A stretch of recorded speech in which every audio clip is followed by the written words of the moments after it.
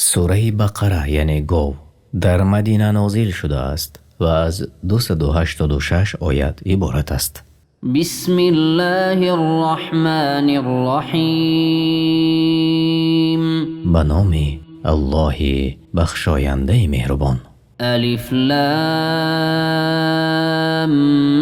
میم. الف لام میم. این گونه حرفها حرفهای مقطعاند در اول سوره ها می آیند. یعنی این سیر قرآنی است. به ظاهر این حرفها ایمان داریم و علم آن را به الله می سپاریم. تفسیر معالم التنزیل تالیف ابو محمد حسین ابن مسعود بغوی. در این اشاره است به اعجاز قرآن و حجت آوردن بر مشرکان. این به آن دلالت می کند که عرب ها مثل این گونه وحی الهی آوردن نتوانستند. ذلك الكتاب لا ريب فيه هدى للمتقين.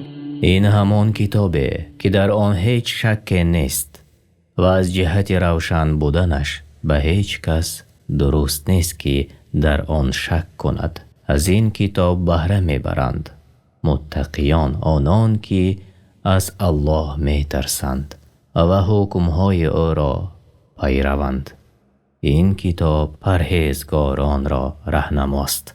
الذين يؤمنون بالغيب ويقيمون الصلاة ومما رزقناهم ينفقون. آنان که ایمان می آورند به غیب که حسیات و عقلشان آن را درک نمی کند مگر به طریق وحیه که الله به رسولانش می فرستد. یعنی ایمان این کلمه است که در بر می گیرد اقرار کردنی به الله، ملائکه ها، کتاب ها، رسولان، روز آخرت و تقدیر نیک و بد را و نیز اقرار کردنی با زبان و عمل کردن با دل، زبان و جوارح است.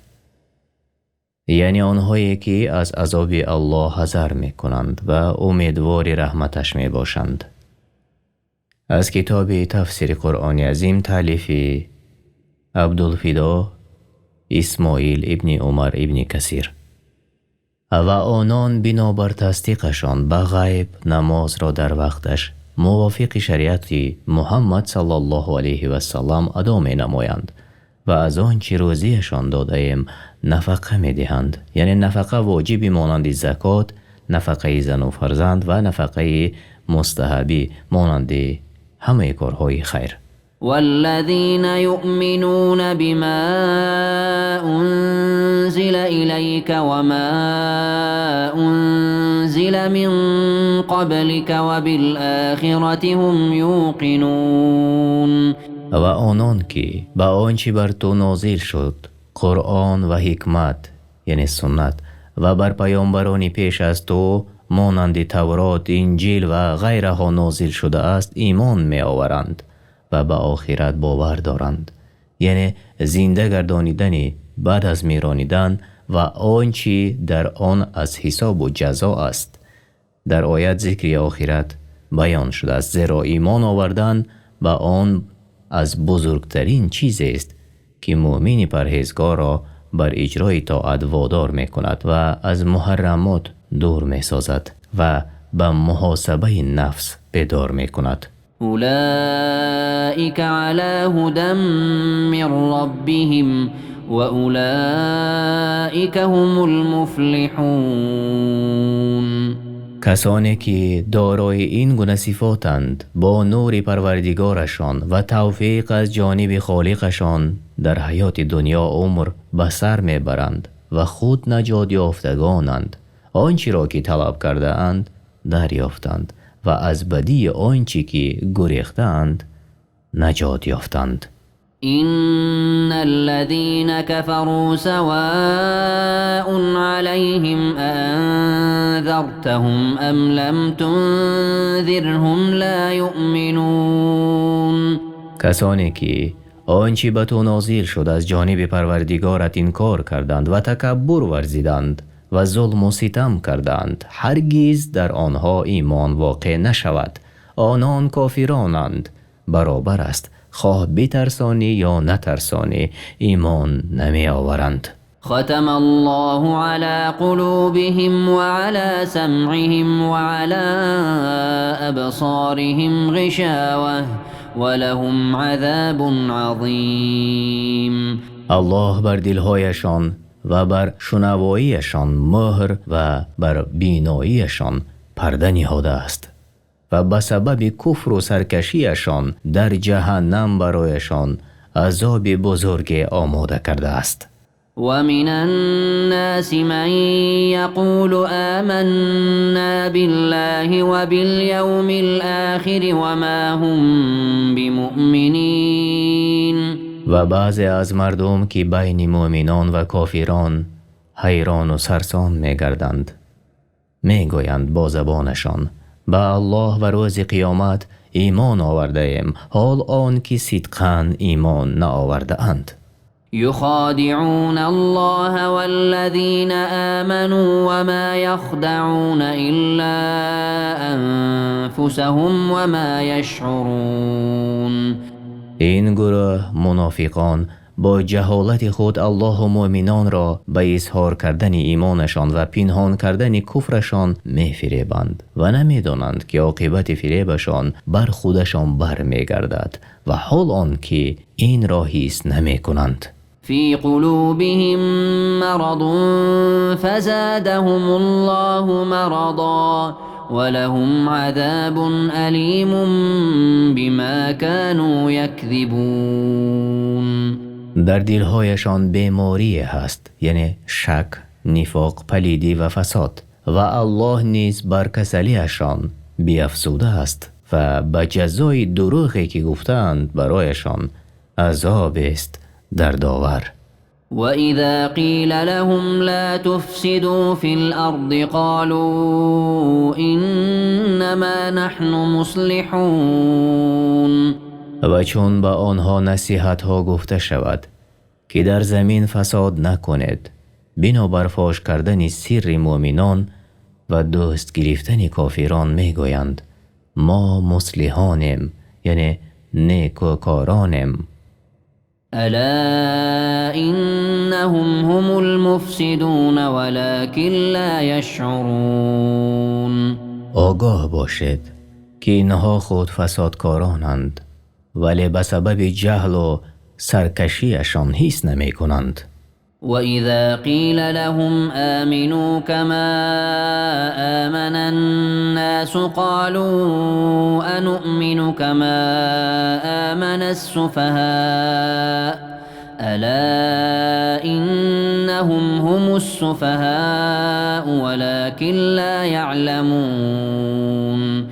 و چون به آنان یعنی منافقان گفته شود که شما نیز مانند دیگر مردمان یعنی مثل ایمان صحابگان ایمان بیاورید، می گویند آیا ما نیز هم مانند بخیردان ایمان بیاوریم؟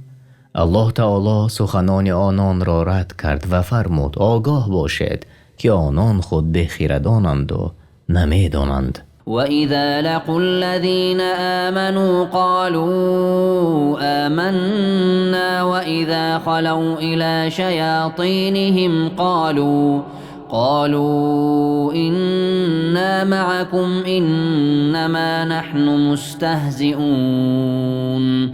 و چون منافقان و مؤمنان وا میخورند میگویند ایمان آوردیم، و چون به نزد شیطانهای خیش یعنی پیشروان کفر برگشته رفتند میگویند ما با شما هستیم، ما مؤمنان را مسخره میکنیم. الله يستهزئ بهم ويمدهم في طغيانهم يعمهون. الله است که آنها را مسخره میکند و آنها را به حال خود میگذارد تا همچنان در طغیان خیش سرگردان بمانند و گمراهی و حیرتشان زیاد گردد و آنها را بر مسخره کردنشان جزا دهد. أولئك الذين اشتروا الضلالة بالهدى فما ربحت تجارتهم وما كانوا مهتدين. اینها منافقان گمراهی را به هدایت خریدند، پس تجارتشان سود نکرد، یعنی کفر را اختیار کردند بر ایمان و در شمار هدایت یافتگان در نیامدند. این است زیان آشکارا. مثلهم كمثل الذي استوقد نارا فلما أضاءت ما حوله ذهب الله بنورهم وتركهم في ظلمات لا يبصرون. حالی یک گروه از منافقان که به زبان نه به دل به رسالت محمد صلی الله علیه و سلم ایمان آوردند و بعد از آن کافر شدند، مثالشان مثل آن کسی است که آتش افروخت، چون اطرافش را روشن ساخت الله روشنایی از آنان باز گرفت و نابینا در تاریکی رهایشان کرد و نه راه یافتند و نه از آنجا بیرون آمدند. صم بكم عمي فهم لا يرجعون. کر هستند و خوبی ها را نمی شنوند، گنگانند و نمی توانند سخن نیک بر زبان آورند و در مقابل حق کور هستند و به این سبب نمی توانند که به سوی ایمان را که ترک کرده بودند بازگردند. او كصيب من السماء فيه ظلمات ورعد وبرق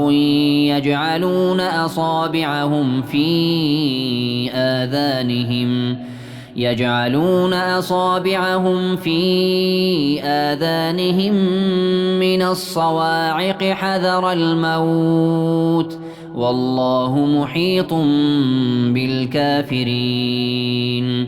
یا حال دیگر منافقان که برایشان حق ظاهر می گردد و باری دیگر در آن شک می کنند، به مانند حال جماعت است که در صحرا راه می روند و چون به باران سخت گرفتار آمده باشند که از آسمان فرو ریزد و در آن تاریکی ها رعد و برق باشد و از ترس صدای آنها و از ترسیدن از مرگ انگشتان خود را در گوشهایشان نهند، الله از هر سو آنها را یعنی کافران را احاطه نموده است. يكاد البرق يخطف أبصارهم كلما أضاء لهم مشوا فيه وإذا أظلم عليهم قاموا ولو شاء الله لذهب بسمعهم وأبصارهم إن الله على كل شيء قدير. نزدیک است که برق چشمهایشان را برباید. هرگاه برق به آنها روشنی دهد در آن روشنی راه روند و چون راه را بر آنها تاریک کند بیستند و اگر الله میخواست هر آینه شنوایی و بینایی های آنها را می برد. و درستی که الله در همه وقت بر همه چیز توانا است. یا ایها الناس اعبدوا ربکم الذی خلقکم والذین من قبلکم لعلکم تتقون. الله برای تمام مردم ندا کرده می گوید ای مردم پروردگارتان را با توحید عبادت کنید که شما را با نعمتهای خود تربیه نمود و از او بترسید و دین او را مخالفت نکنید. هر آینه شما را از نیستی و کسانی که پیش از شما بودند به وجود آورد تا اینکه شما از پرهیزگاران باشید که الله از آنها راضی است و آنها از الله راضی هستند. الذي جعل لكم الأرض فراشا والسماء بناء وأنزل من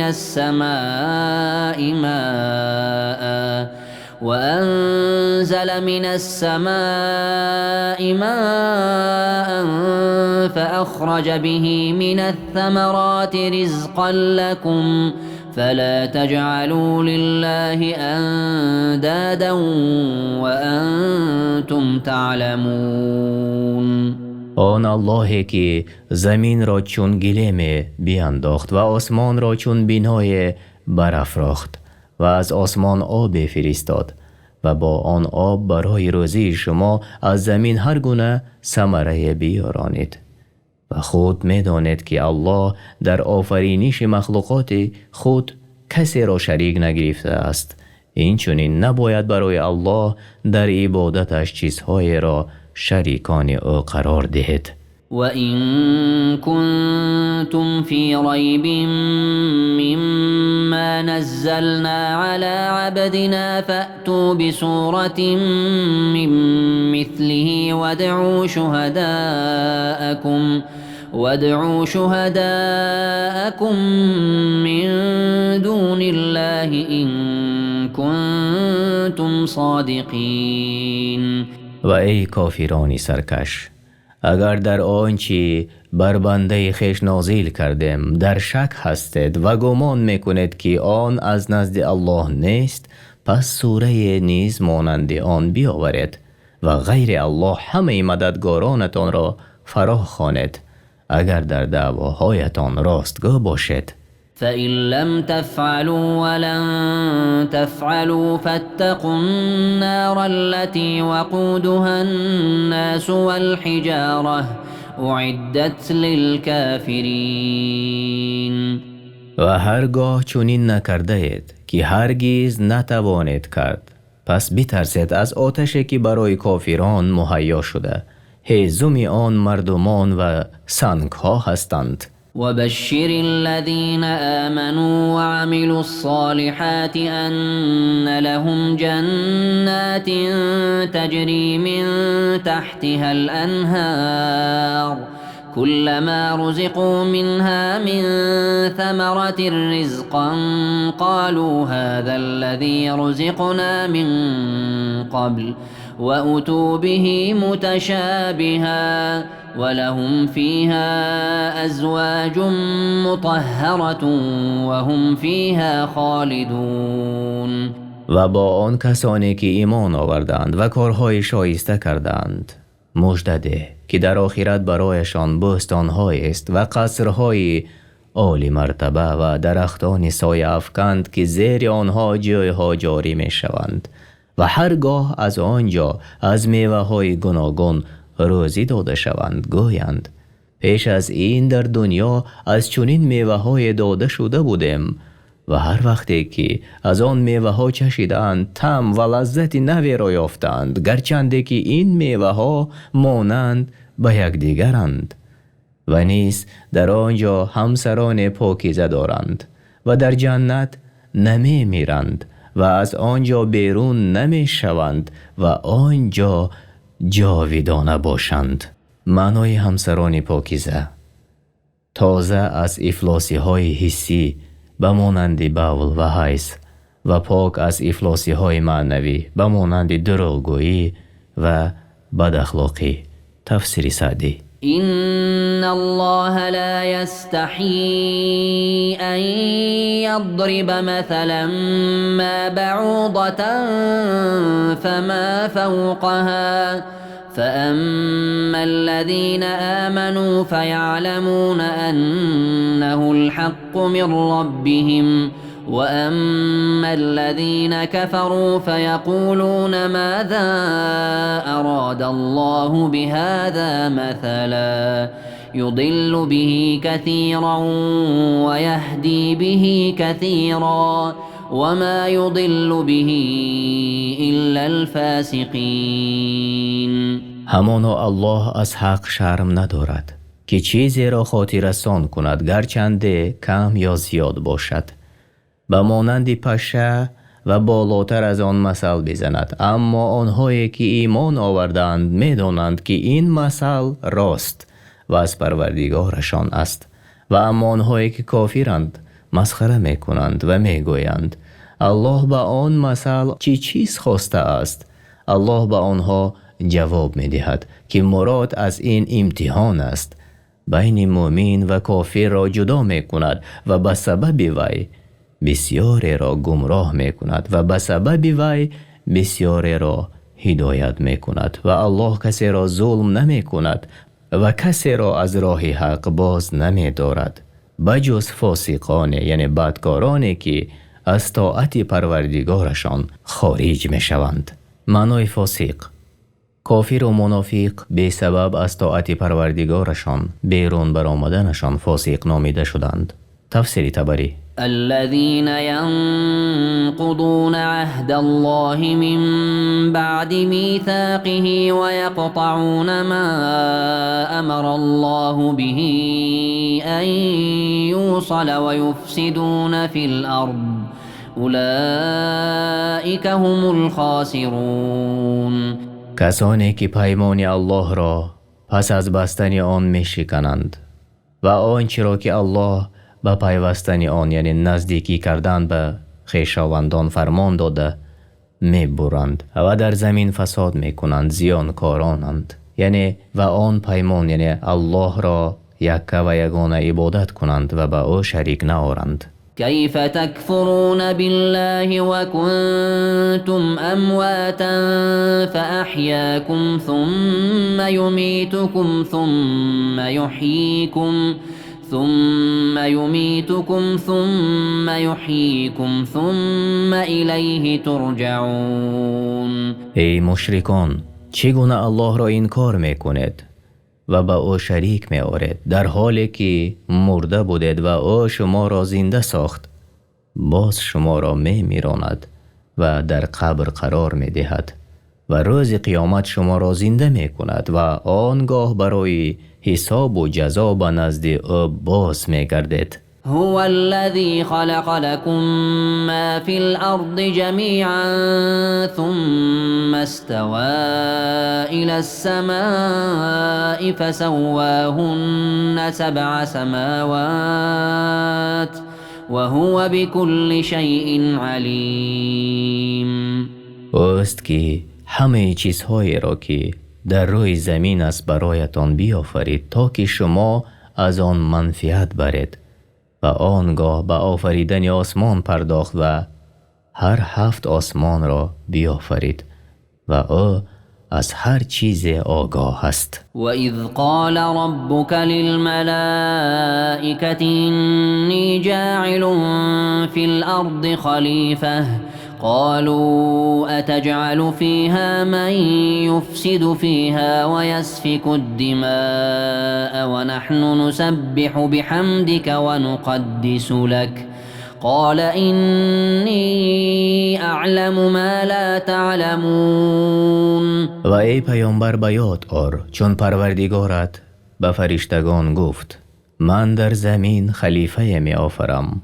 گفتند پروردگارا ما را آگاه و بیان کن حکمت در خلق شدن آنان چیست که آنها در روی زمین فساد کنند و ستمگرانه و با دشمنی خون ناحق ریزانند و حال آن که ما تو را ستایش میکنیم و تسبیح میگوییم و به بزرگی یاد میکنیم.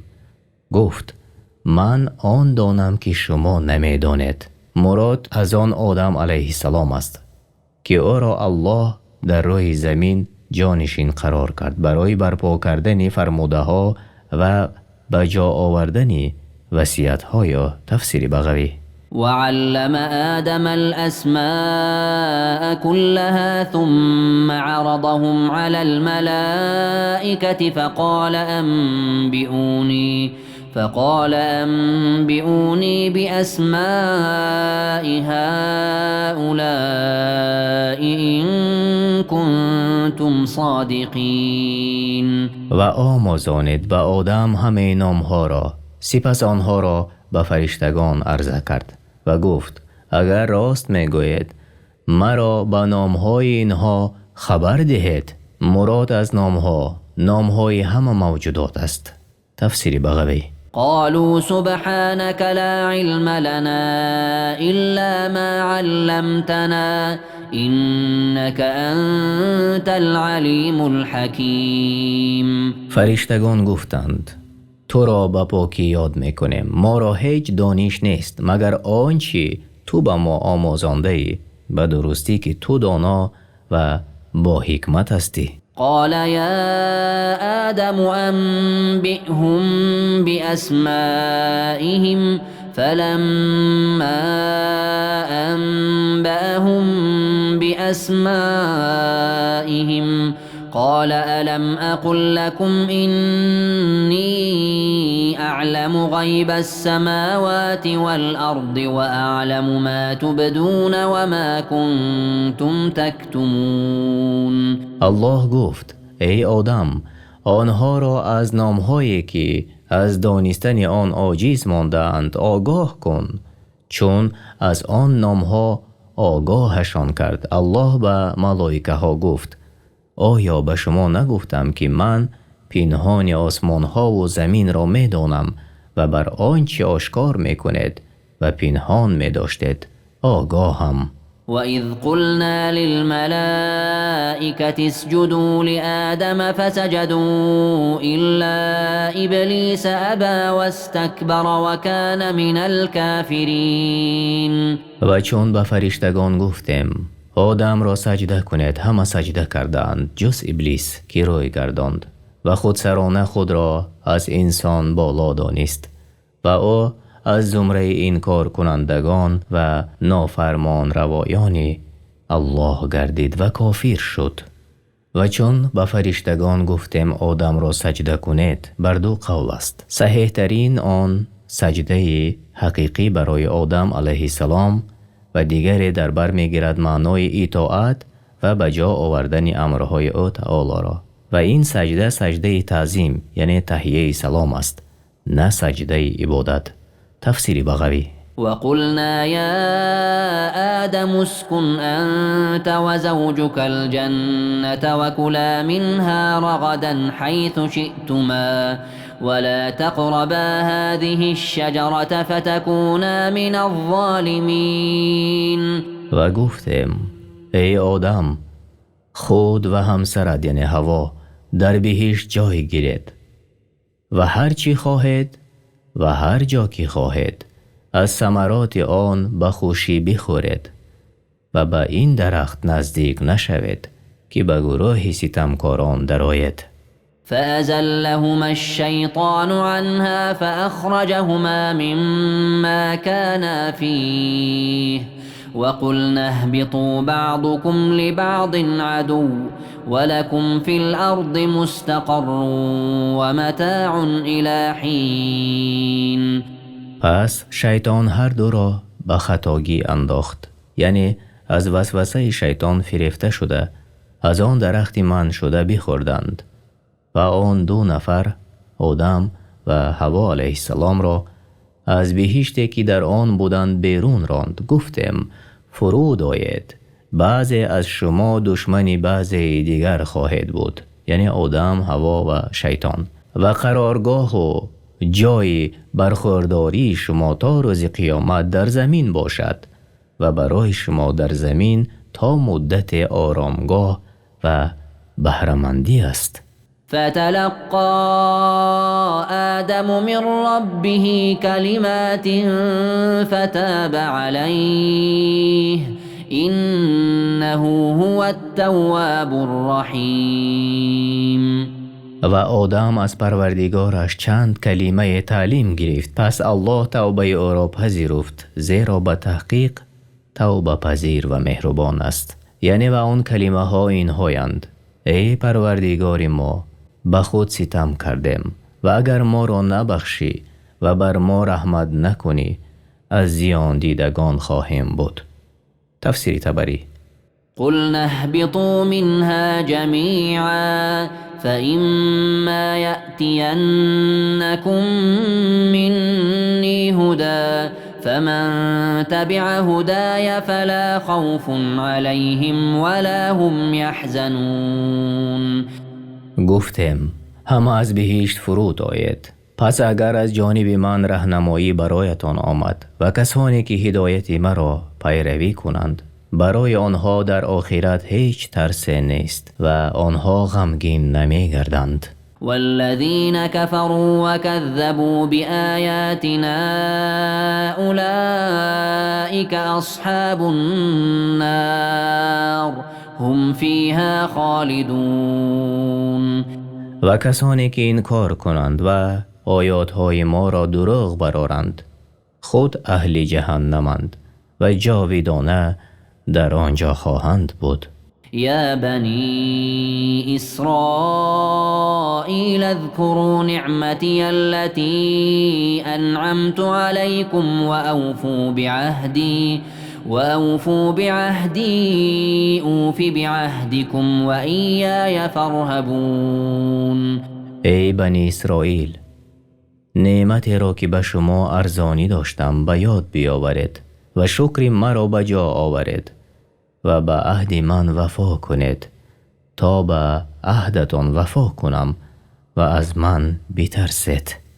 بنی اسرائیل یعنی ذریات یعقوب علیه السلام. تفسیر تبری. اما معنایی تا به عهدتان وفا کنم یعنی عهدی که به شما کردم در تورات بیان کنید برای مردم که محمد صلی الله علیه و سلم فرستاده الله است و به او و به آنچه که از نزد الله آورده است ایمان آورید و اگر در دنیا چنین کردید به عهدتان وفا کنم و شما را داخل بهشت گردانم. تفسیر تبری.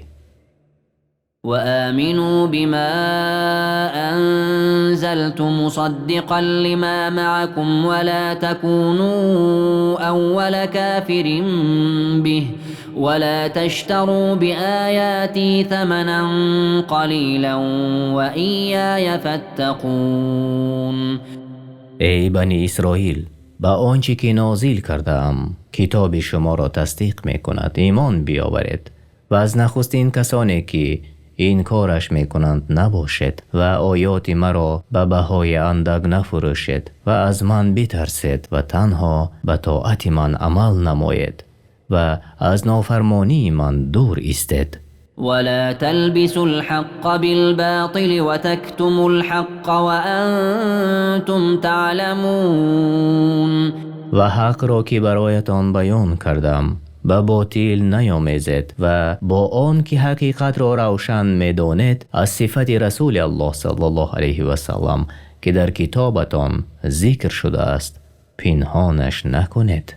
وأقيموا الصلاة وآتوا الزكاة واركعوا مع الراكعين. و در دین اسلام داخل شوید و نماز را به طریقی که رسول الله صلی الله علیه و سلم گذاشته است برپای دارید و زکات فرضی را بدهید و با رکوع کنندگان که از امت محمد صلی الله علیه و سلم می باشند رکوع کنید. أتأمرون الناس بالبر وتنسون أنفسكم وأنتم تتلون الكتاب أفلا تعقلون.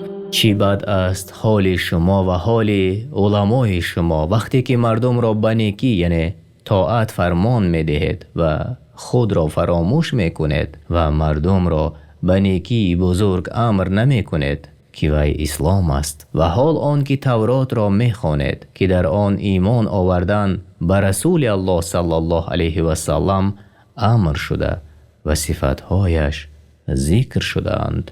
آیا عقل را کار نمی فرمایید؟ واستعینوا بالصبر والصلاة وإنها لكبيرة إلا على الخاشعين. و در همه کارهایتان با تمام نوعهای صبر و این چنین از نماز یاری جوید به درستی که نماز دشوار است جز برای اهل خشوع یعنی خاکساران فروتنان در طاعت. الذين يظنون أنهم ملاقو ربهم وأنهم إليه راجعون. آنان که می دانند با پروردگار خود دیدار خواهند کرد و یقین می دانند که بعد مرگ روز قیامت نزد او تعالی برای حساب و جزا باز می گردند. يا بني إسرائيل اذكروا نعمتي التي أنعمت عليكم وأني فضلتكم على العالمين. ای بنی اسرائیل، نعمت بسیاری را که بر شما ارزانی داشتم و شما را در زمان خود به بسیار آمدن پیامبران از شما و کتاب‌های نازل شده به مانند تورات و انجیل بر جهانیان برتری دادم. به یاد بیاورید. واتقوا يوما لا تجزي نفس عن نفس شيئا ولا يقبل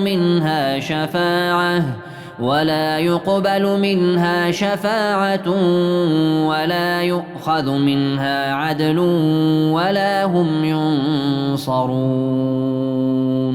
و از روز بترسید که کسی از کسی چیزی را کفایت نکند و از کسی شفاعت پذیرفته نشود و از هیچ کس عوض گرفته نشود و آنها یاری داده نشوند. وَإِذْ نَجَّيْنَاكُمْ مِنْ آلِ فِرْعَوْنَ يَسُومُونَكُمْ سُوءَ الْعَذَابِ يُذَبِّحُونَ أَبْنَاءَكُمْ وَيَسْتَحْيُونَ نِسَاءَكُمْ وَفِي ذَلِكُمْ بَلَاءٌ مِّن رَّبِّكُمْ عَظِيمٌ.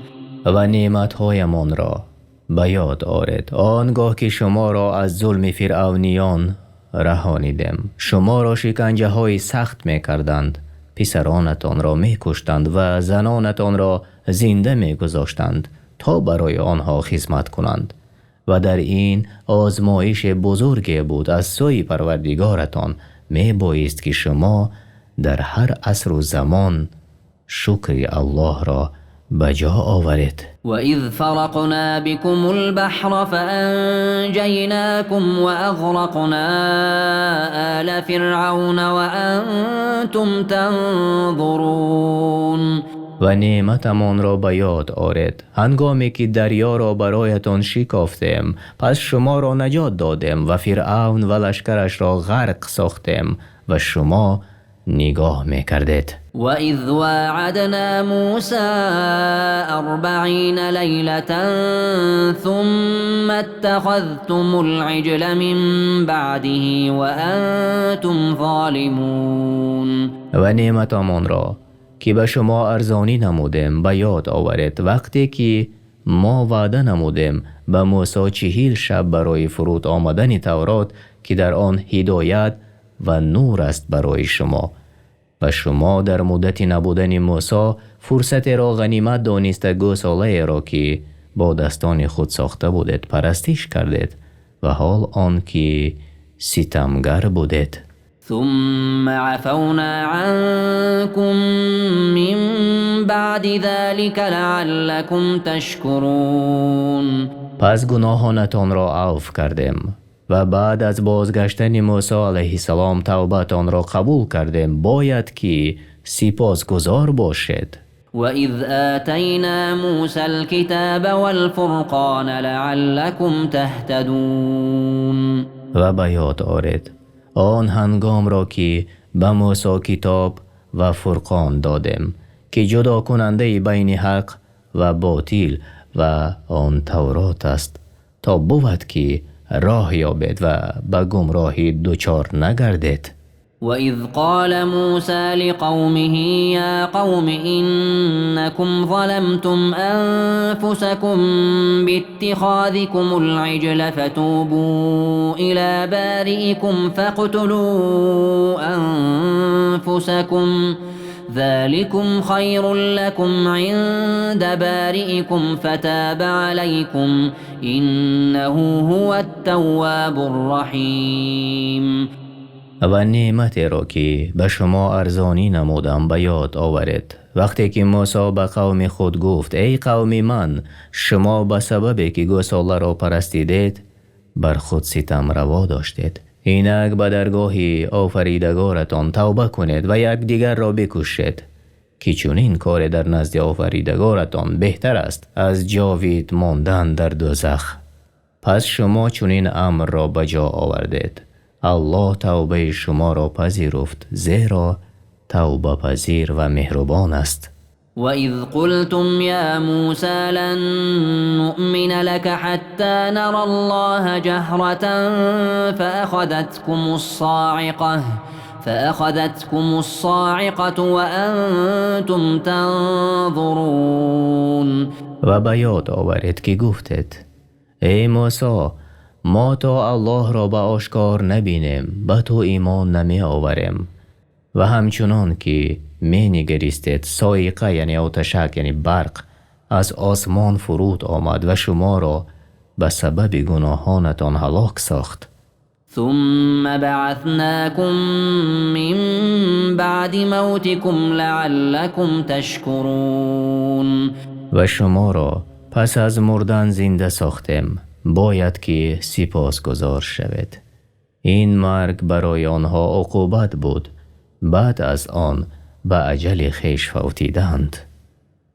وظللنا عليكم الغمام وأنزلنا عليكم المن والسلوى كلوا من طيبات ما رزقناكم وما ظلمونا ولكن كانوا أنفسهم يظلمون. و به یاد آورید آن نعمتی را که بر شما ارزانی نمودیم وقتی که در زمین سرگردان بودید و از گرمی آفتاب ابر را سایبانتان گردانیدیم و برایتان من و سلوا فرستادیم و برایتان گفتیم بخورید از این چیزهای پاکیزه که شما را روزی داده ایم و در مخالفت دین نروید. ولی آنها به جا نآوردند و آنان بر ما ستم نکردند بلکه بر خود ستم میکردند زیرا عاقبت ظلم بر خودشان بازگردنده است. معنای من و سلوا طعام عسل مانند بدون نوع از پرنده. وإذ قلنا ادخلوا هذه القرية فكلوا منها حيث شئتم رغدا وادخلوا الباب سجدا وقولوا حطة نغفر لكم خطاياكم وسنزيد المحسنين. و به یاد آورید آن نعمتی را که به شما ارزانی نمودیم و گفتیم که به این شهر یعنی بیت المقدس درآیید و از آن نعمتهای آن هرچی و هر جا که خواسته باشید به فراوانی بخورید ولی سجده کنان از دروازه داخل شوید و بگویید پروردگارا گناه از ما کم کن تا خطاهای شما را بیامرزیم و به پاداش نیکوکاران بیفزاییم. فبدل الذين ظلموا قولا غير الذي قيل لهم فأنزلنا على الذين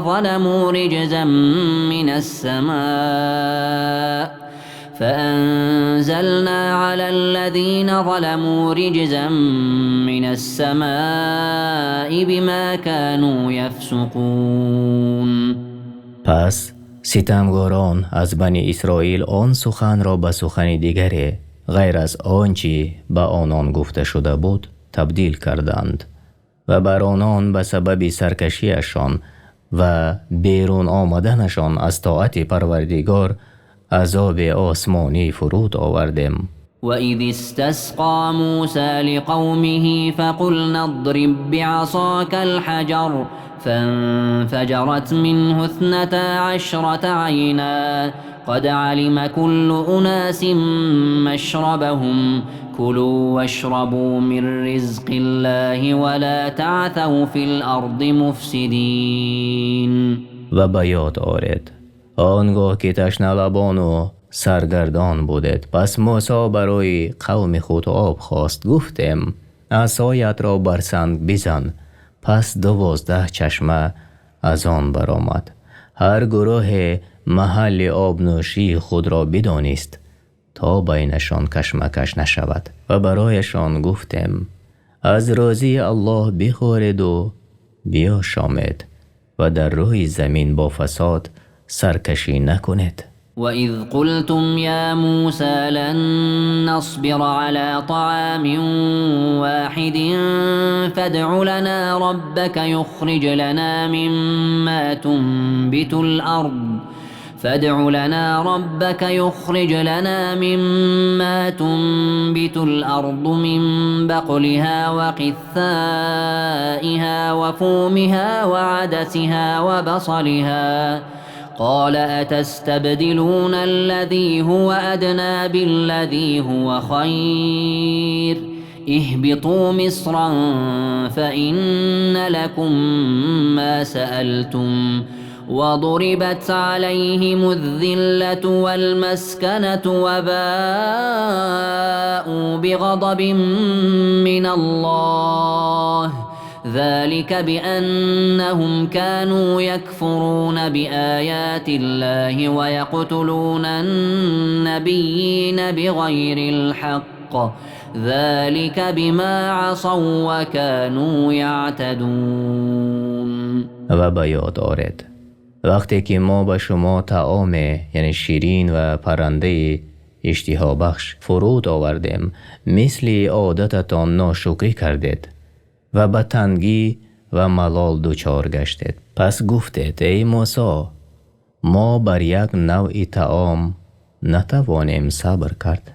از پروردگارت بخواه تا برای ما از آنچه از زمین می روید چون سبزی، بادرنگ، گندم و نسک و پیاز بیرویاند. موسی گفت آیا می خواهید آنچه را که بهتر است و آنچه پستر است عوض کنید؟ از بادیه به شهر باز گردید که در آنجا هر چی خواهید به شما بدهند.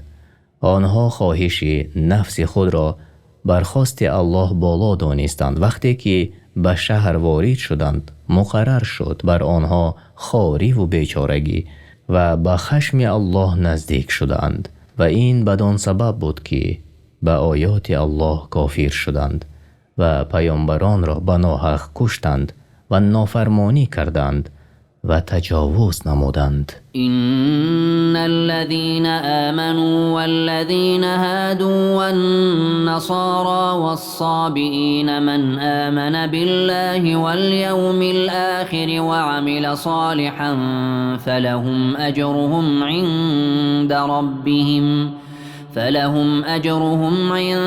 ربهم ولا خوف عليهم ولا هم يحزنون.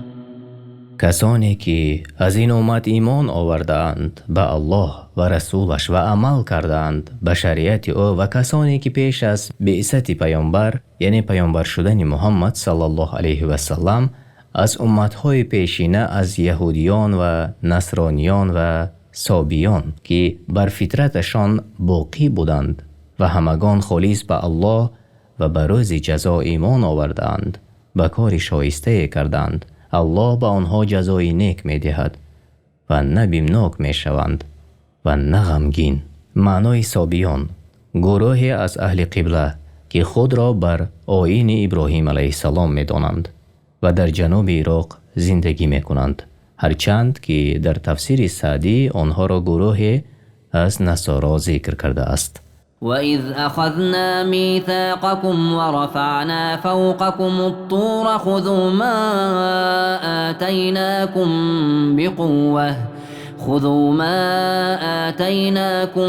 بِقُوَّةٍ وَاذْكُرُوا مَا فِيهِ لَعَلَّكُمْ تَتَّقُونَ.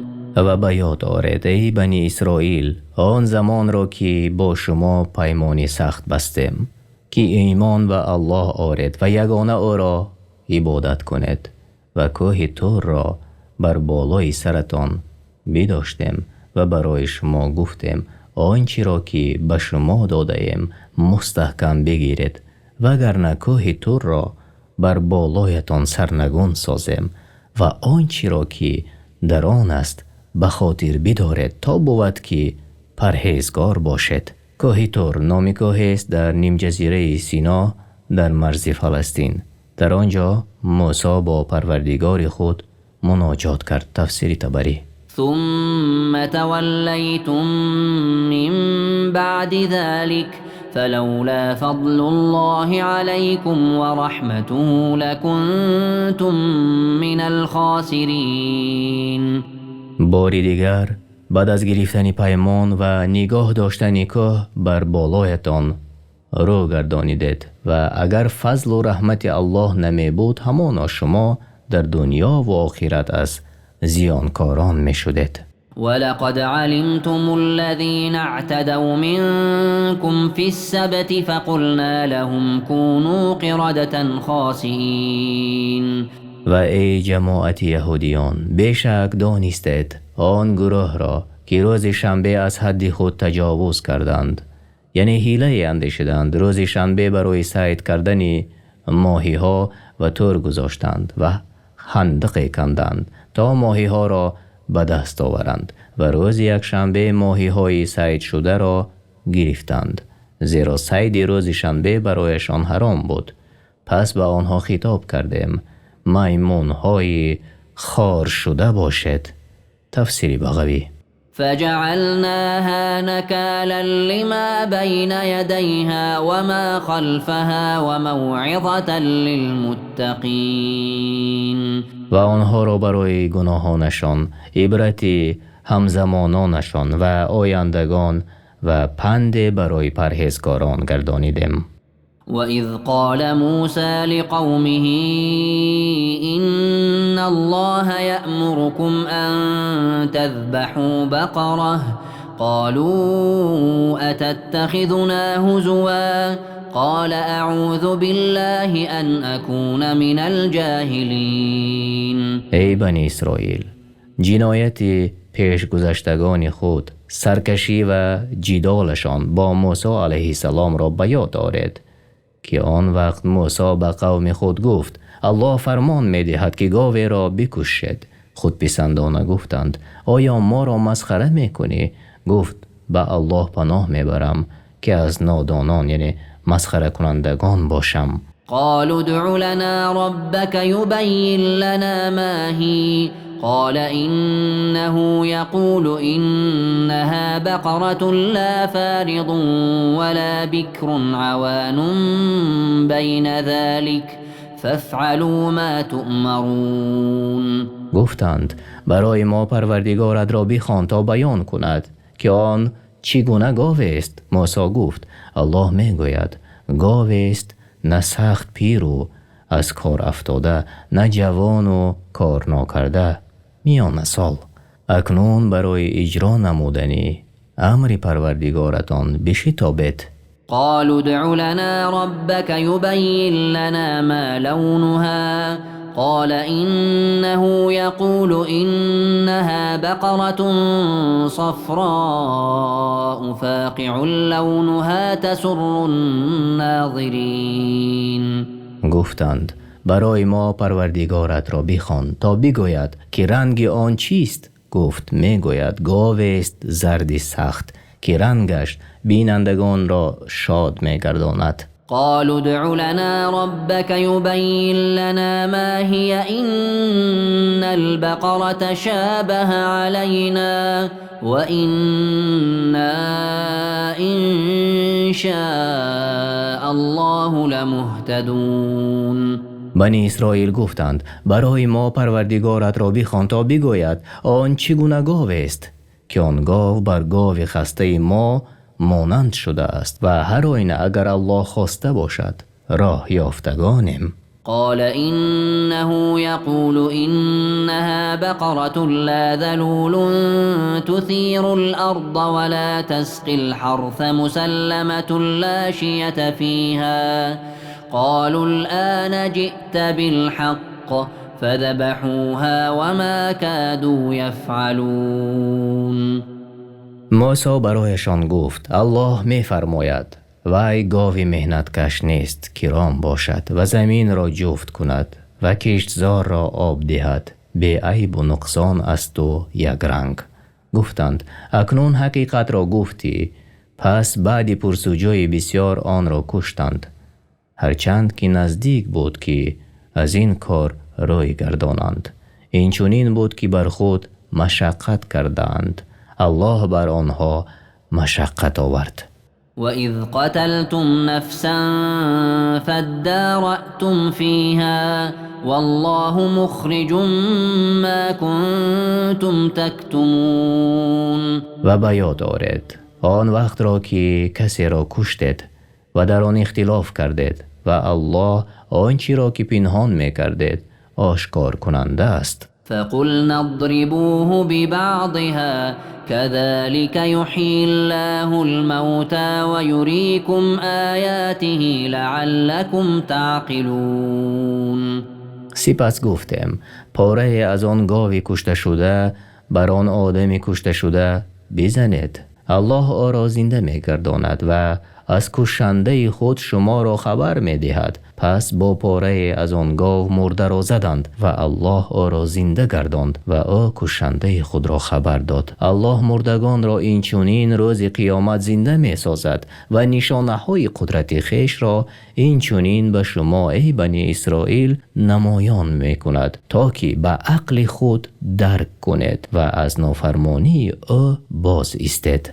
ثم قست قلوبكم من بعد ذلك فهي كالحجارة أو أشد قسوة وإن من الحجارة لما يتفجر منه الأنهار وإن منها لما يشقق فيخرج منه الماء وإن منها لما يهبط من خشية الله وما الله بغافل عما تعملون.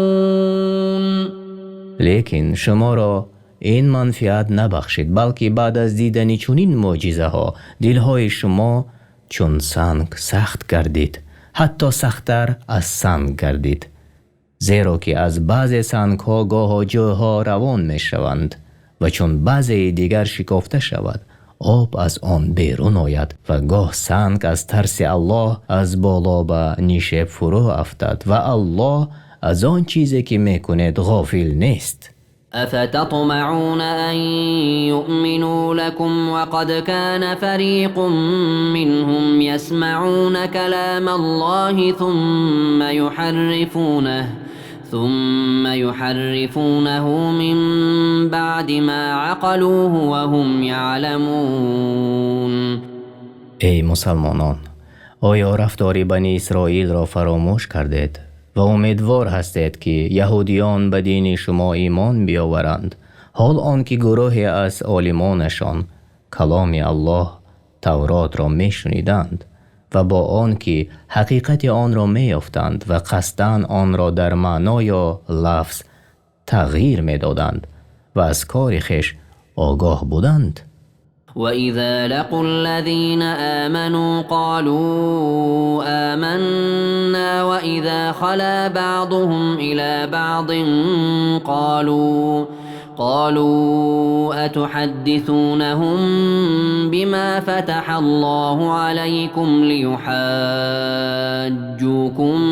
به عند ربكم أفلا تعقلون. اینها یهودیان چون با مؤمنان واخوردند با زبانشان گویند ما هم به دین شما و رسولی که در تورات بشارت داده شده است ایمان آوردیم و چون با یکدیگر تنها شوند گویند آیا با مؤمنان از دانشی که الله به شما ارزانی داشته، یعنی در تورات از امر محمد صلی الله علیه و سلم، سخن میگوید تا به یاری آن روز قیامت در نزد پروردگارتان بر شما حجت آورند؟ آیا به عقل در نمیابید، یعنی اندیشه نمی کنید؟ اولا يعلمون ان الله يعلم ما يسرون وما يعلنون. آیا نمیدانند که هر یک گناه را میکنند و آن را پنهان میدارند و یا آشکار میسازند الله میداند. ومنهم أميون لا يعلمون الكتاب إلا أماني وإن هم إلا يظنون. بعضی از یهودیان بیسوادانی هستند که نمیدانند تورات را و آنچه در آن از صفات پیامبر الله صلی الله علیه و سلم را جز آرزوهای دروغ که شنیدند، اینها تنها پایبند گمانهای خود هستند. فويل للذين يكتبون الكتاب بأيديهم ثم يقولون هذا من عند الله ليشتروا به ثمنا قليلا فويل لهم مما كتبت أيديهم وويل لهم مما يكسبون. پس هلاک و وعیدی سخت بود بر عالمان یهودیان که کتاب را خود به دست خود می نویسند و می گویند این از نزد الله است و حال آن که مخالفی آنچه که الله به پیامبرش موسی نازل کرده می باشد تا فایده اندک برند. پس هلاکی باد بر آنها از آنچه نوشتند و هلاکی باد بر آنها از فایده که می برند. وقالوا لن تمسنا النار إلا أياما معدودة قل أتخذتم عند الله عهدا فلن يخلف الله عهده أم تقولون على الله ما لا تعلمون. و بنی اسرائیل گفتند آتش دوزخ جز چند روز ما را نسوزاند. ای پیامبر بگو آیا با الله چنین پیمان بستید تا الله خلاف پیمان خود نکند یا آن که بر الله آنچه را میگوید که خود نمیداند؟ بلى من كسب سيئة وأحاطت به خطيئته فأولئك أصحاب النار هم فيها خالدون. آره، هر کسی کاری بدی انجام دهد و گناهش را فرا گیرد پس آنان اهل دوزخند و آنان در آن جاویدانه خواهند ماند. والذين آمنوا وعملوا الصالحات أولئك أصحاب الجنة هم فيها خالدون. و حکم الله در مقابل چنین کسان هم جاری است، یعنی آنان که ایمان آوردند و طبق شریعتی که الله بر رسولش فرستاده است کارهای شایسته کردند و آنها از اهل بهشتند و در آنجا جاویدانه اند. وَإِذْ أَخَذْنَا مِيثَاقَ بَنِي إِسْرَائِيلَ لَا تَعْبُدُونَ إِلَّا اللَّهَ وَبِالْوَالِدَيْنِ إِحْسَانًا وَذِي الْقُرْبَى وَالْيَتَامَى وَالْمَسَاكِينِ وقولوا للناس حسنا وأقيموا الصلاة وآتوا الزكاة ثم توليتم إلا قليلا منكم وأنتم معرضون. ای بنی اسرائیل، به یاد آرید آن وقت را که عهد و پیمانی سخت گرفتیم که غیر الله نپرستید و به پدر و مادر خویشاوندان و یتیمان و درویشان نیکی کنید و به مردمان سخنی نیک گویید و نماز بخوانید و زکات بدهید، سپس روی گردانیدید و سرپیچی کردید مگر شماری اندکی از شما. وَإِذْ أَخَذْنَا مِيثَاقَكُمْ لَا تَسْفِكُونَ دِمَاءَكُمْ وَلَا تُخْرِجُونَ أَنفُسَكُمْ مِنْ دِيَارِكُمْ ثُمَّ أَقْرَرْتُمْ وَأَنْتُمْ تَشْهَدُونَ. و ای بنی اسرائیل، به یاد آرید آن وقت را که با شما پیمان نهادیم در تورات که خون یکدیگر را نریزید و قوم خویش را از خانه های خود بیرون نکنید، سپس خود اقرار کرده اید و خود گواهید. ثم أنتم هؤلاء تقتلون أنفسكم وتخرجون فريقا منكم من ديارهم تظاهرون عليهم بالإثم والعدوان وإن يأتوكم أسارى تفادوهم وهو محرم عليكم إخراجهم أفتؤمنون ببعض الكتاب وتكفرون ببعض فما جزاء من يفعل ذلك منكم إلا خزي في الحياة الدنيا ويوم القيامة يردون إلى أشد العذاب وما الله بغافل عما تعملون. پس شما چون این جماعت هستید که یکدیگر را میکشید و از قوم خود گروهی را از دیارشان بیرون میکنید، یعنی برای ستم کردن و بر ضد آنها به گناه و دشمنی به همدستی یکدیگر برمیخیزید و اگر اسیر شده به نزد شما بیایند در برابری آزادیشان فدیه میگیرید و حال آنکه بیرون راندنشان بر شما حرام بود. چی بد است افعال شما که به بعضی از احکام تورات ایمان می آورید و بعضی دیگر را انکار می کنید.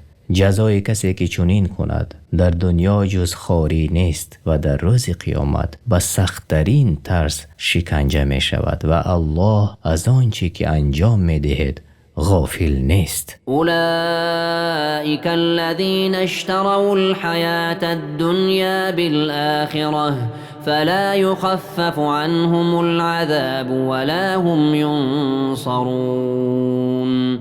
اینها همان کسانی اند که به عوض آخرت زندگی دنیا را خریدند، پس عذاب از آنها سبک کرده نشود و کسی یاریشان نکند. ولقد آتینا موسی الكتاب وقفینا من بعده بالرسل وآتینا عیسی ابن مریم البینات وأیدناه بروح القدس أفكلما جاءكم رسول بما لا تهوى أنفسكم استكبرتم ففريقا كذبتم وفريقا تقتلون. با تحقیق به موسی کتاب تورات دادیم و از پی او پیامبران فرستادیم و به عیسی پسر مریم معجزه های روشن عنایت کردیم و او را با روح القدس یعنی جبرائیل علیه السلام قوت دادیم و هرگاه پیامبر آمد و چیزهای آورد که پسند شما نبود سرکشی کردید و گروه را دروغگو خواندید و گروه را کشتید. وقالوا قلوبنا غلف بل لعنهم الله بكفرهم فقليلا ما يؤمنون. بنی اسرائیل برای پیامبر الله و رسولش محمد صلی الله علیه و سلم گفتند دلهای ما در پرده است و سخن تو به قلب ما نمی گذرد. نه، امر این طور نیست چنان که ادعا کردند، بلکه دلشان لعنت کرده شده است و بر آن مهر نهاده شده است و از رحمت الله به سبب کفری که می‌ورزند بیرون شدند. پس کمی از آنها ایمان می‌آورند و حال آنکه ایمانشان به آنها نفع نمی‌رساند. ولما جاءهم كتاب من عند الله مصدق لما معهم وكانوا من قبل يستفتحون على الذين كفروا فلما جاءهم ما عرفوا كفروا به فلعنة الله على الكافرين. و چون آنها را از جانب الله کتاب قرآن آمد که تصدیق کننده کتاب آنان یعنی تورات بود، آن را انکار کردند و پیامبری محمد صلی الله علیه و سلم را نیز انکار کردند و حال آنکه آنها پیش از این بر مشرکان عرب پیروزی می‌طلبیدند و می‌گفتند بعثت پیامبر آخر زمان نزدیک آمد و ما پیرو او شده همراه او با شما می‌جنگیم. وقتی که پیامبر آمد او را شناختند، صفات و صدق او را دانستند، او را منکر شدند. پس لعنت الله بر هر کسی که به پیامبر آخر زمان محمد صلی الله علیه و سلم کفر می آورد و کتابش را تصدیق نمی کند. بئس ما اشتروا به أنفسهم أن يكفروا بما أنزل الله بغيا أن ينزل الله من فضله على من يشاء من عباده فباءوا بغضب على غضب وللكافرين عذاب مهين. چی بدی است که بنی اسرائیل برای خود آن را اختیار نمودند، یعنی کفر را به جای ایمان برگزیدند. و این رفتار از سبب ظلم و حسد آنان بود، زیرا الله از فضل و کرم خویش به کدام بنده که اختیار کند قرآن را نازل می کند و به سبب منکر شدنشان به پیامبر آخر زمان محمد صلی الله علیه و سلم و به سبب تغییر دادنشان کتاب تورات را خشم بالای خشم آوردند و کافران را عذاب استخوار کننده. وإذا قيل لهم آمنوا بما أنزل الله قالوا نؤمن بما أنزل علينا ويكفرون بما وراءه وهو الحق مصدقا لما معهم قل فلم تقتلون أنبياء الله من قبل إن كنتم مؤمنين. و چون بعض مسلمانان به یهودیان گفتند که به آنچه الله نازل کرده است ایمان بیاورید، می گویند ما به آنچه بر خودمان نازل شده است ایمان می آوریم و به غیر آن یعنی تورات هرچند با حقیقت همراه باشد و کتابشان را هم تصدیق کند ایمان نمی آورند. اگر آنها به تورات حقانی ایمان می آوردند هر آینه قرآن را تصدیق می نمودند. ای محمد برایشان بگو اگر شما ایمان آورده بودید از چی سبب پیامبران الله را پیش از این می کشتید؟ ولقد جاءكم موسى بالبينات ثم اتخذتم العجل من بعده وأنتم ظالمون.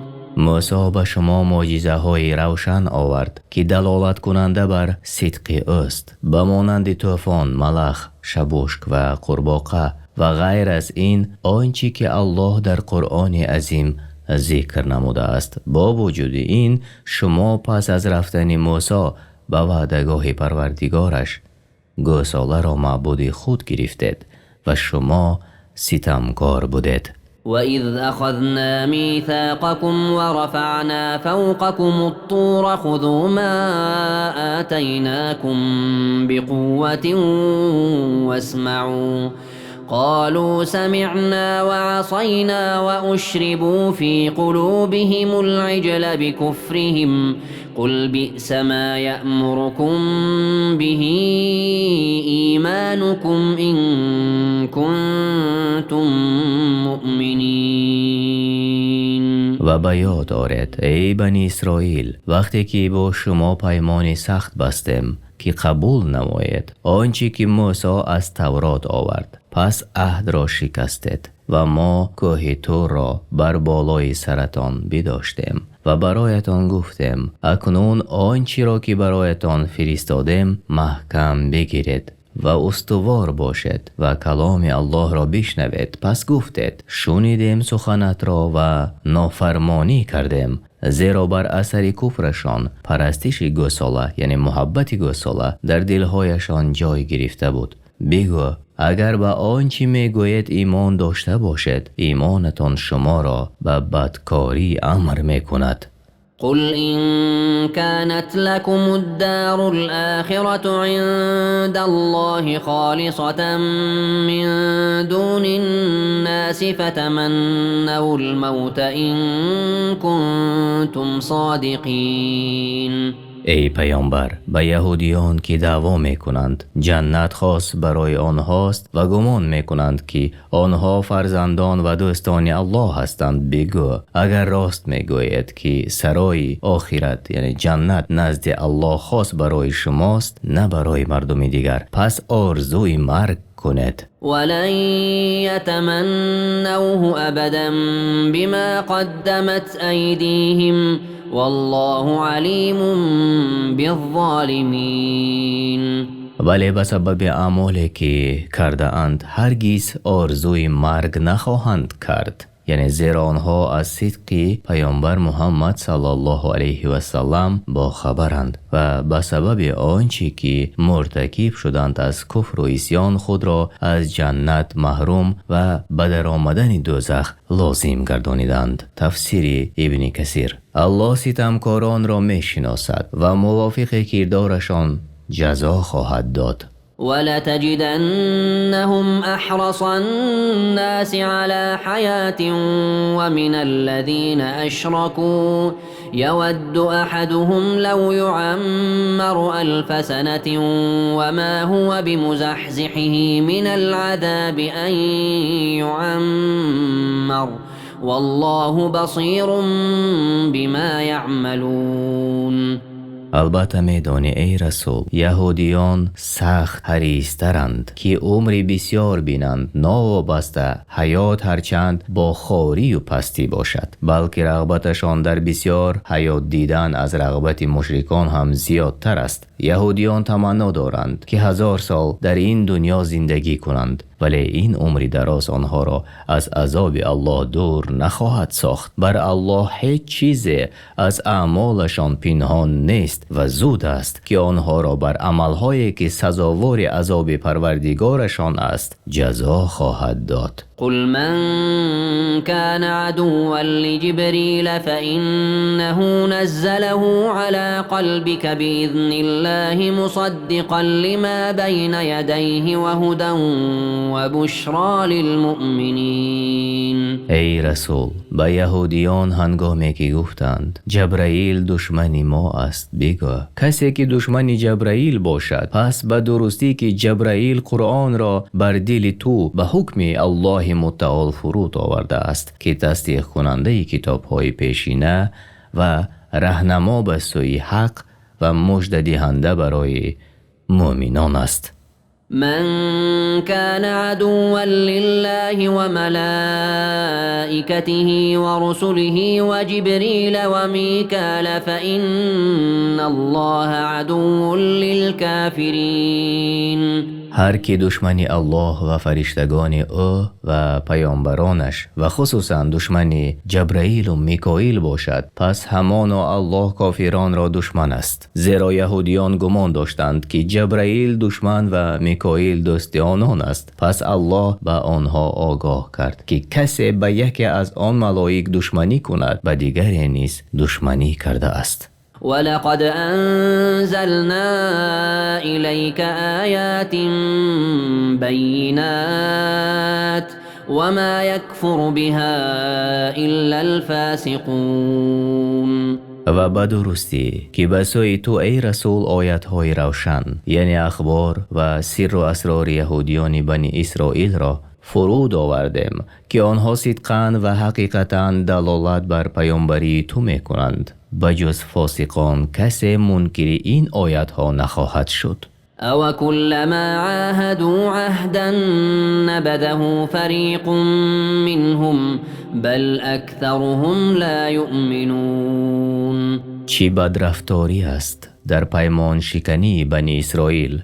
هر بار که با الله پیمان بستند گروهی از ایشان پیمان شکنی کردند. پس آنان را می‌بینی که امروز عهد می‌بندند و فردا عهد می‌شکنند، بلکه بیشترشان به آنچه که پیامبر الله محمد صلی الله علیه و سلم آورده است باور نمی‌کنند. ولما جاءهم رسول من عند الله مصدق لما معهم نبذ فريق من الذين أوتوا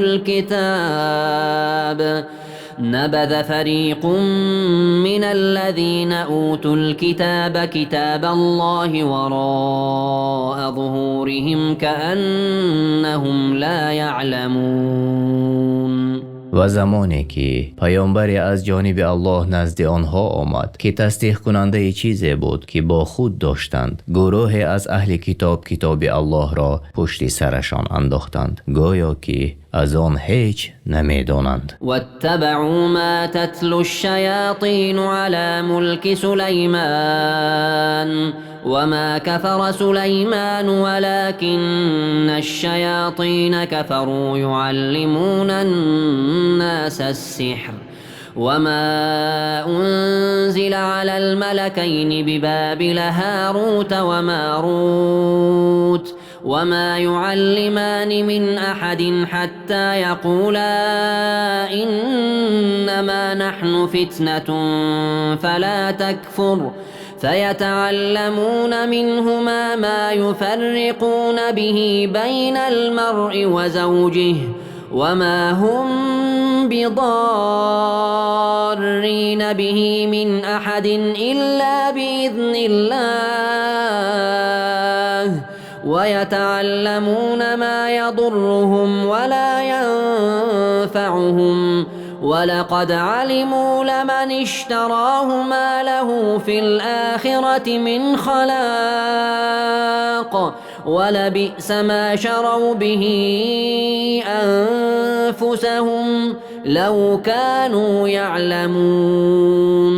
یهودیان پیروی کردند با آنچه شیطانها جادوگران را در عهد پادشاهی سلیمان پسر داوود سخن می گفتند و سلیمان کافر نشد و جادو را نآموخت، ولیکن شیطانها که به الله کافر شدند مردم را برای ویران کردن دینشان جادو می آموزانیدند.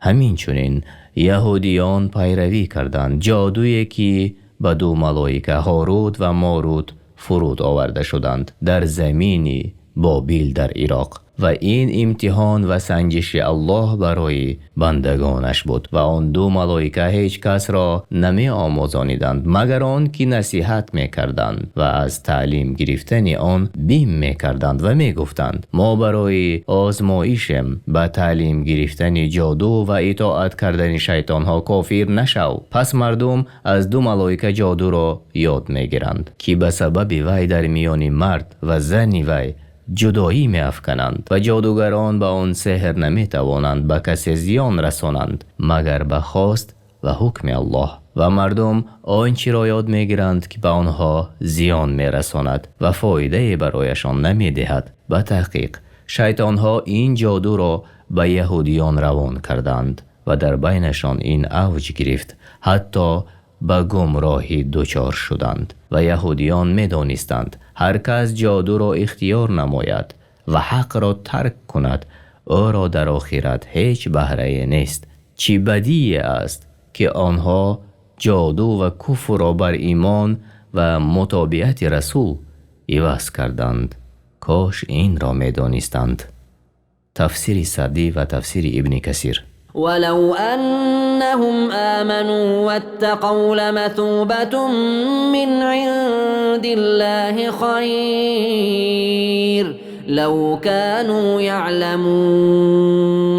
اگر یهودیان ایمان می آوردند و می ترسیدند هر آینه می دانستند پاداشی الله برایشان بهتر است از جادو و آنچه را که به آن کسب نمودند. اگر می دانستند در ایمان و تقوا چه ثواب حاصل می شد البته ایمان می آوردند. يا أيها الذين آمنوا لا تقولوا راعنا وقولوا انظرنا واسمعوا وللكافرين عذاب أليم. ای کسانی که ایمان آورده اید مگویید به پیامبر محمد صلی الله علیه و سلم راینا، زیرا یهودیان به پیامبر صلی الله علیه و سلم راینا گفتند یا می گفتند و قصد آنها دشنام بود. بگوید ای مؤمنان به عوض راینا انظرنا، یعنی به ما نگاه کن و نیک بشنو از کتاب پروردگارتان آنچه که تلاوت کرده می شود و این کار کنندگان را عذابی دردآور است. در اصل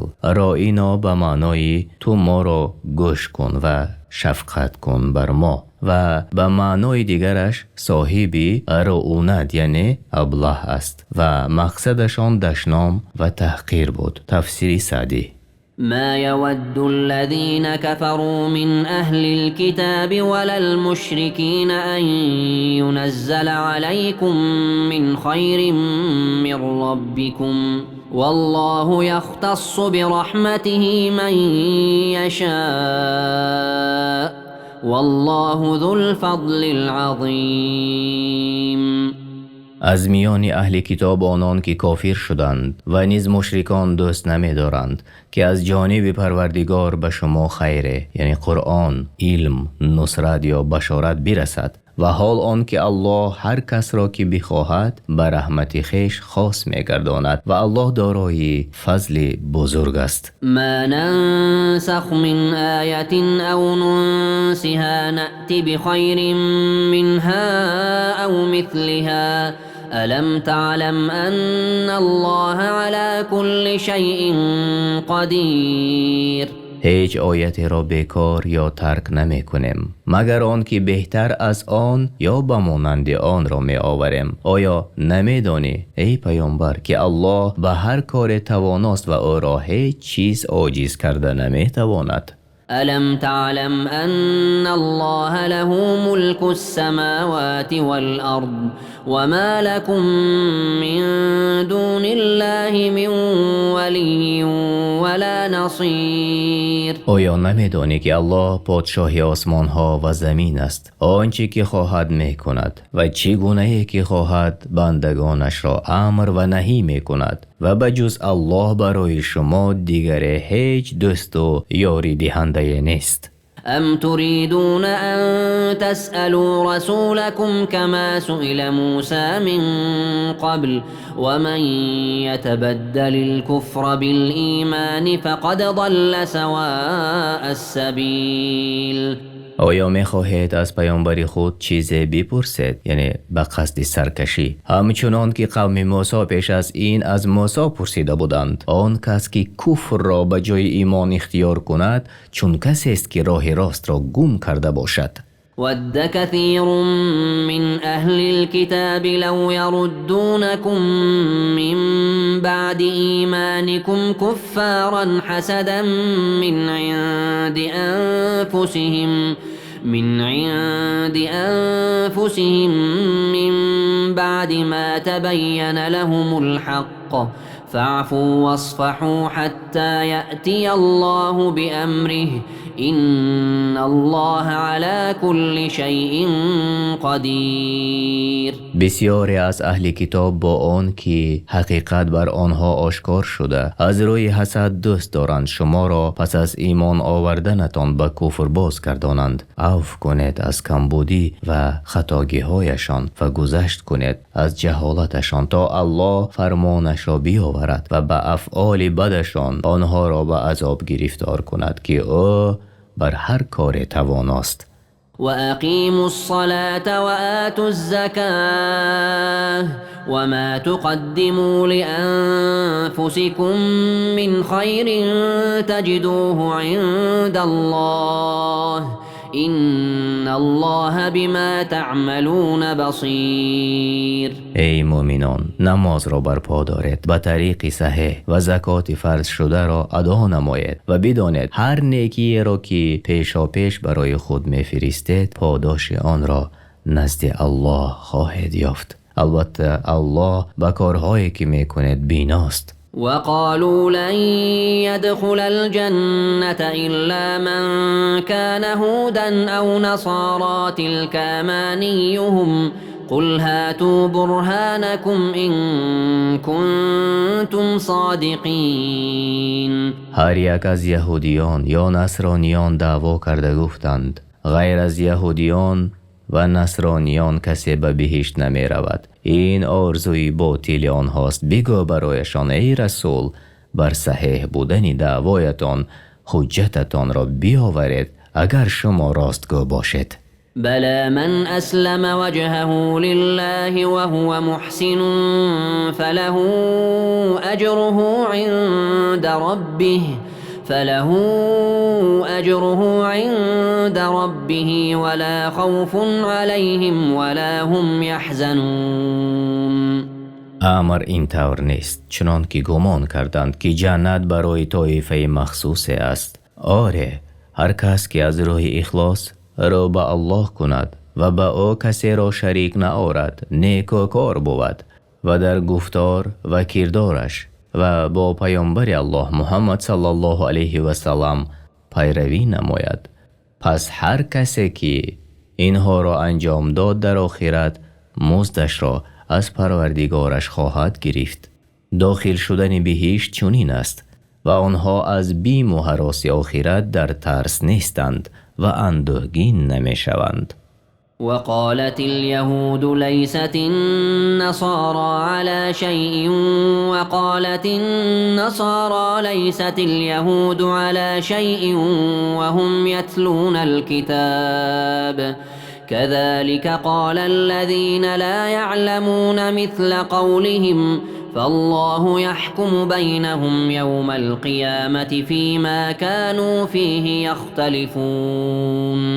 و یهودیان گفتند نصرانیان بر هیچ چیز از دین حق نیستند و اینچنین نصرانیان در حق یهودیان گفتند و حال آن که آنان تورات و انجیل را می خواندند همچنین مانند قول آنها به هر یک دیندار گفتند تو بر هیچ چیز در دین حق نیستی. پس الله روز قیامت میان آنها در آنچه اختلاف دارند حکم می کند و هر یکی را موافق بر عملش جزا خواهد داد.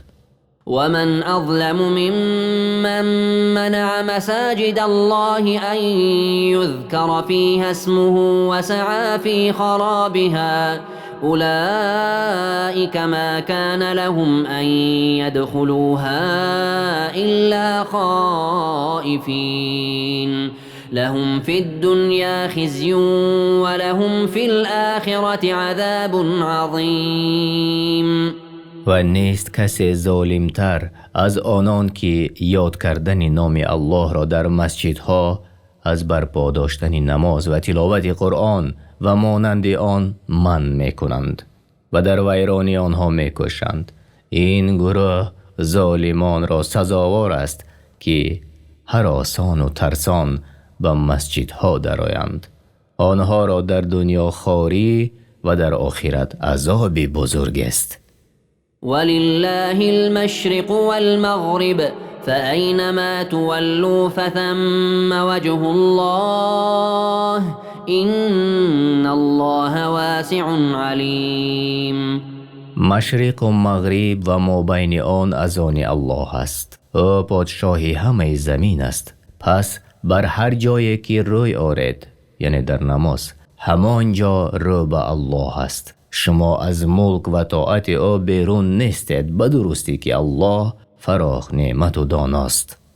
وقالوا اتخذ الله ولدا سبحانه بل له ما في السماوات والأرض كل له قانتون.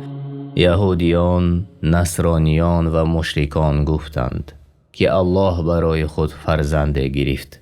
پاک است او، بلکه هرچی در آسمان ها و زمین است از آن اوست و همه فرمان بردار اویند. بدیع السماوات والأرض وإذا قضى أمرا فإنما يقول له كن فيكون. الله تعالی آفریننده آسمان ها و زمین است. چون اراده چیزی کند میگوید موجود شو و آن چیز موجود می شود.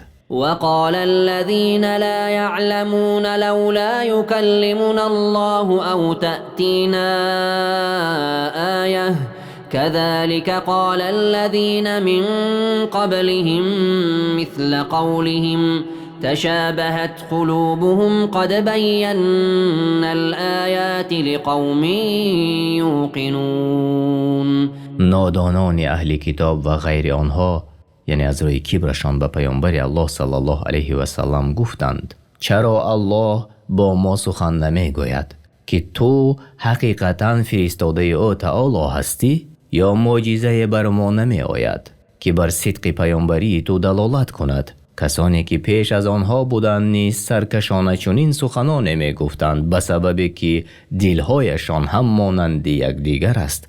همانا ما برای گروهی که به الله ایمان حقیقی که دارند نشانه های بیان کرده ایم. إنا أرسلناك بالحق بشيرا ونذيرا ولا تسأل عن أصحاب الجحيم. ما تو را به دین حق که اساس آن بر قرآن و سنت است به پیامبری فرستادیم تا مژده دهی به مردم خیر دنیا و آخرت را و بترسانی سرکشان را از عذاب الله. تو مسئول نیستی به آنان که به تو کفر آوردند، پس البته آنان روز قیامت داخل دوزخ شوند و از آنجا بیرون نآیند. ولن ترضى عنك اليهود ولا النصارى حتى تتبع ملتهم قل إن هدى الله هو الهدى ولئن اتبعت أهواءهم بعد الذي جاءك من العلم ما لك من الله من ولي ولا نصير. یهودان و نصرانیان از تو ای رسول هرگیز خوشنود نمی شوند تا آن که به دینشان پیروی نکنی. با آنها بگو دین اسلام این دین صحیح است و اگر تو آرزوهای باطل آنها را پیروی کنی بعد آنچه از وحی تو را آمد، پس تو را برای خلاص از عذاب الله هیچ دوست و یاری دهنده نباشد. گرچند این آیت خطاب به پیامبر صلی الله علیه و سلم باشد ولی به همه امت دلالت می کند. الذين آتيناهم الكتاب يتلونه حق تلاوته أولئك يؤمنون به ومن يكفر به فأولئك هم الخاسرون. کسانی که از یهودیان و نصرانیان به آنان کتاب تورات را داده ایم و آنچنان که لایق است آن را می خوانند و به تمام فرموده آن پیروی می کنند و به جمع پیامبران ایمان می آورند و خصوصا به پیامبر آخر زمان محمد صلی الله علیه و سلم و به آنچه به او فرود آورده شده است ایمان می آورند. اما آنان که بعضی کتاب را تغییر و تبدیل دادند و بعضی از آیاتش را پنهان کردند، این کسان به پیامبر محمد صلی الله علیه و سلم و به آنچه به او فرود آورده شده است کافر هستند. آنها در نزد الله از سخت‌ترین زیانکاران هستند. يا بني إسرائيل اذكروا نعمتي التي أنعمت عليكم وأني فضلتكم على العالمين. ای بنی اسرائیل یاد کنید از آن نعمتی که بر شما فراوان عطا کردم و شما را در آن زمان به بسیار بودن پیامبران از شما و به آنچه فرود آورده شد به آنها از کتابها بر جهانیان برتری و بزرگی دادم. واتقوا يوما لا تجزي نفس عن نفس شيئا ولا يقبل منها عدل ولا تنفعها شفاعة ولا هم ينصرون. و بترسید از روز قیامت که کسی از کسی چیزی را من نسازد و فدیه پذیرفته نشود که وی را از عذاب نجات دهد و کسی را شفاعت سود ندهد و آنها یاری داده نشوند. وَإِذِ ابْتَلَى إِبْرَاهِيمَ رَبُّهُ بِكَلِمَاتٍ فَأَتَمَّهُنَّ قال إني جاعلك للناس إماما قال ومن ذريتي قال لا ينال عهد الظالمين. ای پیامبر به یاد آر وقتی را که پروردگار ابراهیم او را به چند کلمه بیازمود و ابراهیم همه آن کارها را پوره به انجام رسانید. الله به او گفت من تو را پیشوای مردم می گردانم. ابراهیم گفت و از فرزندان من نیز پیشوایان پیدا کن. الله فرمود پیشوایی در دین به ستمکاران نمی رسد. معنای چند کلمه یعنی از امر و نهی ها. تفسیر ابن کثیر. وَإِذْ جَعَلْنَا الْبَيْتَ مَثَابَةً لِلنَّاسِ وَأَمْنًا وَاتَّخِذُوا مِن مَّقَامِ إِبْرَاهِيمَ وعهدنا إلى إبراهيم وإسماعيل أن طهرا بيتي للطائفين والعاكفين والركع السجود. ای پیامبر به یاد آر وقتی که کعبه را جای جمع شوی، یعنی برای حج، عمره، طواف و نماز و مکان امنی مردم ساختیم و دشمن به آنجا غیرتی در آمدن ندارد و گفتیم مقام ابراهیم را نمازگاهی خیش گیرد. به سوی ابراهیم و پسرش اسماعیل وحی فرستادیم خانه مرا برای طواف کنندگان و اعتکاف کنندگان و رکوع و سجده کنندگان پاکیزه دارد. وإذ قال إبراهيم رب اجعل هذا بلدا آمنا وارزق أهله من الثمرات من آمن منهم بالله واليوم الآخر قال ومن كفر فأمتعه قليلا ثم أضطره إلى عذاب النار وبئس المصير.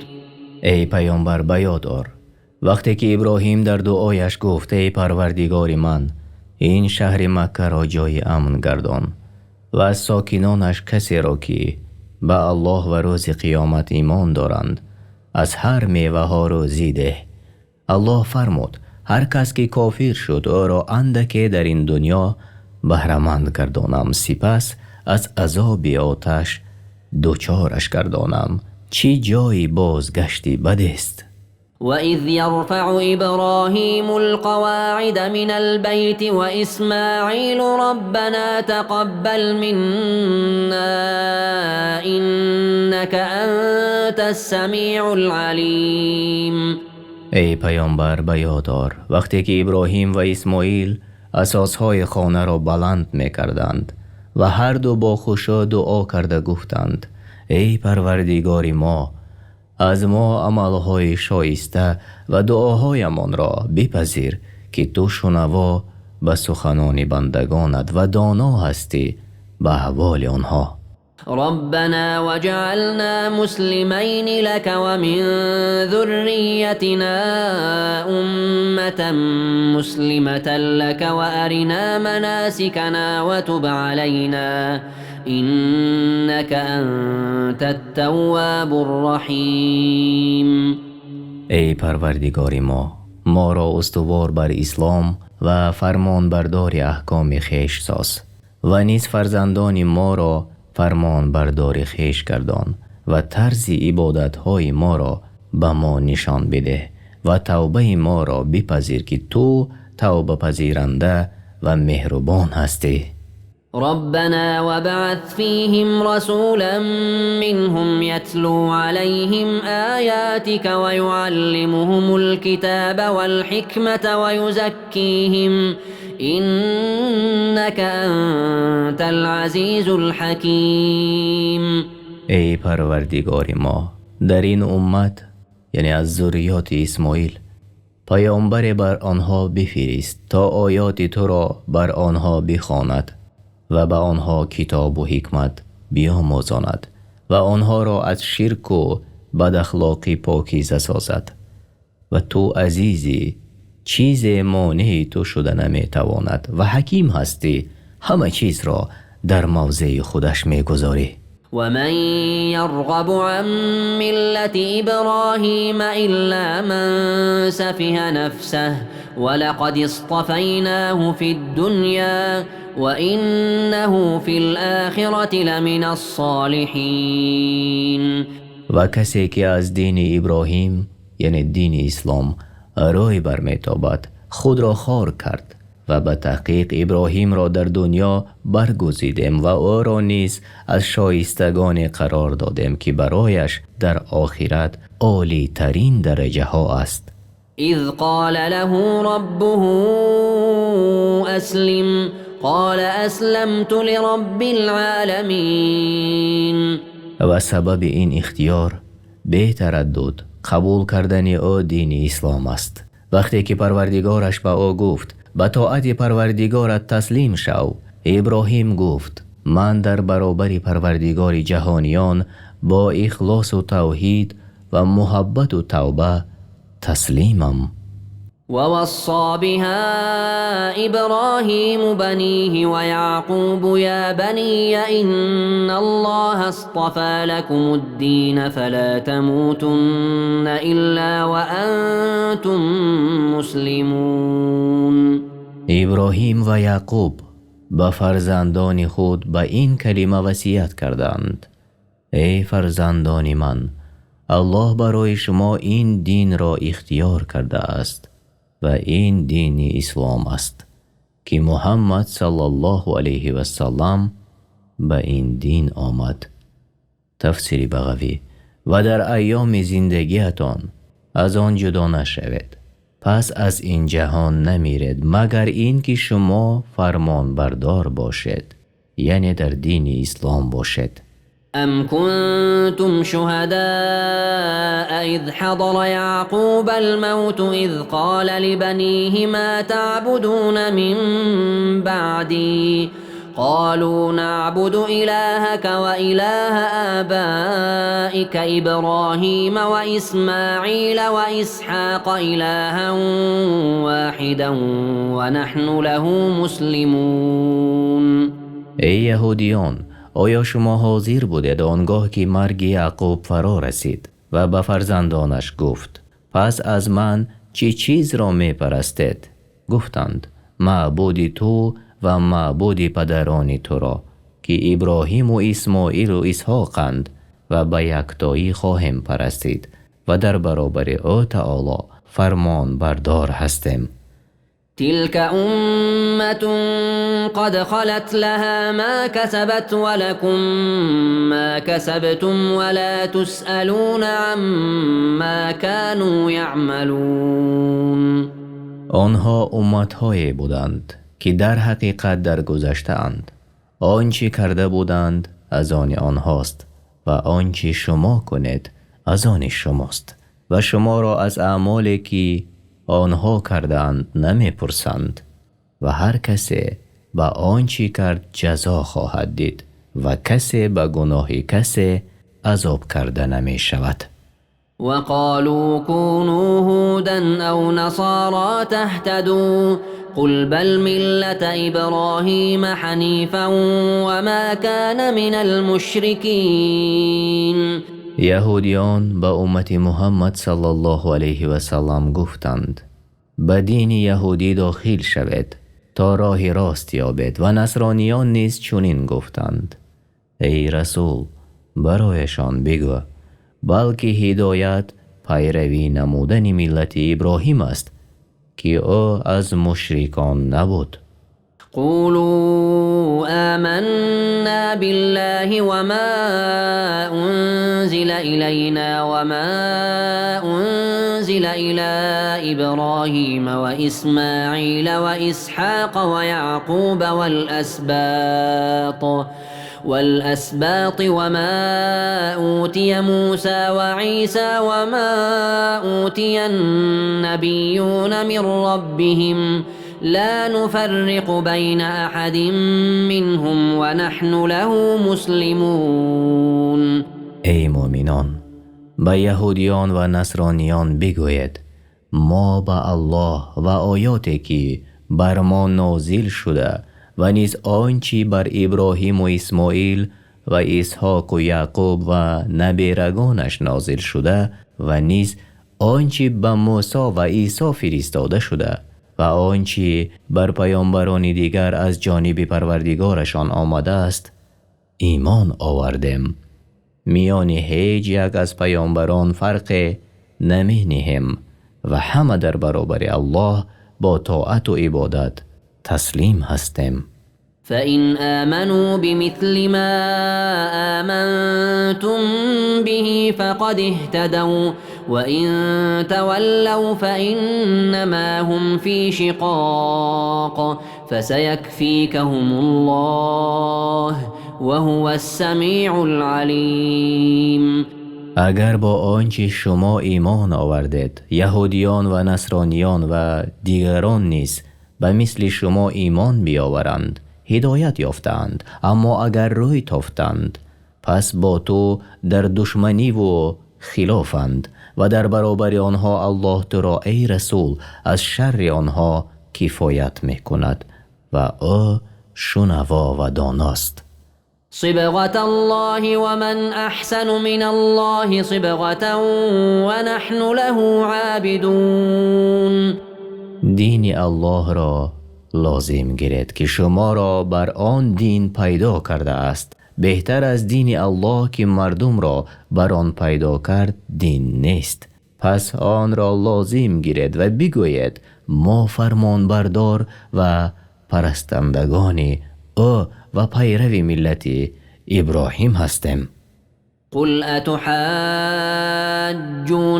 في الله وهو ربنا وربكم ولنا أعمالنا ولكم أعمالكم ونحن له مخلصون. ای پیامبر به اهل کتاب بگو آیا درباره توحید الله با ما بحث و مجادله میکنید؟ او پروردگار ما و شماست. اعمال ما از آن ما و عملهای شما از آن شماست و ما به اخلاص پرستندگان او هستیم و به او چیزی را شریک نمی آریم.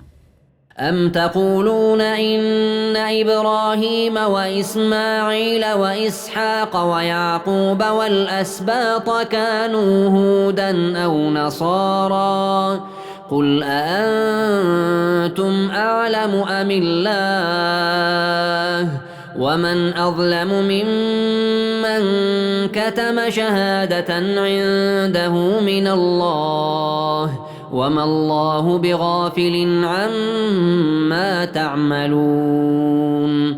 آیا می گوید که ابراهیم و اسماعیل و اسحاق و یعقوب و نبیرگان او بر دین یهودی یا نصرانی بودند؟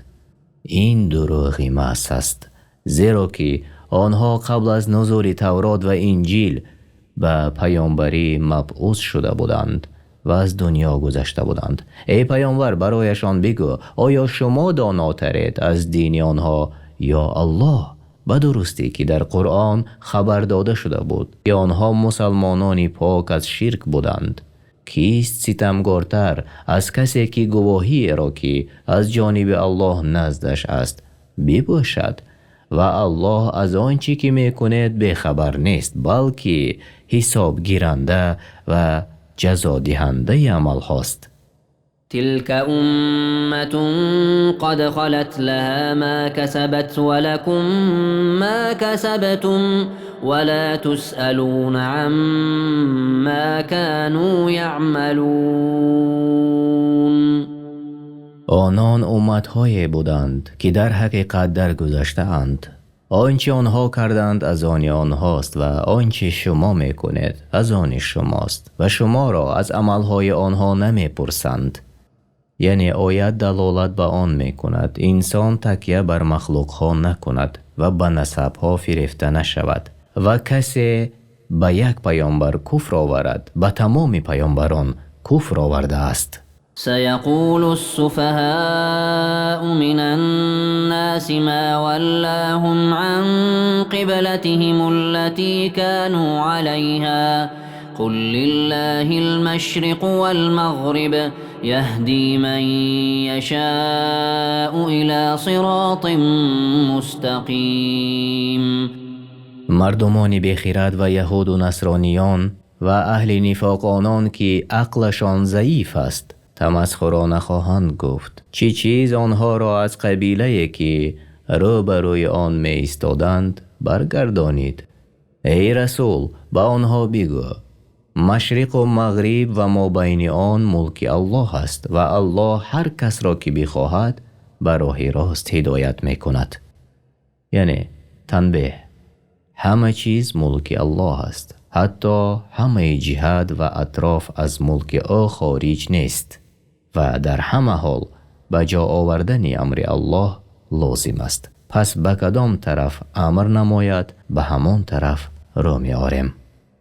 وكذلك جعلناكم أمة وسطا لتكونوا شهداء على الناس ويكون الرسول عليكم شهيدا وما جعلنا القبلة التي كنت عليها إلا لنعلم من يتبع الرسول ممن ينقلب على عقبيه وإن كانت لكبيرة إلا على الذين هدى الله وما كان الله ليضيع إيمانكم إن الله بالناس لرؤوف رحیم.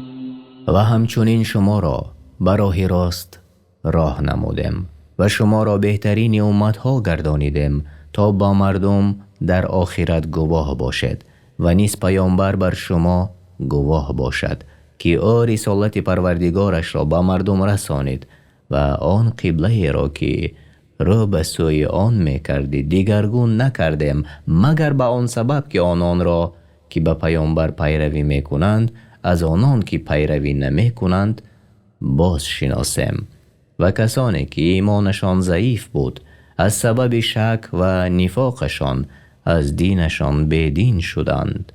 به درستی که گردانیدن قبله از بیت المقدس به سوی کعبه دشوار است مگر بر کسانی که الله به آنها هدایت و ایمان و تقوا ارزانی نموده است.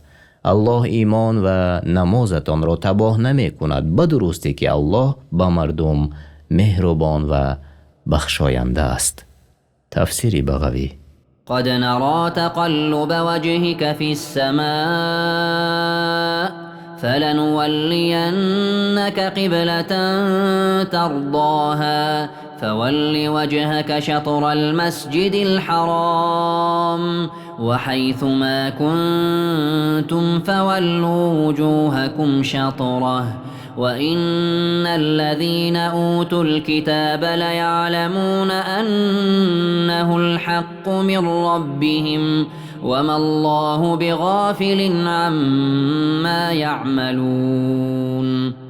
ای پیامبر، ما چشم دوختن و نگاه کردن تو را به تمام جهتهای آسمان میبینیم که با شوق در انتظار آن هستی که وحی نازل شود. پس البته تو را به آن قبله میگردانیم که به وی خوشنود شوی.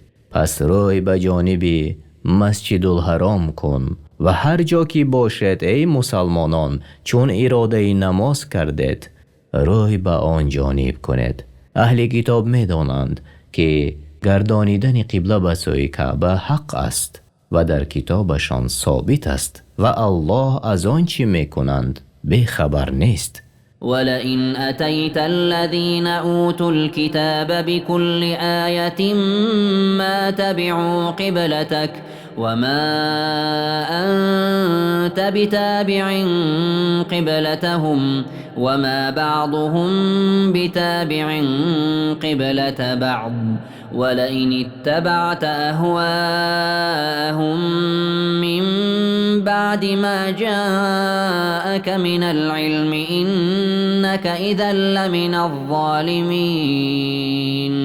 ای رسول، برای آنان که تورات و انجیل داده شد هر دلیل و نشانه که بیاوری که گردانیدن قبله به سوی کعبه حق است هرگز قبله تو را پیروی نخواهند کرد و تو پیروی کننده نیستی قبله آنها را و بعضی آنها قبله بعضی دیگر را پیروی کننده نیستند و اگر تو بعد آنچه که از دانش به تو آمده است و خواهش های نفسانی آنها پیروی کنی آنگاه همانا از ستمکاران باشی.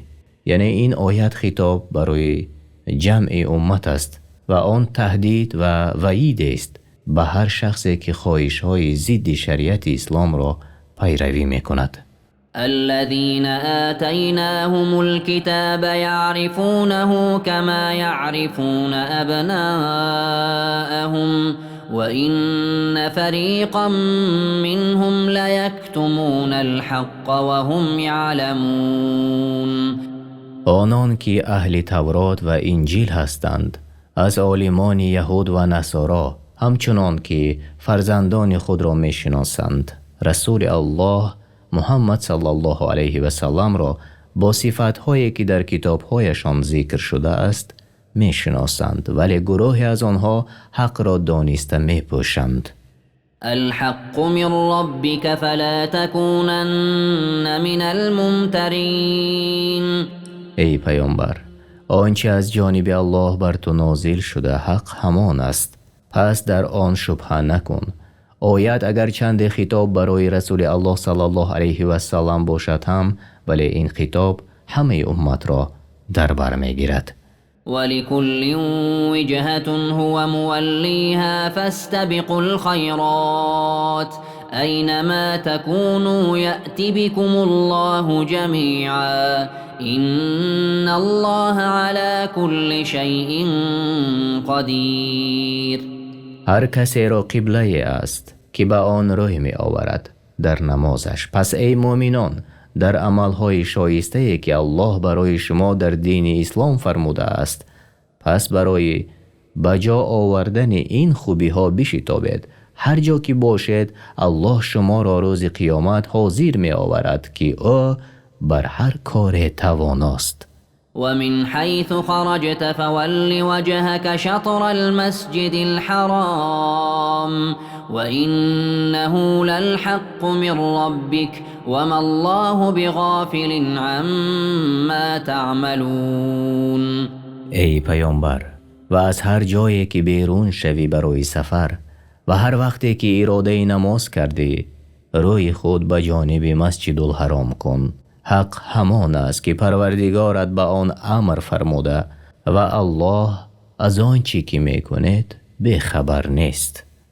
ومن حيث خرجت فول وجهك شطر المسجد الحرام وحيث ما كنتم فولوا وجوهكم شطره لئلا يكون للناس عليكم حجة إلا الذين ظلموا منهم فلا تخشوهم واخشوني ولأتم نعمتي عليكم ولعلكم تهتدون. و از هر جایی که بیرون شوی ای پیامبر، روی خیش به جانب مسجد الحرام کن و هر جا که باشد ای مسلمانان شما نیز روی خیش به جانب مسجد الحرام کنید تا هیچ کس را جز ستمکاران با شما بحث و مجادله نباشد. بعد از روی آوردنتان به سوی مسجد الحرام اهل ظلم و سرکشان آنان همیشه با شما بحث و مجادله کنند. از آنها نترسید، از من بترسید تا نعمت خیش بر شما کامل کنم و باشد که شما به سوی حق راه بیابید. كما أرسلنا فيكم رسولا منكم يتلو عليكم آياتنا ويزكيكم ويعلمكم الكتاب والحكمة ويعلمكم ما لم تكونوا تعلمون.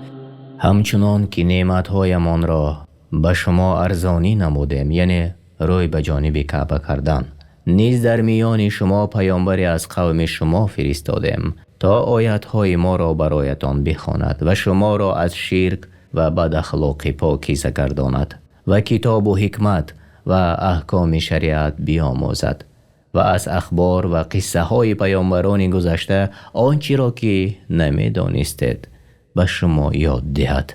فاذكروني اذكركم واشكروا لي ولا تكفرون. پس مرا یاد کنید تا شما را یاد کنم، مرا سپاس گوید و ناسپاسی نعمت من نکنید. در این آیت الله مؤمنان را به ذکر خود امر کرد و بر آن بزرگترین مکافات را وعده داد و آن مکافات مدح و ثنای است نزد ملائکه ها بر کسانی که او را ذکر کردند. يا أيها الذين آمنوا استعينوا بالصبر والصلاة إن الله مع الصابرين. ای کسانی که ایمان آورده اید، در همه کارتان از الله به صبر کردن بر دشواری و مصیبت ها و ترک معصیت و گناه ها و صبر کردن بر طاعت ها و نزدیک شدن به الله و بر نماز که با آن نفس آرامش می‌یابد و از کاری بی‌حیایی و فعل بد انسان را باز می‌دارد مدد جوید که الله با صبر کنندگان است.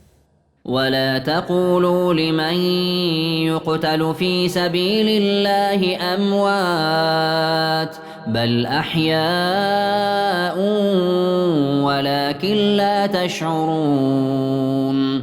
ای مؤمنان، کسانی را که در راه الله کشته می شوند مرده نحسابید، بلکه آنها در قبرهایشان به حیات مخصوص زنده‌اند و چگونگی این حیات را بجز الله کسی نداند، ولیکن شما این را حس نمی کنید.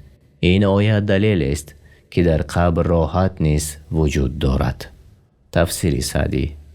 ولنبلونكم بشيء من الخوف والجوع ونقص من الأموال والأنفس والثمرات وبشر الصابرين الذين إذا أصابتهم مصيبة قالوا إنا لله وإنا إليه راجعون.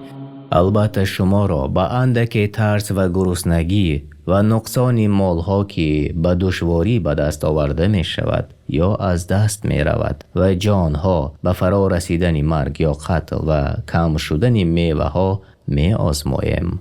و ای پیامبر، صبر کنندگان را خبری خوش ده که به سبب صبرشان در دنیا و آخرت شاد و خرم می گردند. صفت این گونه صبر کنندگان چنین است که چون مصیبت به آنها رسید گفتند ما بندگان الله هستیم و زیر امر و تدبیر او تعالی هستیم، آنچه خواست با ما میکند و ما به سوی او تعالی باز خواهیم گردید و بعد از آن برای حساب و جزا از نو زنده خواهیم شد.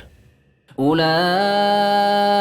عليهم صلوات من ربهم ورحمة وأولئك هم المهتدون.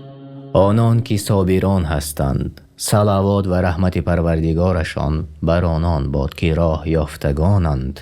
إن الصفا والمروة من شعائر الله فمن حج البيت أو اعتمر فلا جناح عليه أن يطوف بهما ومن تطوع خيرا فإن الله شاكر عليم. صفا و مروه از شعارهای دین الله هستند. پس کسی که قصد خانه الله کرده حج خانه را به جای می آورد یا عمره می گذارد، پس بر وی گناه نیست که در میان این هر دو طواف کند، بلکه طواف کردن بر وی واجب است. هر کی بر رغبت خود عملی نیکی انجام دهد بداند که الله شکرگزاری داناست. إن الذين يكتمون ما أنزلنا من البينات والهدى من بعد ما بيناه للناس في الكتاب أولئك يلعنهم الله ويلعنهم اللاعنون. البته آن کسانی که دلیل روشن و هدایت را که ما فرود فرستاده ایم و آن را در کتاب تورات و انجیل بیان کرده ایم پنهان می کنند، الله تعالی آنها را یعنی عالمان یهود و نصارا را از رحمت خود دور می کند و او تعالی و جمعی مخلوقات آنها را لعنت می کنند. إلا الذين تابوا وأصلحوا وبينوا فأولئك أتوب عليهم وأنا التواب الرحيم. مگر آنهایی که از خطاگی‌های خود توبه کردند و خود را اصلاح کردند و آنچه پنهان داشته بودند آشکار ساختند، توبهشان را میپذیرم و من توبه پذیر و مهربانم. إن الذين كفروا وماتوا وهم كفار أولئك عليهم لعنة الله والملائكة والناس أجمعين. به درستی آنان که ایمان را انکار کرده اند و حق را پنهان کرده اند و بر کفرشان دوامت کرده اند، لعنت الله و فرشتگان و همه مردم بر آنها باد. خالدين فيها لا يخفف عنهم العذاب ولا هم ينظرون. جاویدانه در لعنتند و در عذابشان سبوکی داده نشود و لحظه برای عذر طلبیدن مهلتشان ندهند.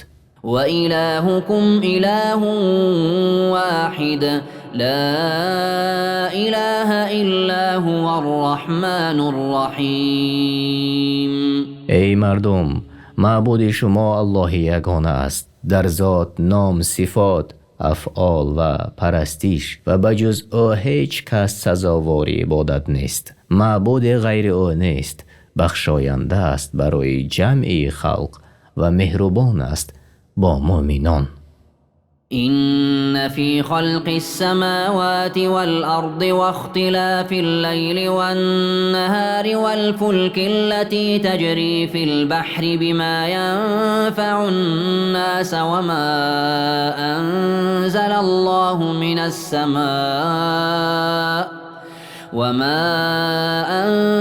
الله من السماء من ماء فأحيا به الأرض بعد موتها وبث فيها من كل دابة وتصريف الرياح والسحاب المسخر بين السماء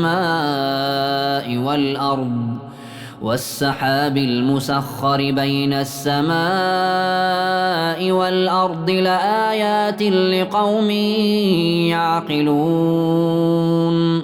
به درستی در آفرینش آسمان ها بنابر بلندی و وسیعیش و زمین بنابر کوه و پستی و دریاهایش و در پی یکدیگر آمدن شب و روز و در کشتی هایی که در دریا می روند و سبب نفع مردمانند و در بارانی که الله از آسمان فرو می فرستد تا زمین مرده را به آن زنده سازد و جنبندگان را در آن پراکنده کند و در گردانیدن بادها و ابرهای رام شده که میان زمین و آسمانند.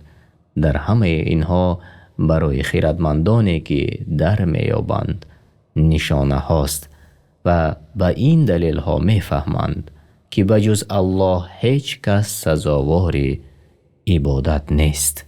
ومن الناس من يتخذ من دون الله أندادا يحبونهم كحب الله والذين آمنوا أشد حبا لله ولو يرى الذين ظلموا إذ يرون العذاب أن القوة لله جميعا وأن الله شديد العذاب.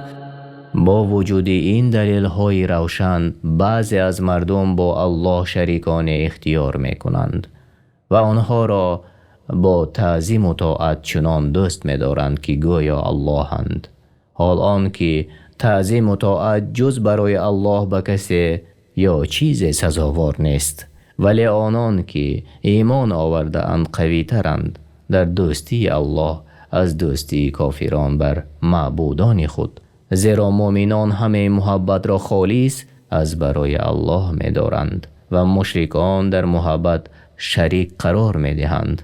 آنان که نفس خود را با شرک ظلم کردند و اگر عذاب آخرت را مشاهده می کردند می دانستند که تنها الله دارای همه قوت است و او سخت عذاب کننده است. آنگاه بجز الله کسی را معبود نمی گرفتند و نزدیک نمی شدند. إذ تبرأ الذين اتبعوا من الذين اتبعوا ورأوا العذاب وتقطعت بهم الأسباب. آنگاه کسانی که پیرو شدند از کسانی که پیروی کرده بودند بیزاری جویند و عذاب را مشاهده کنند و پیوندگری هایی که از خویشاوندی و دوستی در دنیا داشتند بریده شوند. وقال الذين اتبعوا لو أن لنا كرة فنتبرأ منهم كما تبرأوا منا كذلك يريهم الله أعمالهم حسرات عليهم وما هم بخارجين من النار. و آن پیروان گویند کاش باری دیگر باز می گشتیم تا آنچنان که از ما بیزاری جستند از آنها بیزاری می جستیم. الله کردارهایشان را این چنین سبب حسرتشان سازد و آنها از آتش رهایی نیابند و هیچگاه آنها از دوزخ خارج شونده نیستند. يا أيها الناس كلوا مما في الأرض حلالا طيبا ولا تتبعوا خطوات الشيطان إنه لكم عدو مبين. ای مردم از آن چیزهای حلال و پاکیزه که الله در زمین برایتان داده است بخورید و راههای شیطان را پیروی نکنید، همانا شیطان دشمنی آشکاری شماست. إنما يأمركم بالسوء والفحشاء وأن تقولوا على الله ما لا تعلمون. البته شیطان شما را به همه بدی ها و کارهای زشت فرمان می دهد و می خواهد که درباره الله چیزهای بگوید، یعنی از حلال و حرام که به آن آگاه نیستید. وإذا قيل لهم اتبعوا ما أنزل الله قالوا بل نتبع ما ألفينا عليه آباءنا أولو كان آباؤهم لا يعقلون شيئا ولا يهتدون. چون به آنها مؤمنان گویند که به آنچه الله نازل کرده است پیروی کنید، گویند نه، ما به همان راه می رویم که پدرانمان می رفتند، یعنی مشرکان. آیا پیروی پدرانشان می کنند اگر پدرانشان بفهم و گمراه باشند؟ ومثل الذين كفروا كمثل الذي ينعق بما لا يسمع إلا دعاء ونداء صم بكم عمي فهم لا يعقلون. مثال کافران و داعیان آنها به سوی هدایت و ایمان مثل چوپان است که به چارپایان داد میزند و بیم میکند و حال آن که چارپا معنای کلامش را نمیفهمد جز ندا و صدای آواز را. این کافران ناشنوا هستند، صدای حق را نمیشنوند، گنگانند، زبانشان به حق نطق نمیزند و کورانند از دیدن راه حق و عقلهایشان به نفعشان کار نمی کند. يا أيها الذين آمنوا كلوا من طيبات ما رزقناكم واشكروا لله إن كنتم إياه تعبدون. ای کسانی که ایمان آورده اید، از آن چیزهای پاکیزه با لذت حلال که روزی شما کرده ایم بخورید و نباشید به مانند کافرانی که پاکیزه ها را حرام می حسابند و پلید ها را حلال می شمارند و شکر نعمت های بزرگ الله با دل و زبان کنید اگر شما امر او را بجا آورده باشید و تنها او را عبادت کنید و با او شریک نآورید.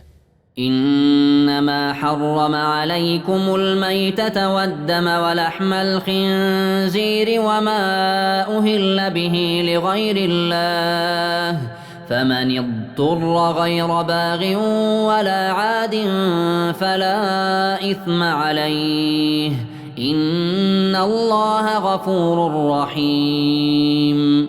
البته الله بر شما حرام گردانیده است آن چیزی را که بر شما ضرر می آورد به مانند خود مرده، خون و گوشت خوک و آنچه را که در وقت ذبح نام غیر الله بر آن بخوانند و از فضل و رحمت الله است بر شما که مباح گردانید خوردن چیزهای حرام شده را هنگامی که مجبور شود به قدر ضرورت و از حد نگذراند، پس بر وی گناه نیست. به درستی الله آمرزنده و بخشاینده است. إن الذين يكتمون ما أنزل الله من الكتاب ويشترون به ثمنا قليلا أولئك ما يأكلون في بطونهم إلا النار ولا يكلمهم الله يوم القيامة ولا يزكيهم ولهم عذاب أليم.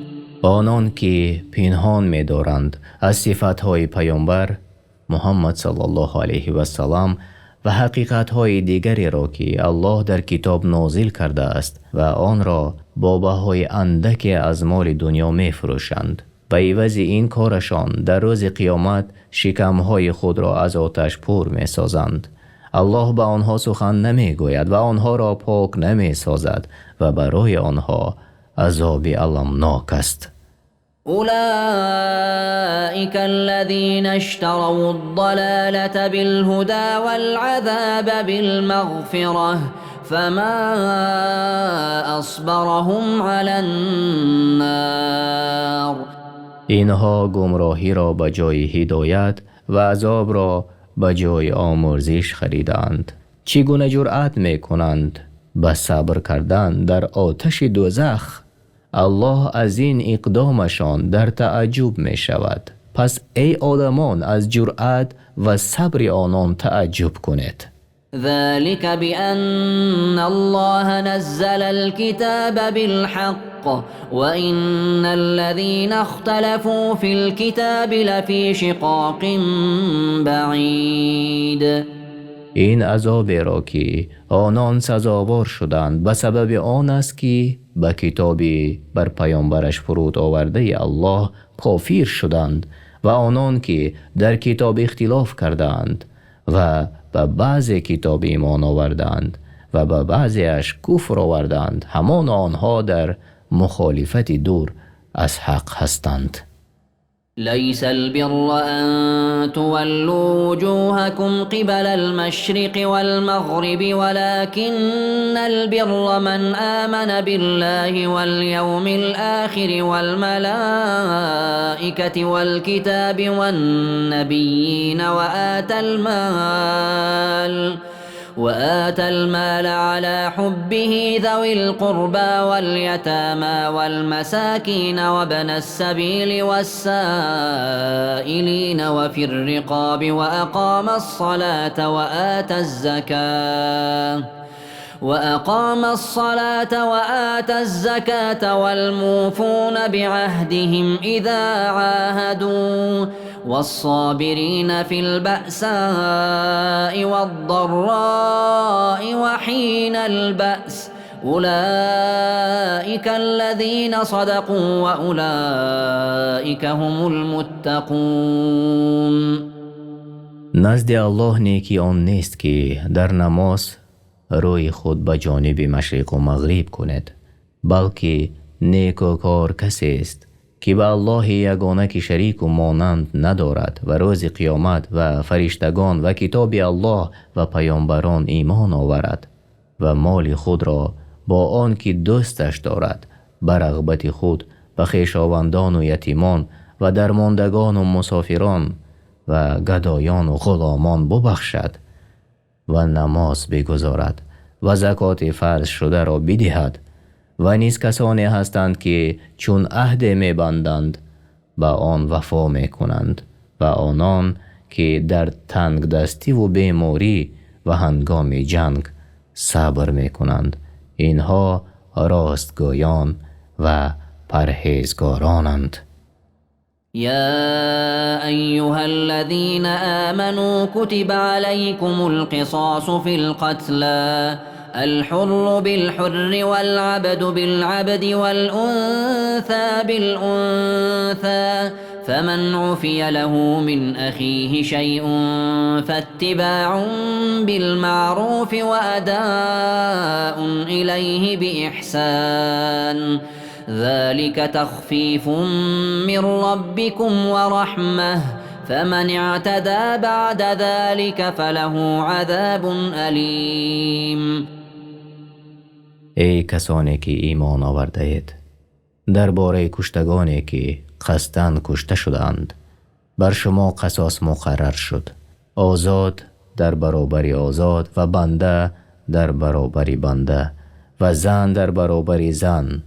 پس هر کس که از جانب برادر خود عفو کردد باید که با خوشنودی از پی ادای خونبها رود و آن را به طرز نیکو به تأخیر و نقصان به او پردازد. این حکم سبوکی و رحم است از جانب پروردگارتان. پس کسی که بعد عفو کردنش و خونبها را گرفتنش قاتل را کشد برای او عذاب دردآور و آتش است در آخرت. معنای خونبها مال معینی که از طرف کشنده داده می شود. ولكم في القصاص حياة يا أولي الألباب لعلكم تتقون. و ای خیرتمندان، شما را در قصاص کردن زندگی است، باید که بترسید و پرهیزگار شوید.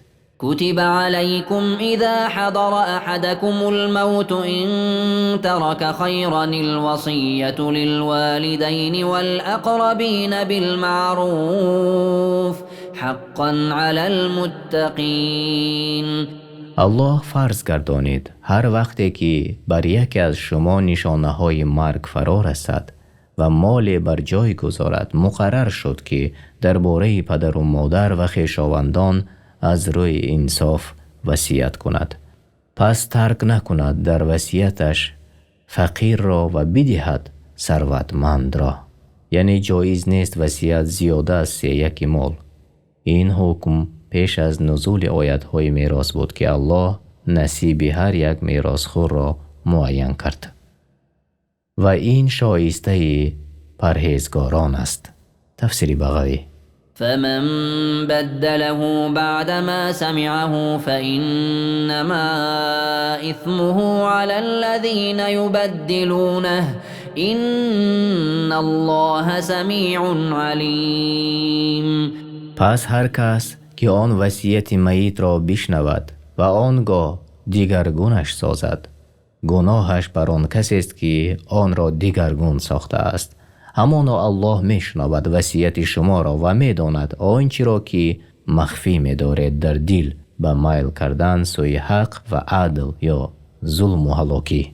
فمن خاف من موص جنفا أو إثما فأصلح بينهم فلا إثم عليه إن الله غفور رحيم.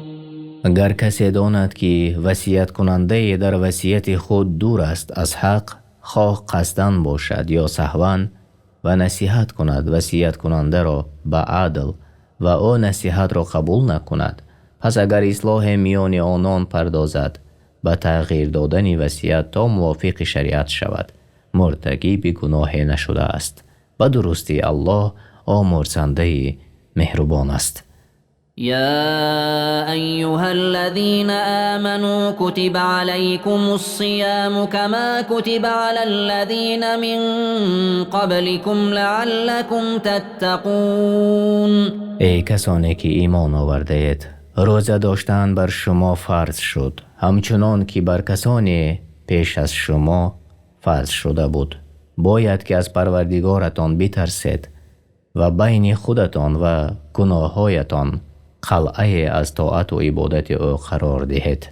أياما معدودات فمن كان منكم مريضا أو على سفر فعدة من أيام أخر وعلى الذين يطيقونه فدية طعام مسكين فمن تطوع خيرا فهو خير له وأن تصوموا خير لكم إن كنتم تعلمون. روزهایی به شمار روزه داشتنش بر شما فرض شده است. هر کس که از شما بیمار یا در سفر باشد و روزه‌داری به او وزنینی کند پس روزه اش را بخورد به همان عددی که روزه اش را خورد از روزهای دیگر روزه بدارد. و آنان که توانایی روزه را ندارند مانند پیران سالان، بیمارانی که امید شفا را ندارند هر روز را به طعام دادن مسکین بازخرند، یعنی فدیه بدهند.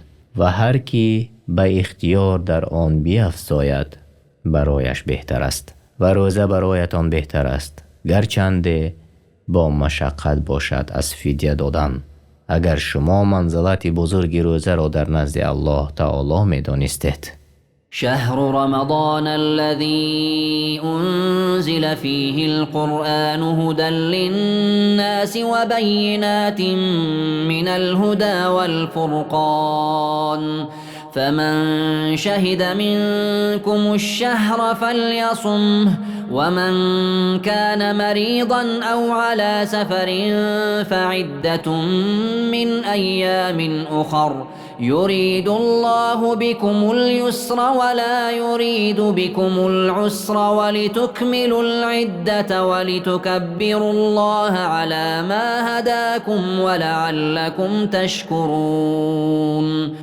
ماه رمضان است که در وی قرآن همچون رهنما برای مردم و سخنان روشن از هدایت و جدا کننده حق و باطل فرود آورده شد.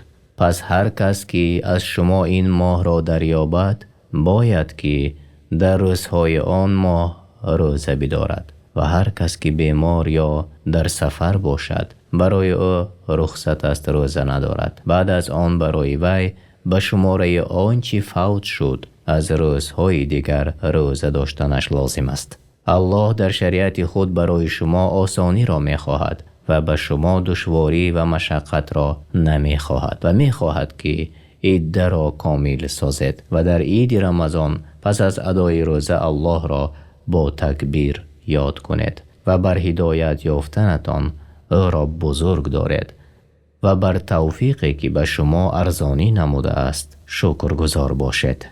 وَإِذَا سَأَلَكَ عِبَادِي عَنِّي فَإِنِّي قَرِيبٌ أُجِيبُ دَعْوَةَ الدَّاعِ إِذَا دَعَانِ فَلْيَسْتَجِيبُوا لِي وَلْيُؤْمِنُوا بِي لَعَلَّهُمْ يَرْشُدُونَ.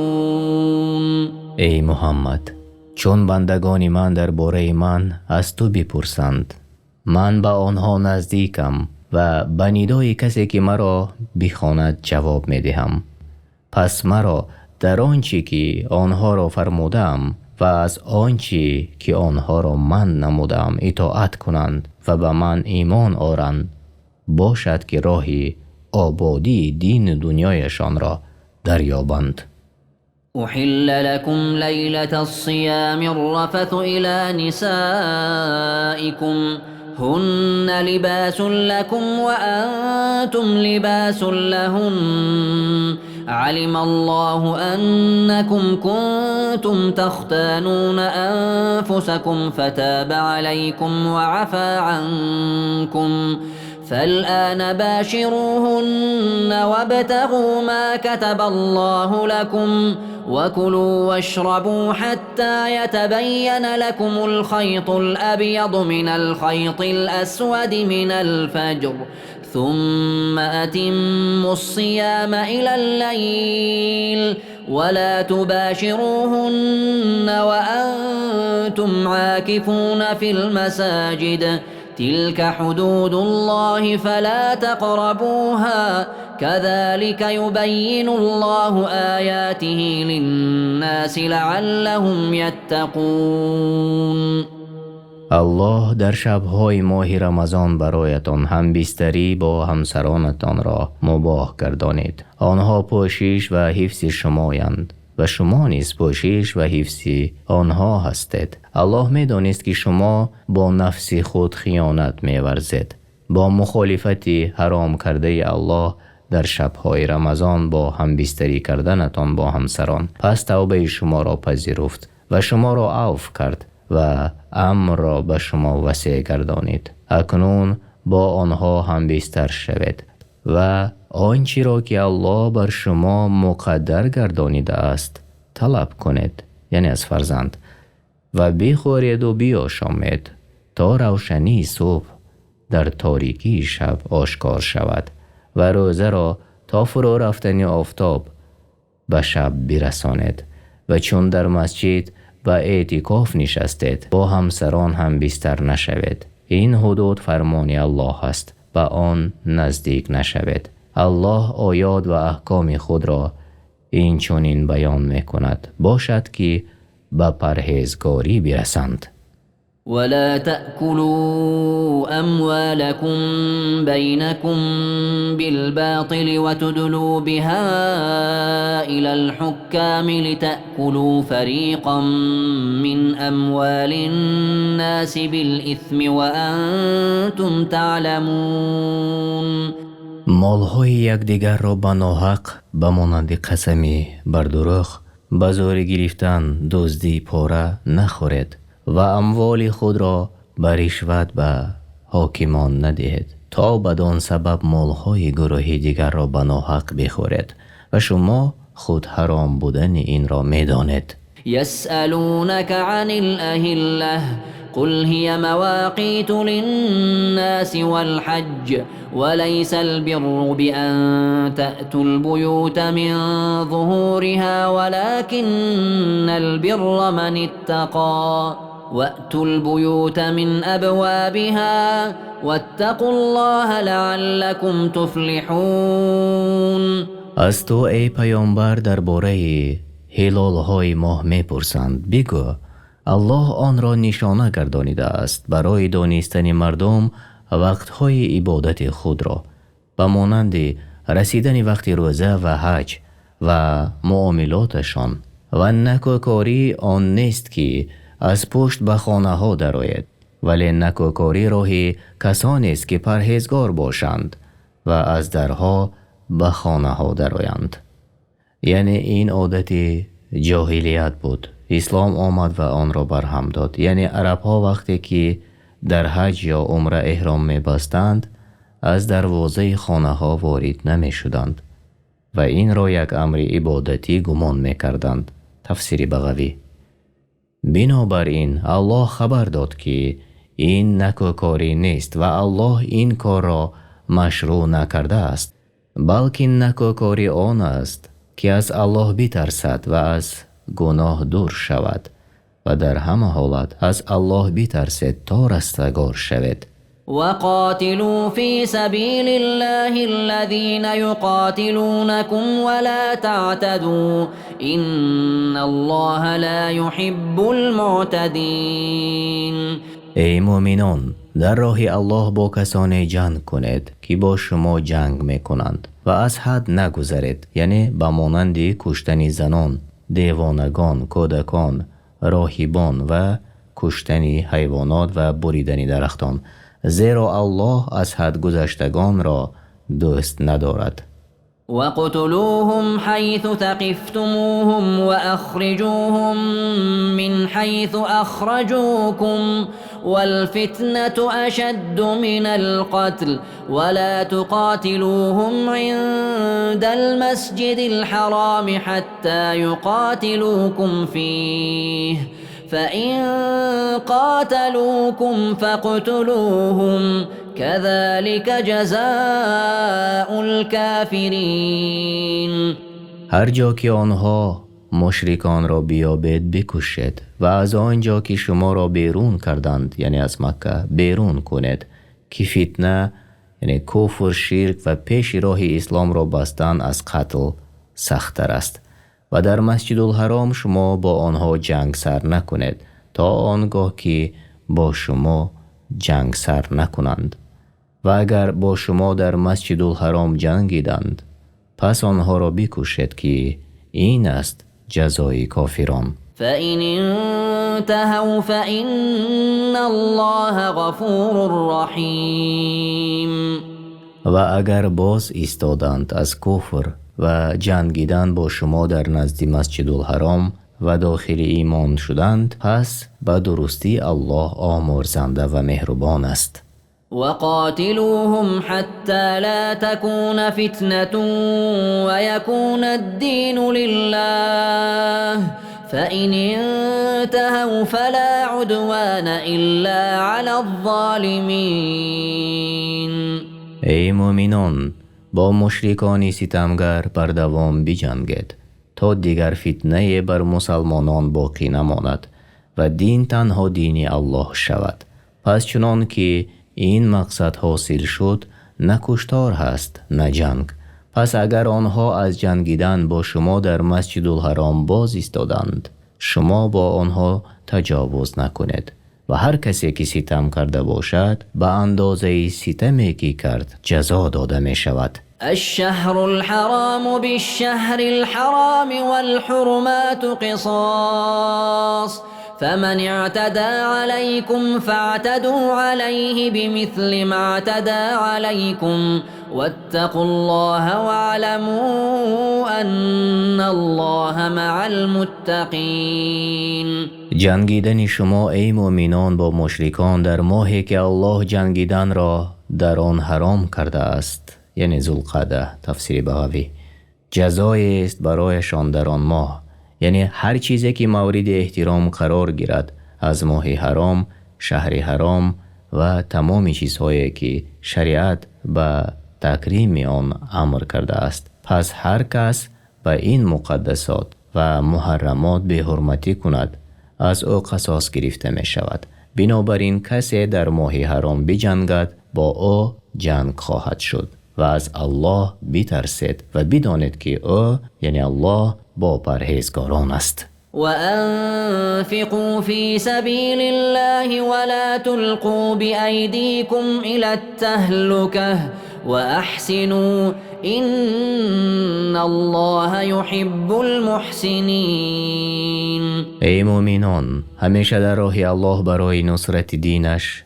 و جهاد در راه او تعالی خرج کنید و خودتان را به دست خیش از ترک جهاد در راه الله و خرج نکردن در راه الله به هلاکت نیندازید و نیکی کنید، یعنی در خرج کردن و طاعت و عملتان را خالص برای الله کنید که الله اهل اخلاص و نیکوکاران را دوست می دارد. وأتموا الحج والعمرة لله فإن أحصرتم فما استيسر من الهدي ولا تحلقوا رؤوسكم حتى يبلغ الهدي محله فمن كان منكم مريضا أو به أذى من رأسه ففدية من صيام أو صدقة أو نسك فإذا أمنتم فمن تمتع بالعمرة إلى الحج فما استيسر من الهدي فمن لم يجد فصيام 3 أيام في الحج و7 إذا رجعتم تلك 10 كاملة ذلك لمن لم يكن أهله حاضر المسجد الحرام واتقوا الله واعلموا أن الله شديد العقاب. حج و عمره را برای الله کامل به جای آورید و اگر شما از حج باز داشته شوید به مانند قصد دشمن یا بیماری آنقدر که میسر است از شتر یا گاو یا گوسفند قربانی کنید، یعنی به قصد نزدیک شدن به الله و سر نتراشید وقتی که در راه باز داشته شده اید تا قربانی شما به قربانگاهش برسد. بعد از انجام آن از احرام برآمدنتان حلال می شود، همچنان که پیامبر صلی الله علیه و سلم در حدیبیه انجام دادند. بعد از آن سرش را می تراشد، اما شخصی که در حرم است قربانیش به به جا نمی آید مگر در حرم. وقتی آن روزی عید است، روزی 10 ماه ذوالحجه و 3 روزی بعد آن از ایام تشریق، یا اگر سرش زخم یا شبوش داشته باشد، پس برای او جایز است که سر خود را بتراشد. اما برای او لازم است که فدیه بدهد و فدیه اش 3 روز روزه گرفتن یا غذا دادن به 6 مسکین و یا ذبح حیوانی است که برای قربانی جایز است و او از میان این چیزها یکی را انتخاب می نماید، اما ذبح کردن بهتر است. و چون امین شدید و هر کی به سبب ادای عمره تا وقت حج بهره‌ور شد، آنقدر که او را میسر است قربانی کند، و هر کی را قربانی میسر نشد 3 روز در حج روزه بدارد، و چون از حج به اهل خود باز گردد 7 روز روزه بدارد تا 10 روزی کامل شود، و لازم است که 10 روز روزه را بدارد. و این حکمی یعنی قربانی و روزه داشتن برای کسی است که از مردم مکه نباشد. از الله بترسید و امر و نهی او را به جا آورید و بدانید که الله به سختی عقوبت می کند شخصی را که مخالف امر او شود. الحج أشهر معلومات فمن فرض فيهن الحج فلا رفث ولا فسوق ولا جدال في الحج وما تفعلوا من خير يعلمه الله وتزودوا فإن خير الزاد التقوى واتقون يا أولي الألباب. حج در ماه‌های معین است، یعنی شوال، ذوالقعده و دهه اول ذوالحجه. پس هر کی را حج واجب گردید در آن ماه‌ها این فریضه را ادا کند. پس باید در وقت حج جماع نکند و فسق از او سر نزند و خصومت نکند و بیرون آمدنش از طاعت الله حرام و با هم مناقشه کردنش به غضب و کراهیت می انجامد. هر کاری نیک انجام می دهد الله از آن آگاه است. هر یکی را بر عملش جزای کافی می دهد و برای نفس خیش توشه کنید که بهترین توشه ها پرهیزگاری است. ای صاحب خیرتمندان، از من بترسید. ليس عليكم جناح أن تبتغوا فضلا من ربكم فإذا أفضتم من عرفات فاذكروا الله عند المشعر الحرام واذكروه كما هداكم وإن كنتم من قبله لمن الضالين. اگر به هنگام حج طلب کنید روزی را از پروردگارتان با فایده بردن از سودا در ایام حج گناهگار نشده اید. و چون بعد غروب آفتاب از عرفات، یعنی عرفات مکان است که روز 9 ذوالحجه حاجیان در آنجا می ایستند، بازگشته اید، الله را در مشعر الحرام با تسبیح و تکبیر و دعا یاد کنید که شما را به راه راست هدایت فرمود. هر آینه پیش از این از آن گمراهان بودید، حق را نمی دانستید. مشعر الحرام یعنی مزدلفه. ثم أفيضوا من حيث أفاض الناس واستغفروا الله إن الله غفور رحيم. سپس از آن جای یعنی از عرفات که عامه مردم از زمان ابراهیم تا امروز از آن باز می‌گردند باز کردید و از الله آمرزش بخواهید تا گناهانتان را بیامرزد به درستی که او آمرزنده مهربان است. فإذا قضيتم مناسككم فاذكروا الله كذكركم آباءكم أو أشد ذكرا فمن الناس من يقول ربنا آتنا في الدنيا وما له في الآخرة من خلاق. چون عبادت خود را پورا به جای آوردید الله را بیشتر یاد کنید، همچنان که پدران خیش را یاد می کردید. گروهی از مردم مقصدشان دنیا است فقط، می گویند ای پروردگار ما را در دنیا چیزی بده از سلامتی، مال و فرزند، اینها را در آخرت نصیب نیست. ومنهم من يقول ربنا آتنا في الدنيا حسنة وفي الآخرة حسنة وقنا عذاب النار.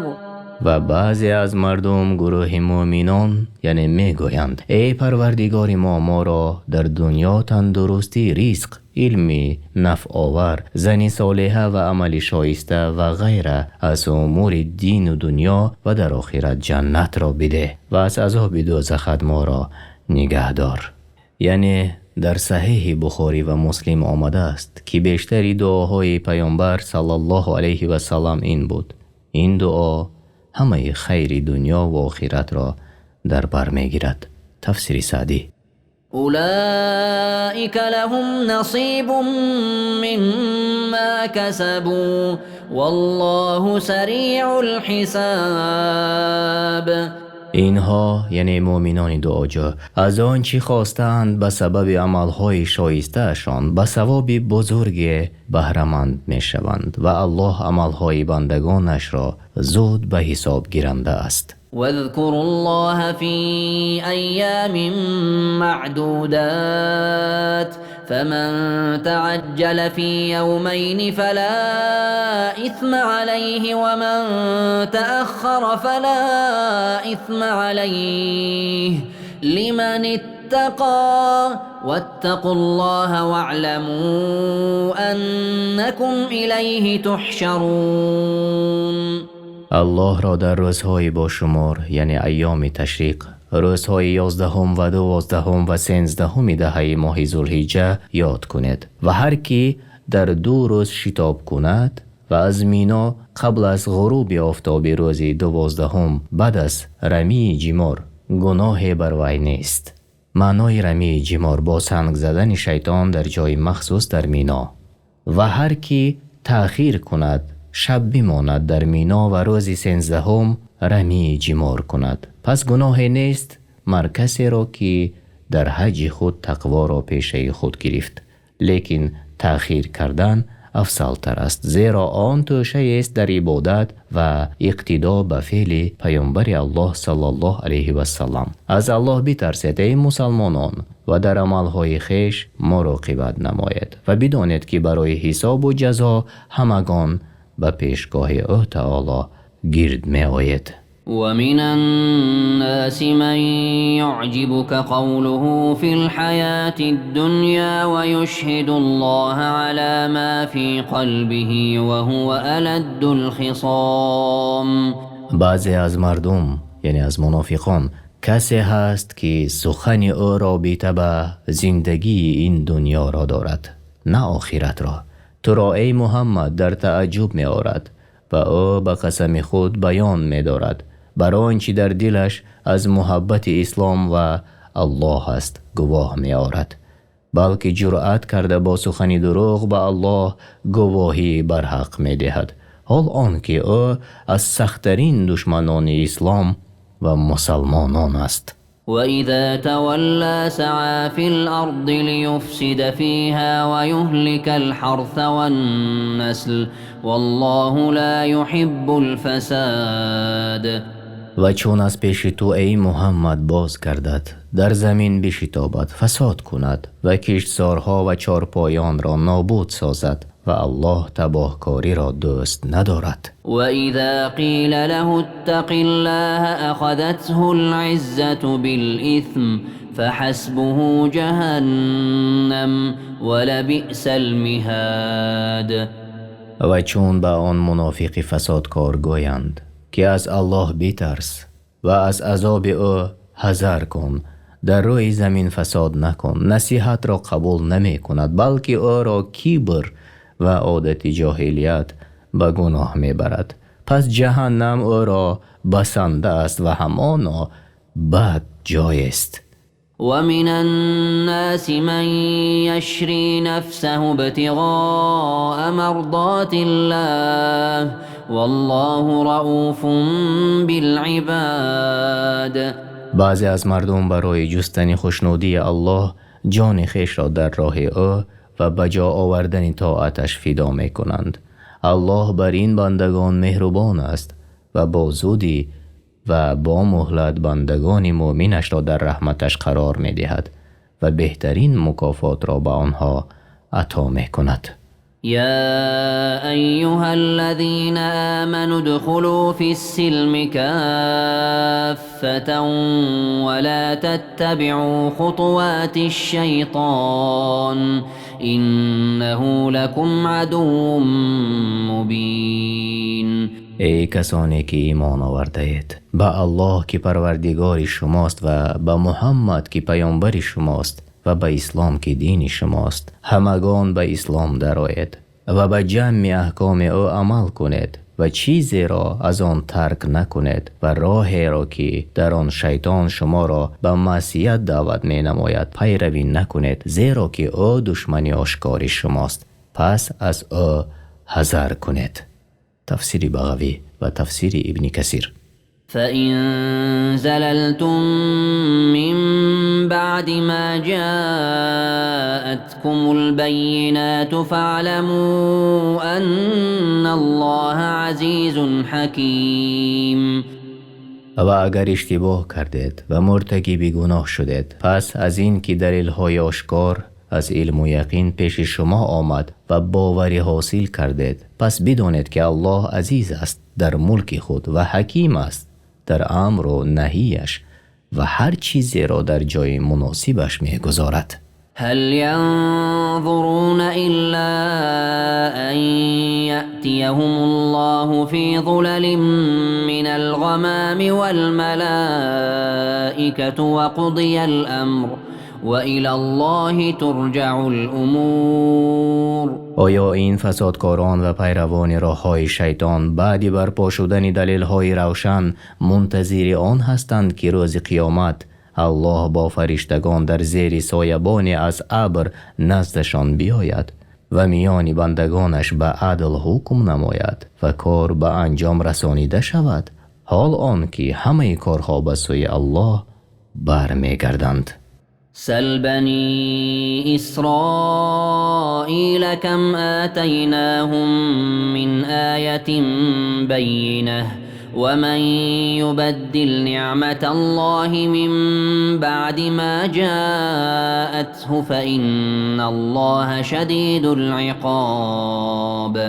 ای محمد، از بنی اسرائیل بپرس که کسانی که به سوی تو سرکشی میکنند چه نشانه های روشنی در کتاب هایشان به آنها دادیم که آنها را به سوی حق راهنمایی میکند، پس به تمام آنها کافر شدند و از آن روی تافتند و آیات او را تغییر دادند. هر کس که نعمت را که الله به او عطا کرده است دیگرگون سازد، بداند که عقوبت او سخت است. زين للذين كفروا الحياة الدنيا ويسخرون من الذين آمنوا والذين اتقوا فوقهم يوم القيامة والله يرزق من يشاء بغير حساب. برای کافرانی که وحدانیت الله را انکار نمودند، زندگی این جهانی و آنچه که در آن از شهوت و لذت ها است در چشم و دلهایشان زینت داده شده است و مؤمنان را مسخره می کنند. آنان که از الله می ترسند در روز قیامت بالاتر از کافران هستند و الله مؤمنان را به عالی ترین درجه های جنت داخل می کند و کافران را به پسترین طبقه های دوزخ فرود می آورد و الله هر کس را که بخواهد به حساب روزی می دهد. كان الناس أمة واحدة فبعث الله النبيين مبشرين ومنذرين وأنزل معهم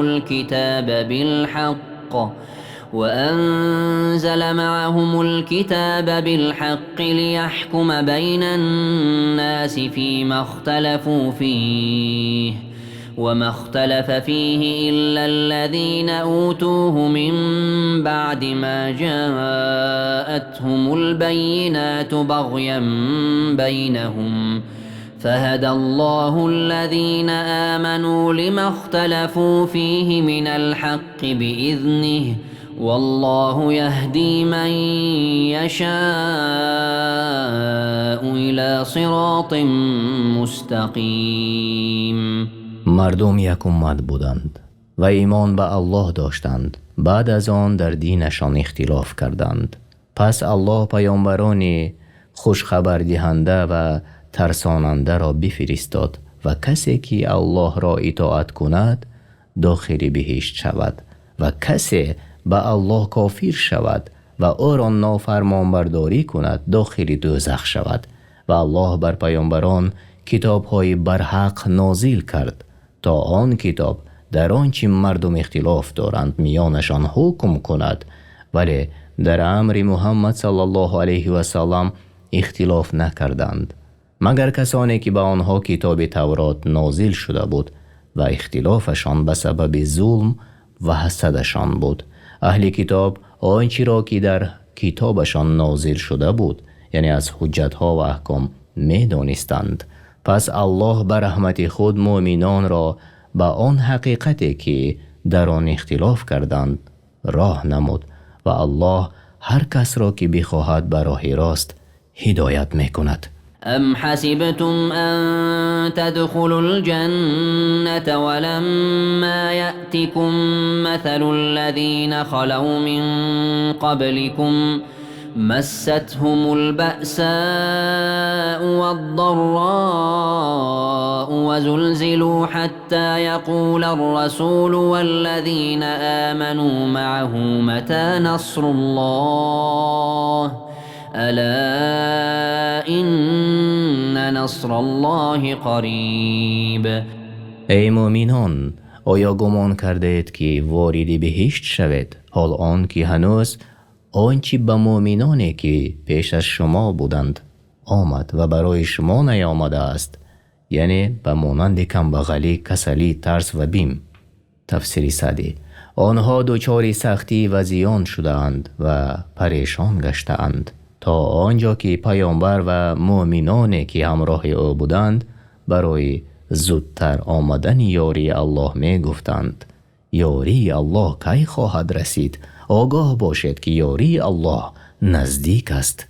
يسألونك ماذا ينفقون قل ما أنفقتم من خير فللوالدين والأقربين واليتامى والمساكين وابن السبيل وما تفعلوا من خير فإن الله به عليم. ای محمد، صحابگان از تو می پرسند که از کدام نوع مالهایشان نفقه کنند. با آنها بگو نفقه کنید از مال پاک حلال خود.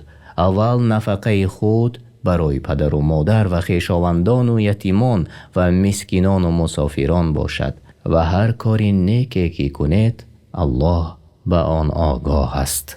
كتب عليكم القتال وهو كره لكم وعسى أن تكرهوا شيئا وهو خير لكم وعسى أن تحبوا شيئا وهو شر لكم والله يعلم وأنتم لا تعلمون. الله بر شما ای مؤمنان جنگ با کفار را فرض گردانید، ولی جنگ در طبیعت شما ناپسندیده است، یعنی از سبب مشقت و بسیار خطرناک بودنش. و شاید که شما چیزی را ناخوش دارید و حال آن که وی برای شما بهتر است، و شاید که شما چیزی را دوست دارید و حال آن که وی برای شما بد باشد و الله می داند چی بهتر است برای شما و حال آن که شما آن را نمی دانید. يسألونك عن الشهر الحرام قتال فيه قل قتال فيه كبير وصد عن سبيل الله وكفر به والمسجد الحرام وإخراج أهله منه أكبر عند الله والفتنة أكبر من القتل ولا يزالون يقاتلونكم حتى يردوكم عن دينكم إن استطاعوا ومن يرتدد منكم عن دينه فيمت وهو كافر فأولئك حبطت أعمالهم في الدنيا والآخرة وأولئك أصحاب النار هم فيها خالدون. مشرکان تو را ای پیامبر از جنگ کردن در ماه حرام می پرسند. بگو جنگ کردن در آن ماه گناهی بزرگ است، یعنی خون ریختن و منع کردنتان مردم را به در آمدن اسلام با عذاب و شکنجه ها. تفسیر سعدی. اما کافر شدنتان به الله و رسول او و دینش و بازداشتن مردم از راه حق و مسجد الحرام و بیرون راندن پیامبر و مهاجران از آنجا در نزد الله گناهی بزرگتر است و فتنه کردن از قتل بزرگتر است. آنها همیشه با شما می جنگند تا اگر بتوانند شما را از دینتان بازگردانند. از میان شما کسی آنها را اطاعت کرد و از دین خود بازگشت و کافر بمیرد، عملهایش در دنیا و آخرت نابود شده جاودانه در جهنم باقی بماند. إن الذين آمنوا والذين هاجروا وجاهدوا في سبيل الله أولئك يرجون رحمة الله والله غفور رحیم. کسانی که ایمان آوردند به الله و رسول او و به دستور او عمل کردند و آنان که دیار خود را ترک کردند و در راه الله جهاد نمودند به رحمت الله امیدوارند و الله آمرزنده است بندگان مؤمنش را و به آنها مهربان است. يسألونك عن الخمر والميسر قل فيهما إثم كبير ومنافع للناس وإثمهما أكبر من نفعهما ويسألونك ماذا ينفقون قل العفو كذلك يبين الله لكم الآيات لعلكم تتفكرون. ای پیامبر، تو را مسلمانان از شراب و خرید و فروش آن و از هر چیزی که خوردنی یا نوشاکی مست کننده است و عقل را می پوشاند و از حکم قمار می پرسند.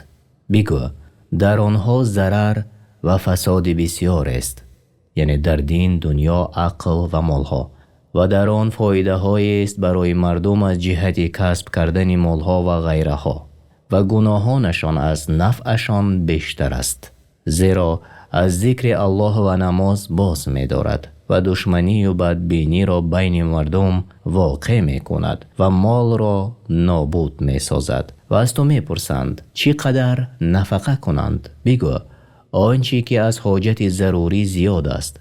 الله آیات و شریعت خود را اینچنین برای شما روشن بیان می کند باشد که در کار دنیا و آخرت بیندیشید. في الدنيا والآخرة ويسألونك عن اليتامى قل إصلاح لهم خير وإن تخالطوهم فإخوانكم والله يعلم المفسد من المصلح ولو شاء الله لأعنتكم إن الله عزيز حكيم.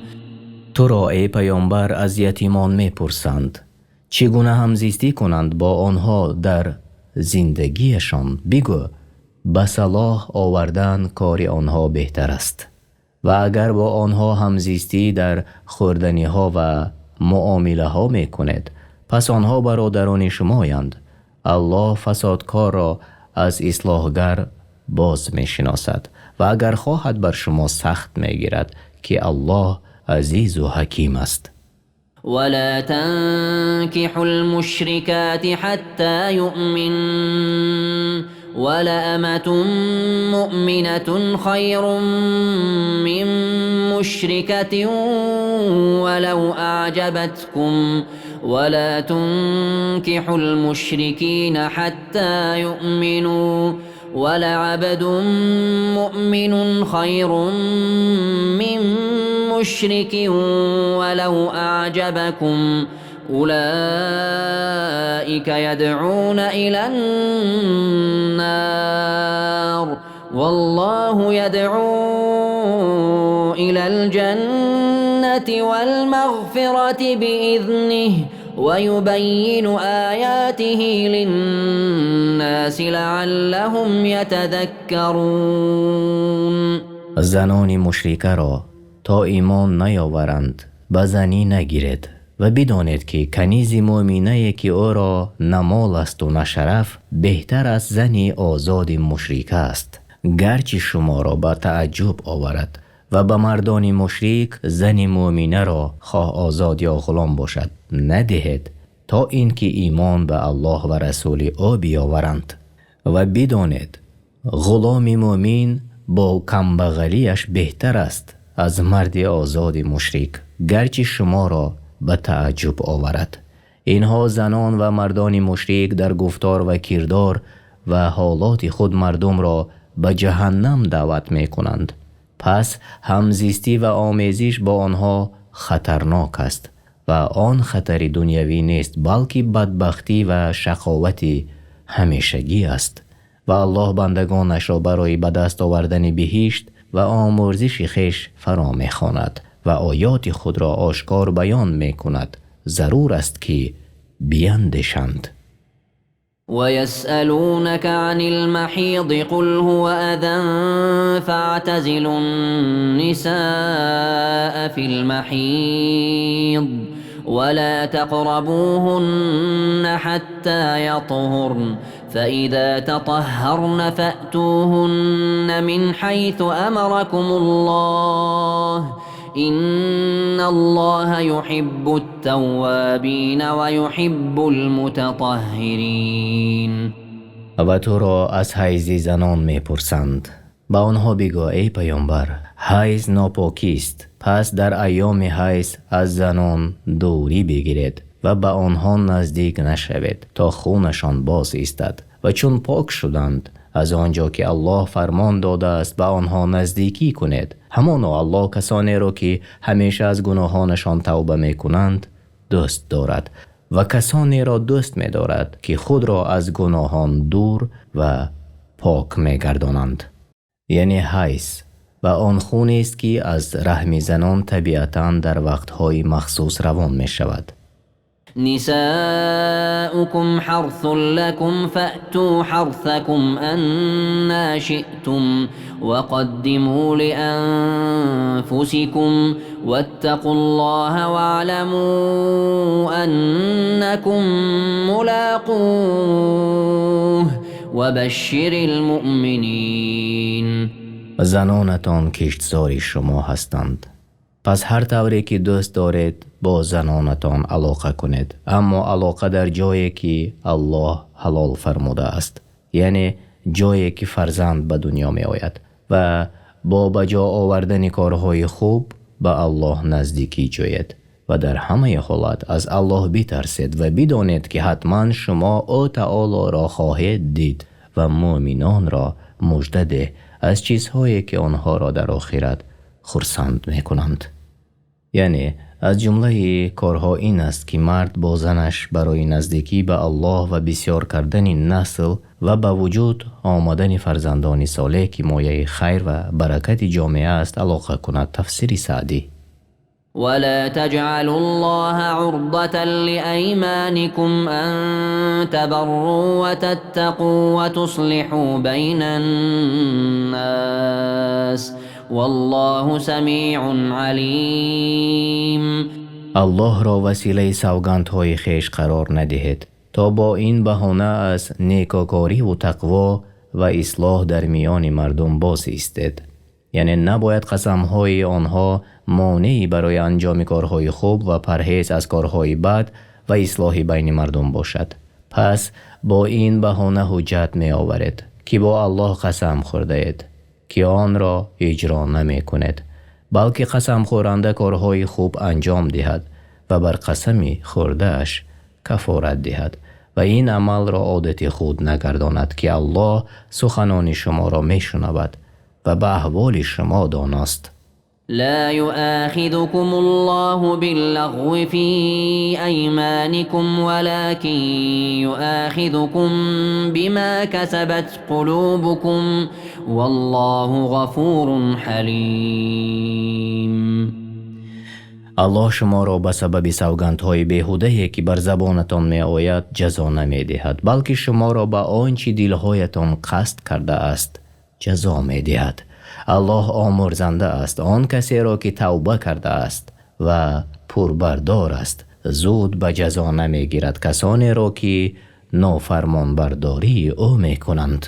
للذين يؤلون من نسائهم تربص 4 أشهر فإن فاءوا فإن الله غفور رحيم. برای کسانی که سوگند می خورند که با زنان خیش هم بستری نمی کنند باید 4 ماه انتظاری بکشند.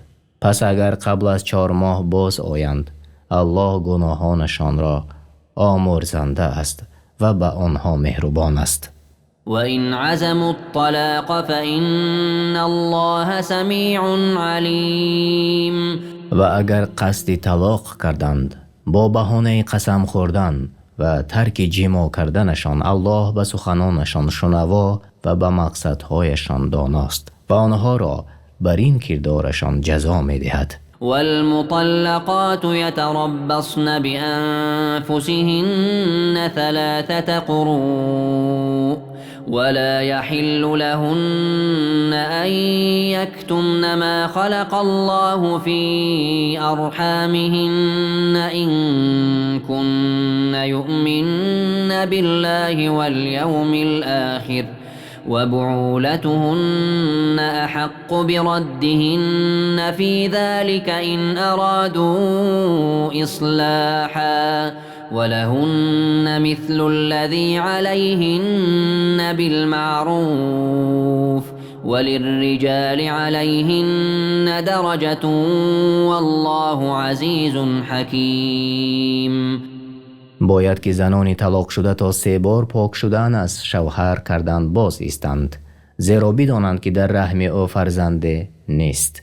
برای زن روا نیست که در این مدت به شوهر برآید تا زمانی که عده به پایان نرسد و اگر به الله و روز قیامت ایمان دارند روا نیست که آنچه را که الله در رحم آنان آفریده است یا در حالت حیض هستند پنهان دارند و شوهرانشان اگر قصد اصلاح دارند و بازگردانیدن آنها در این مدت سزاوارترند و برای زنان حق است و همچنان که مردان بر زنان حق دارند که باید به طور شایسته ادا نمایند و مردان بر زنان درجه برتری دارند. از صحبت نیک، زندگی خوب، سروری در خانه و صاحب طلاق هستند. الله بزرگ دارای عزت و قهر است و حکیم است، هر چیزی را در جای مناسب خود می گذارد. الطلاق مرتان فإمساك بمعروف أو تسريح بإحسان ولا يحل لكم أن تأخذوا مما آتيتموهن شيئا إلا أن يخافا ألا يقيما حدود الله فإن خفتم ألا يقيما حدود الله فلا جناح عليهما فيما افتدت به تلك حدود الله فلا تعتدوها ومن يتعد حدود الله فأولئك هم الظالمون. طلاق 2 بار است. الله حکم میکند پس از هر طلاق میتواند مرد زن را به زندگی خوبی زناشویی بازگرداند یا به نیکی رها کند. و ای شوهران، برای شما حلال نیست که از آنچه برایشان داده اید یعنی از مهر باز پس بگیرید، مگر این که دو طرف بترسند که نتوانند حدود الله را برپا دارند. در این حالت امرشان را به سرپرستان خود پیشکش می نمایند. پس اگر سرپرستان ترسیدند که آن دو نتوانند حدود الله را برپا دارند، پس گناه بر آنها نیست که زن در مقابل طلب طلاقش فدیه و عوض بپردازد. این حدود الهی است که جدا می کند بین حلال و حرام. پس از آن تجاوز نکنید و کسی از حدود الهی تجاوز کند پس آنها ستمکارانند. معنای طلاق دوباره است، یعنی طلاق است که مرد می تواند با زن خود دوباره زندگی کند. یعنی برای دانستن این مسئله به کتاب های فقه باید نظر کند. تفسیر سعدی.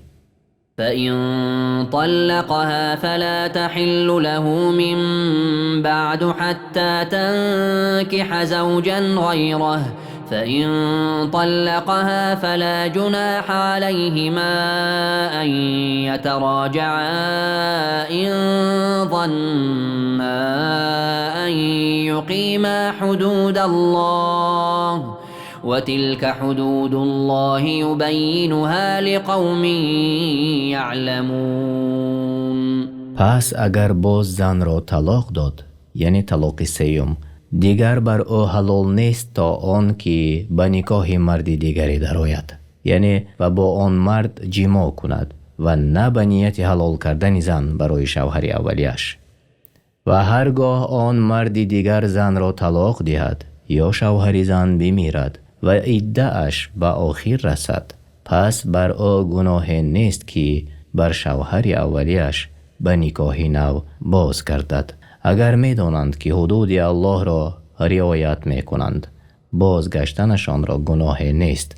اینها حدود الله هستند و آنها را برای مردمی که احکام و حدود او را می دانند بیان می دارد. و اذا طلقتم النساء فبلغن اجلهن فامسكوهن بمعروف او سرحوهن بمعروف ولا تمسكوهن ضرارا لتعتدوا ومن يفعل ذلك فقد ظلم نفسه ولا تتخذوا آيات الله هزوا واذكروا نعمة الله عليكم وما أنزل عليكم من الكتاب والحكمة يعظكم به واتقوا الله واعلموا أن الله بكل شيء عليم. و چون زن را طلاق دادید و به پایان عده خود نزدیک شدند، پس یا آنها را به خوبی نگاه دارید و یا به خوبی رها کنید و هرگز آنها را برای آزار و زیان رسانیدن نگاه ندارید تا از حد تجاوز کنید. و هر کسی که چنین کند بر خود ستم کرده است و آیات و فرموده های الله را به تمسخر و بازی نگیرید، زیرا در این کارتان از حلال گذشته وارد حرام می شود. و نعمت های الله را شکر کنید و آنچه از کتاب و سنت برای شما نازل کرده است و شما را به آن پند می دهد به یاد آورید و از الله بترسید و بدانید که الله بر هر چیز داناست. وإذا طلقتم النساء فبلغن أجلهن فلا تعضلوهن أن ينكحن أزواجهن إذا تراضوا بينهم بالمعروف ذلك يوعظ به من كان منكم يؤمن بالله واليوم الآخر ذلكم أزكى لكم وأطهر والله يعلم وأنتم لا تعلمون. و چون زنان را طلاق دادید و به پایان عده خود رسیدند، آنها را از این که به شوهران قبلی خود ازدواج کنند منع نکنید. یعنی شوهرش خواست با او ازدواج کند و زن هم موافقت کند، برای سرپرست زن از طرف پدر و غیر جایز نیست که به سبب خشمگین بودن بر شوهر زن را از ازدواج با او منع کنند. این همان چیزی است که هر کس از شما که به الله و روز آخرت ایمان داشته باشد به آن پند داده می شود. آن برایتان پاکتر و بهتر است و الله می داند در چی هست نیکبختی شما و آن را شما نمی دانید. والوالدات يرضعن أولادهن حولين كاملين لمن أراد أن يتم الرضاعة وعلى المولود له رزقهن وكسوتهن بالمعروف لا تكلف نفس إلا وسعها لا تضار والدة بولدها ولا مولود له بولده وعلى الوارث مثل ذلك فإن أرادا فصالا عن تراض منهما وتشاور فلا جناح عليهما وإن أردتم أن تسترضعوا أولادكم فلا جناح عليكم إذا سلمتم ما آتيتم بالمعروف واتقوا الله واعلموا أن الله بما تعملون بصير. مادران باید فرزندان خود را 2 سال کامل شیر دهند. این برای کسی است که می خواهد مدت شیر دادن را کامل کند و بر کسی که فرزند برای او تولد شده است یعنی پدر لازم است خوراک و پوشاک مادران را به طور شایسته یعنی طبق شریعت و عرفیت فراهم کند، زیرا الله هیچ کس را جز به اندازه طاقتش وظیفه دار نمی کند. هیچ مادر نباید به خاطر فرزندش زیان ببیند و هیچ پدری نیز نباید به خاطر فرزندش زیان ببیند. و بر وارث فرزند چنین چیز یعنی نفقه لازم است و اگر پدر و مادر با رضایت و مشورت همدیگر خواستند فرزند را از شیر جدا کنند گناه بر آنها نیست و اگر خواست دایه شیردهی برای فرزندان خود بگیرید گناه بر شما نیست، به شرطی که آنچه را که عهد کردید پرداخت نماید و از الله بترسید و بدانید که الله به آنچه میکنید داناست. والذين يتوفون منكم ويذرون أزواجا يتربصن بأنفسهن 4 أشهر وعشرا فإذا بلغن أجلهن فلا جناح عليكم فيما فعلن في أنفسهن بالمعروف والله بما تعملون خبیر. و کسانی از شما که بمیرند و زنان را بر جای میگذارند باید که زنان 4 ماه و 10 روز انتظاری بکشند و باید از خانه شوهرانشان بیرون نآیند و خود را زینت ندهند و به شوهر نبرایند و چون عده خود را به پایان رسانیدند بر شما گناهی نیست ای سرپرستان زنها در آنچه که آنها موافق شریعت درباره خود انجام دهند یعنی به شوهر برآمدند و الله به آنچه میکنید آگاه است و بر عملهایتان شما را جزا میدهد. ولا جناح عليكم فيما عرضتم به من خطبة النساء أو أكننتم في أنفسكم علم الله أنكم ستذكرونهن ولكن لا تواعدوهن سرا إلا أن تقولوا قولا معروفا ولا تعزموا عقدة النكاح حتى يبلغ الكتاب أجله واعلموا أن الله يعلم ما في أنفسكم فاحذروه واعلموا أن الله غفور حليم. و برای شما گناهی نیست ای مردان که به طور کنایه از زنان خواستگاری کنید و یا در دلهایتان به زنی گرفتن آنها را پنهان نماید. الله می داند که شما هرگز با خاموش نشستنتان از آنها صبر نتوانید کرد، بلکه آنها را یاد می کنید. از همین سبب یاد کردن آنها را به طور کنایه و پنهان داشتن در خود مباح گرداند.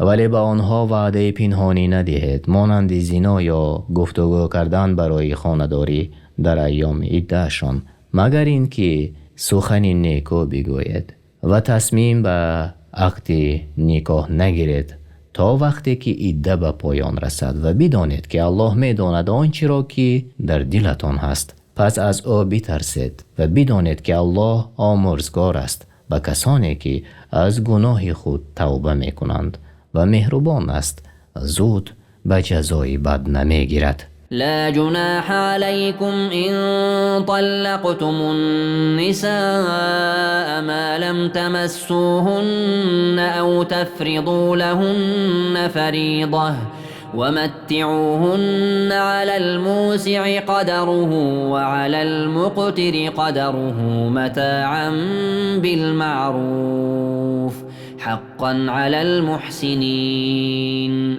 بر شما ای گروه شوهران گناهی نیست که زنان را پیش از همخوابگی و پیش از تعیین مهر طلاق دهید، گرچه این کار باعث پست شدن شخصیت زن می گردد، اما با دادن مهر جبران می شود.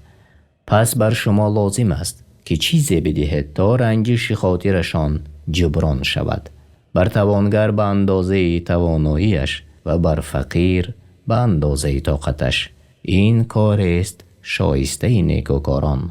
وَإِن طَلَّقْتُمُوهُنَّ مِن قَبْلِ أَن تَمَسُّوهُنَّ وَقَدْ فَرَضْتُمْ لَهُنَّ فَرِيضَةً فَنِصْفُ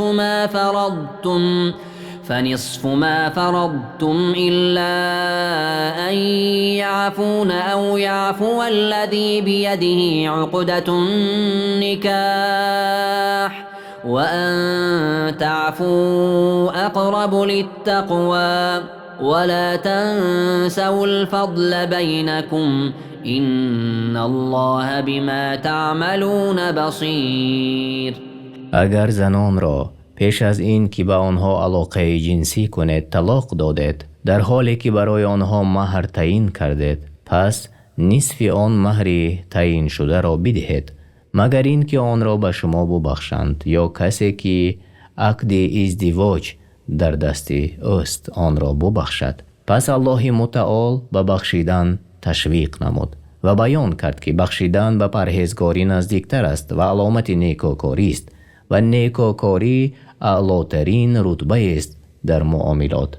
و ای مردم، نیکوکاری را در میان خود فراموش نکنید، همانا الله به آنچه میکنید بیناست و شما را در کاری خوب ترغیب می نماید.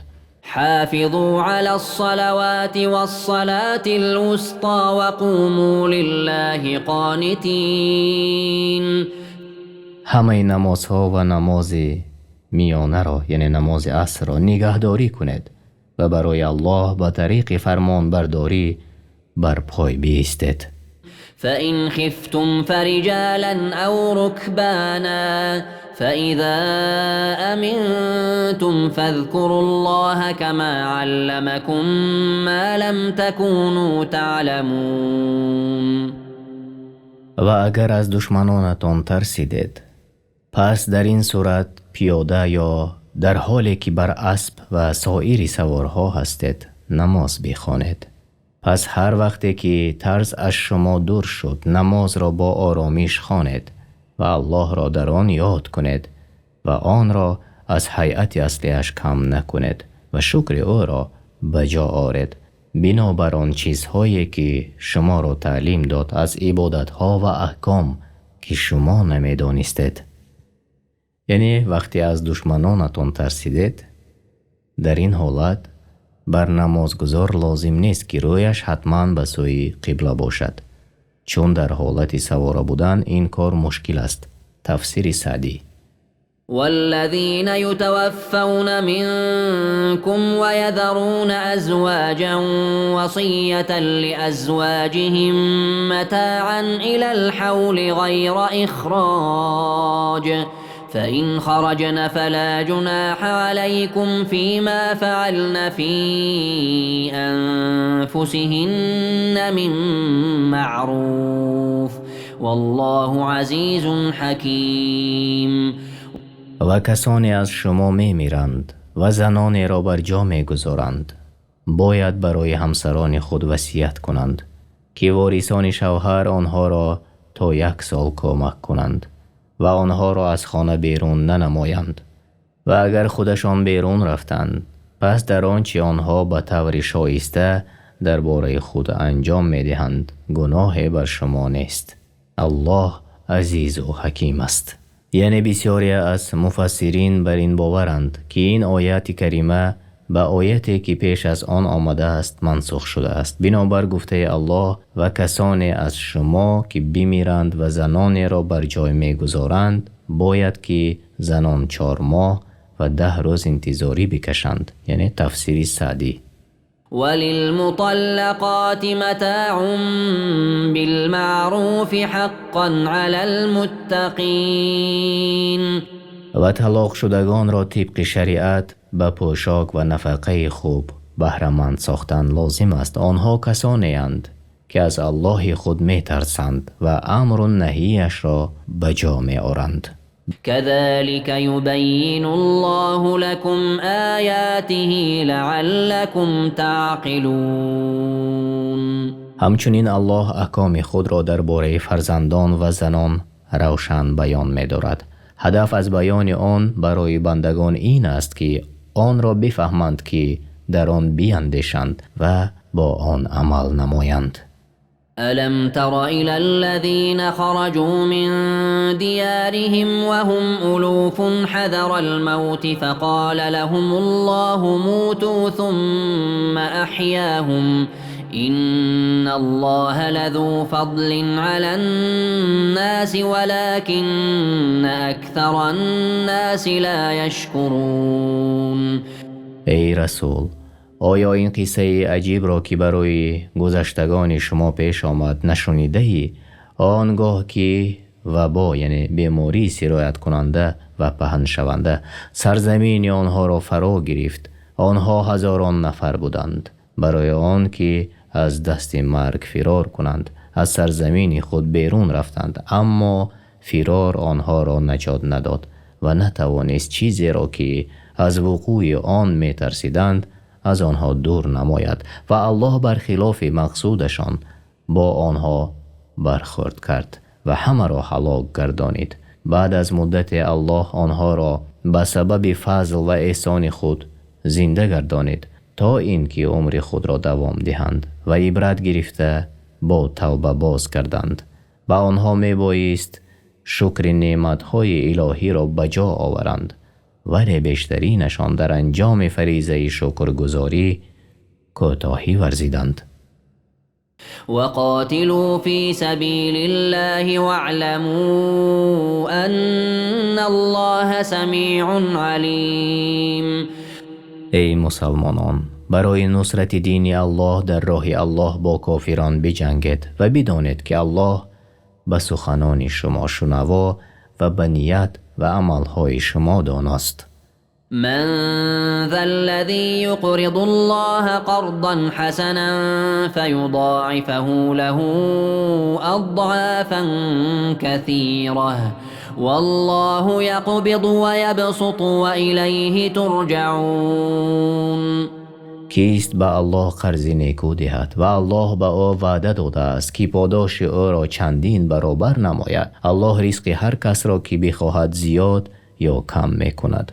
پس ترس از فرق نباید مانع نفقه شود و آدمی نباید گمان برد که اموال را که نفقه نموده ضایع گردانیده است، بلکه بازگشت همه بندگان به سوی الله است و نفقه کنندگان و عمل کنندگان مزدشان را نزد الله می یابند.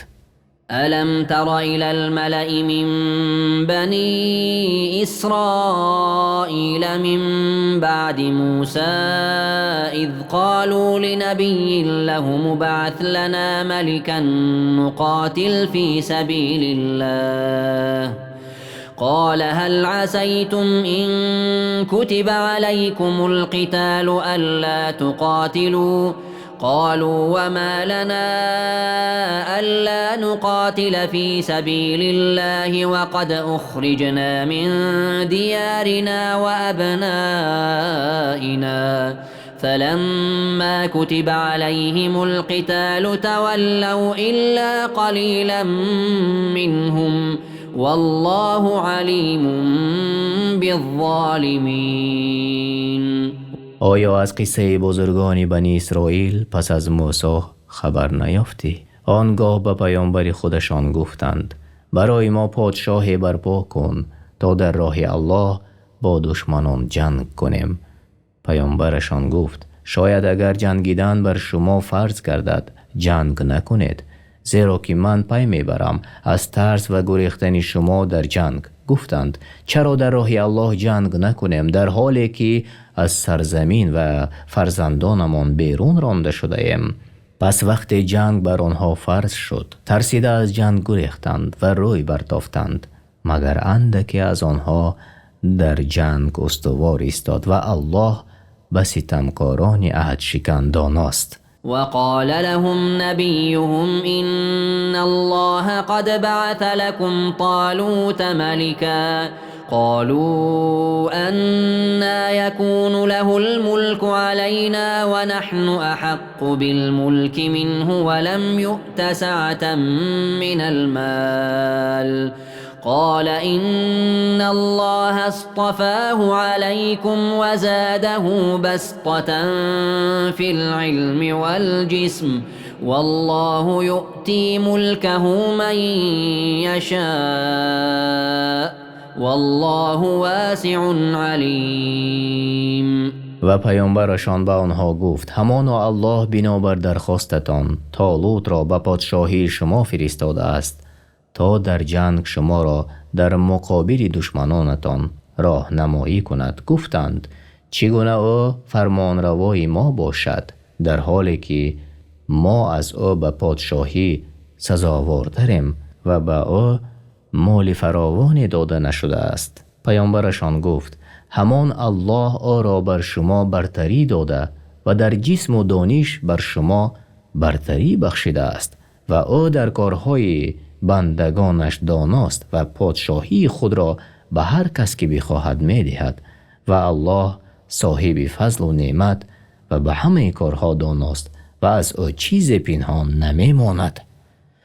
وقال لهم نبيهم إن آية ملكه أن يأتيكم التابوت فيه سكينة من ربكم وبقية مما ترك آل موسى وآل هارون تحمله الملائكة إن في ذلك لآية لكم إن كنتم مؤمنين. پیغمبرشان گفت که نشان پادشاهی او این است که به شما صندوق می آید و این صندوق به دست دشمنان افتاده بود. در آن تورات و آرامی دل از پروردگارتان و باقی میراث خاندان موسی و خاندان هارون در آن است، مانند عصا و پاره های از تورات که فرشتگان آن را می بردارند. این برای شما عبرت است. اگر مؤمن باشد طالوت را به امر الله به پادشاهی اختیار کنید. فلما فصل طالوت بالجنود قال إن الله مبتليكم بنهر فمن شرب منه فليس مني ومن لم يطعمه فإنه مني إلا من اغترف غرفة بيده فشربوا منه إلا قليلا منهم فلما جاوزه هو والذين آمنوا معه قالوا لا طاقة لنا اليوم بجالوت وجنوده قال الذين يظنون أنهم ملاقو الله كم من فئة قليلة غلبت فئة كثيرة بإذن الله والله مع الصابرين. و هنگامی که طالوت با لشکرانش از شهر بیرون آمد گفت همانا الله شما را با جای آزمایش می کند.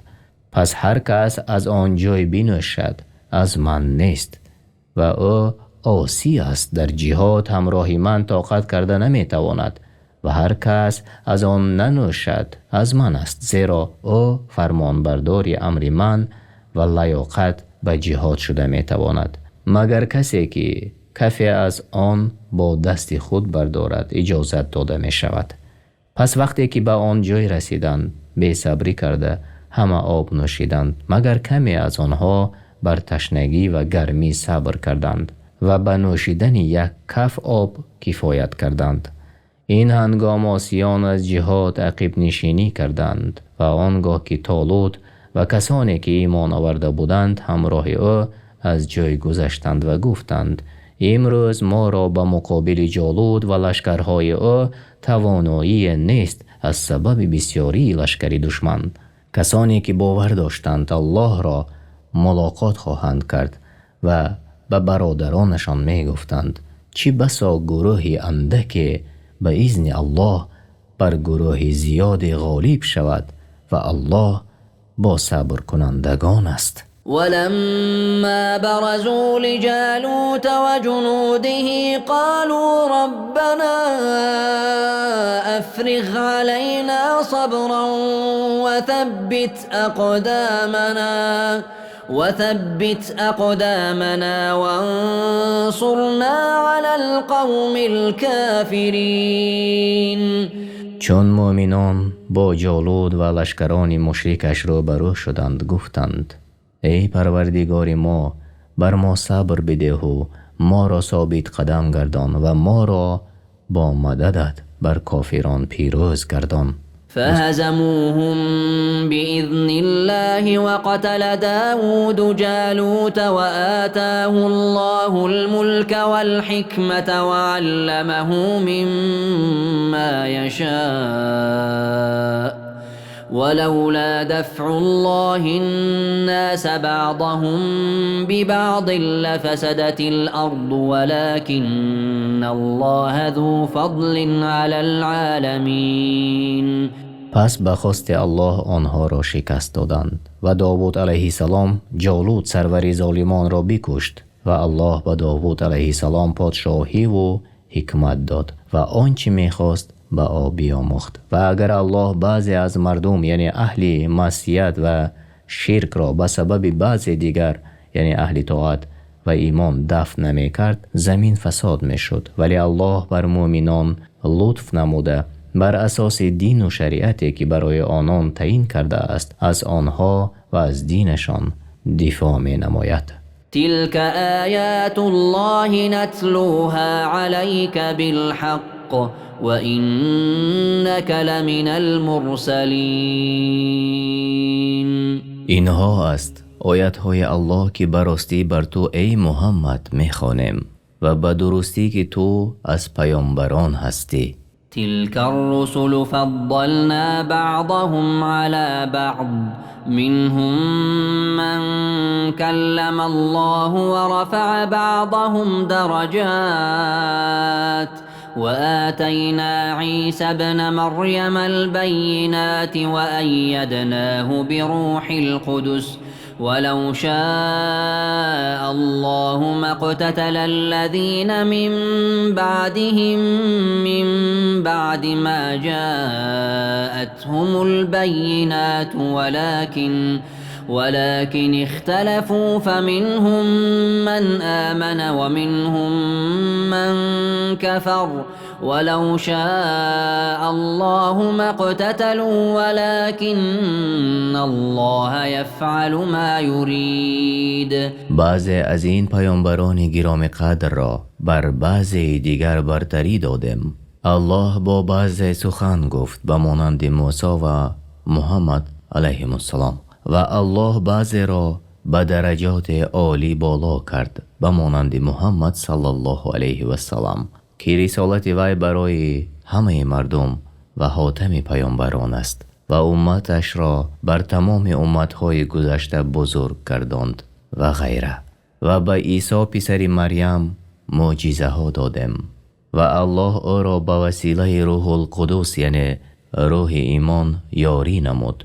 و اگر الله میخواست مردمی که بعد از آنها بودند پس از آن که حجت ها بر آنان آشکار شده بود با یکدیگر جنگ نمی کردند، ولی آنان اختلاف کردند، پس بعض مؤمن بودند و بعض کافر شدند. و اگر الله میخواست با هم دیگر جنگ نمی کردند، اما الله آنچه بخواهد انجام میدهد. یعنی در این آیت اثبات صفت کلام الله است که لایق به بزرگی است. معجزه های عیسی علیه السلام به مانند بینا گردانیدن کار مادرزاد و شفا دادن شخص مبتلا به بیماری پیسی و زنده گردانیدن مرده را با امر الله.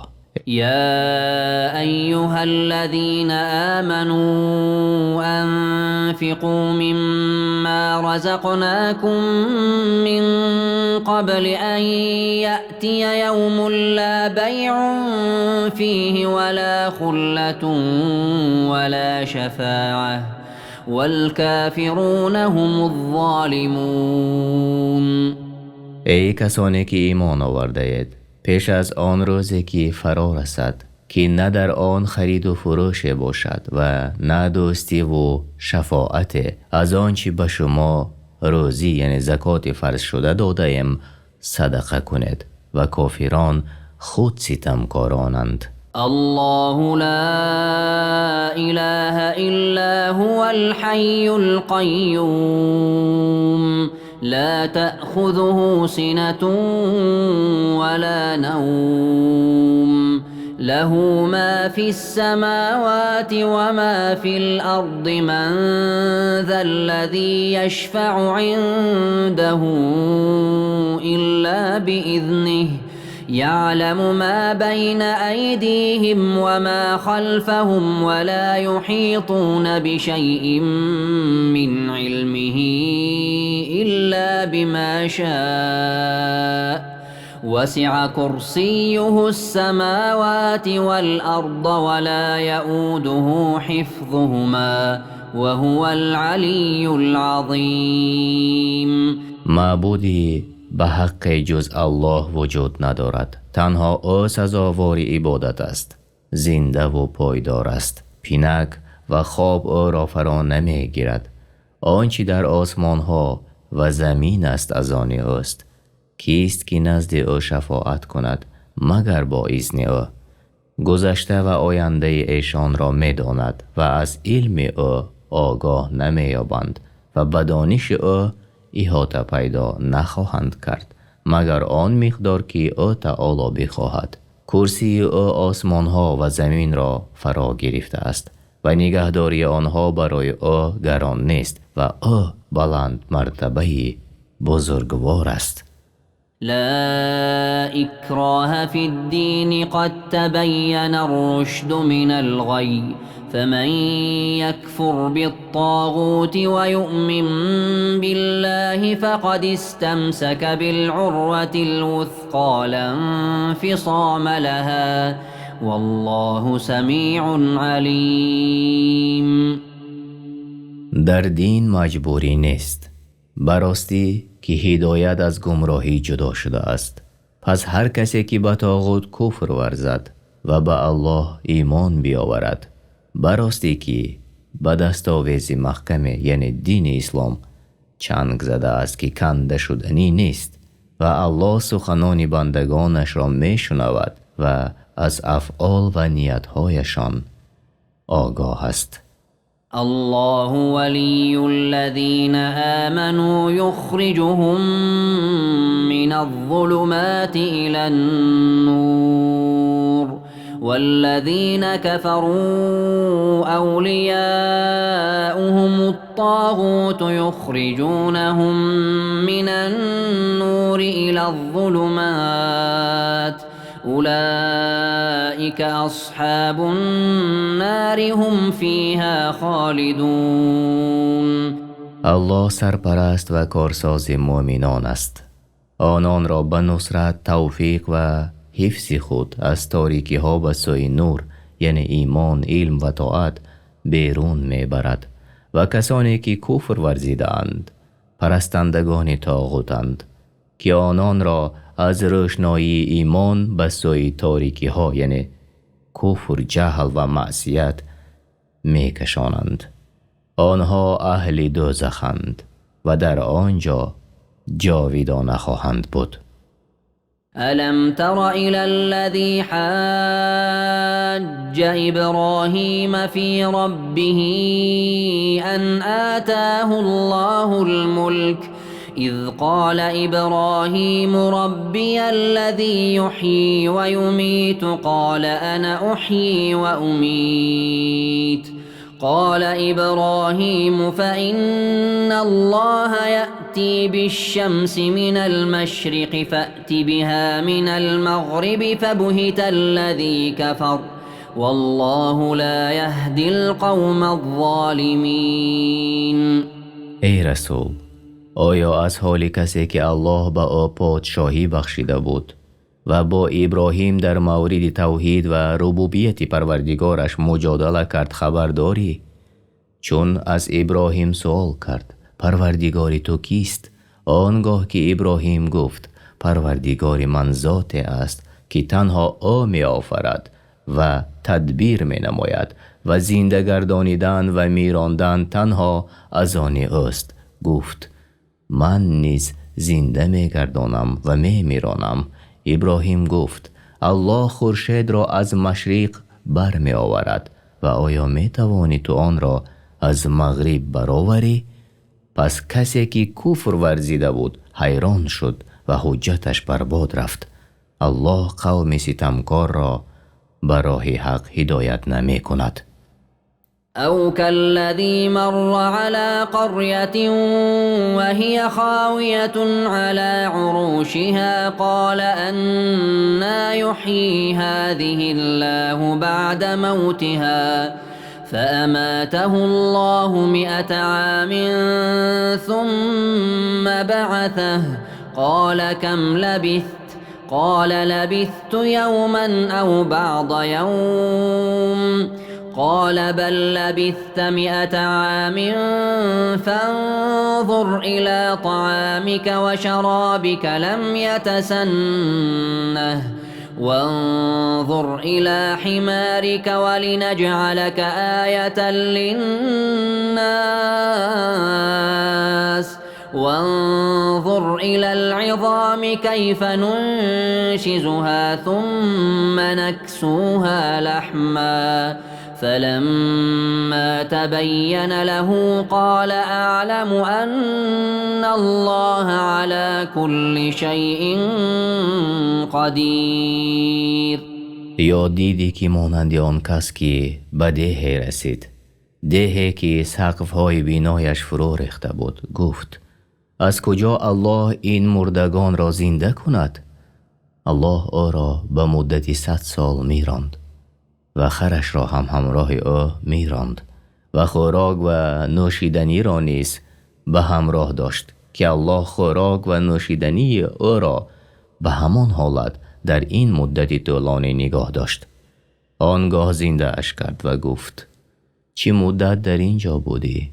گفت 1 روز یا نصف از 1 روز در این حالت ماندم و این بر حسب گمان او بود. الله فرمود بلکه 100 سال در این حالت مانده ای و فرمود او را به خوراک و آبت بنگر که تا این مدت تغییر نیافته است و به خرت بنگر که تیکه تیکه شده و پوسیده است و استخوانهایش ریخته جدا شده اند. ما می خواهیم تو را برای مردمان عبرت گردانیم و بینگر که استخوانها را چگونه به هم می پیوندیم و گوشت بر آن می پوشانیم. چون قدرت الله بر او آشکار شد اقرار کرده گفت می دانم که الله بر هر کار تواناست. تفسیر سعدی. وإذ قال إبراهيم رب أرني كيف تحيي الموتى قال أولم تؤمن قال بلى ولكن ليطمئن قلبي قال فخذ أربعة من الطير فصرهن إليك ثم اجعل على كل جبل منهن جزءا ثم ادعهن يأتينك سعيا واعلم أن الله عزيز حكيم. ابراهیم گفت ای پروردگار من به من بنمای که مردگان را چگونه زنده می سازی. گفت آیا هنوز ایمان نیاورده ای؟ گفت آره ای پروردگار من ایمان دارم که تو بر هر چیز توانا هستی و مردگان را زنده می گردانی و بندگان را سزا و جزا می دهی، اما می خواهم دلم آرام گیرد و به حقیقت محض برسم. گفت 4 پرنده بگیر و آنها را بکش و پاره پاره کن و با یکدیگر بیامیز و هر پاره از آنها را بر کوه بینه، پس آنها را فریاد کن. البته شتابان نزد تو می آیند. و ابراهیم هر پرنده را به نامش صدا زد و پرندگان با شتاب به سوی او آمدند و بدان که الله عزیز است، او را چیز غالب آمده نمی تواند و در گفتار، افعال، شریعت و قضا و قدرش با حکمت است. مثل الذين ينفقون أموالهم في سبيل الله كمثل حبة أنبتت 7 سنابل في كل سنبلة 100 حبة والله يضاعف لمن يشاء والله واسع عليم. مثال مؤمنانی که مالهایشان را در راه الله صرف می کنند مثل دانه است در زمینی پاک کاشته شده که 7 خوشه می رویاند و در هر خوشه 100 دانه است و الله برای هر کس که بخواهد ثواب آن را چند برابر می نماید و این برای حسب ایمان و اخلاص کامل است که در قلب نفقه کننده قرار دارد و الله فراخ نعمت است و از نیت بندگانش با خبر است. یعنی از بزرگترین چیزی که نفعش به مؤمنان می رسد این صرف کردن مال در راه الله است. الذين ينفقون أموالهم في سبيل الله ثم لا يتبعون ما أنفقوا منا ولا أذى لهم أجرهم عند ربهم ولا خوف عليهم ولا هم يحزنون. آنهایی که مالهای خود را در راه الله و در دیگر نوعهای خیر صرف می کنند پس از خیری کردهشان بر کسی منت نمی کنند و نعمتها را بر نمی شمارند و کسی را با زبان و کردار آزار نمی دهند. در نزد پروردگارشان برایشان ثوابی بزرگ است و در آخرت بر آنها ترس نیست و آنچه از دنیا فوتشان شد غم نخواهند خورد. قول معروف ومغفرة خير من صدقة يتبعها أذى والله غني حليم. گفتار نیکو و بخشش از ظلمی که به سخن یا به فعل است از صدقه هایی که از پی آن آزرده کردن باشد بهتر است و الله از صدقه های بندگانش بی نیاز و بردبار است که آنها را تیس به عذاب نمی گیرد. يا أيها الذين آمنوا لا تبطلوا صدقاتكم بالمن والأذى كالذي ينفق ماله رئاء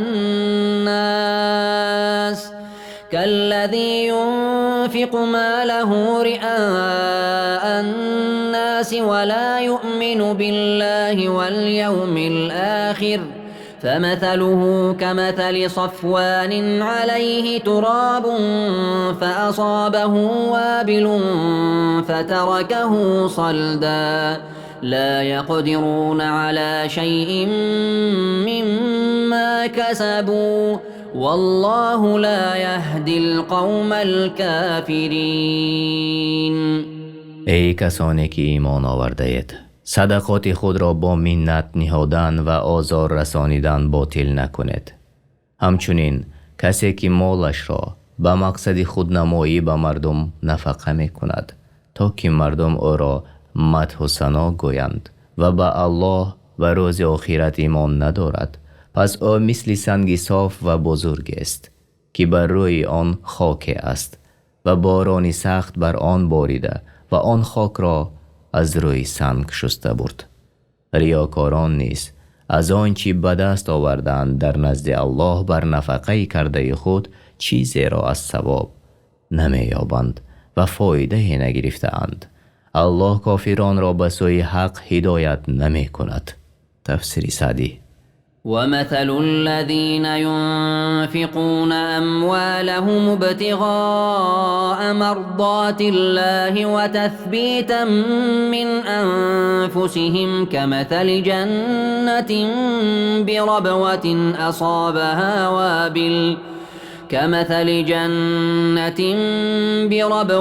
أصابها وابل فآتت أكلها ضعفين فإن لم يصبها وابل فطل والله بما تعملون بصير.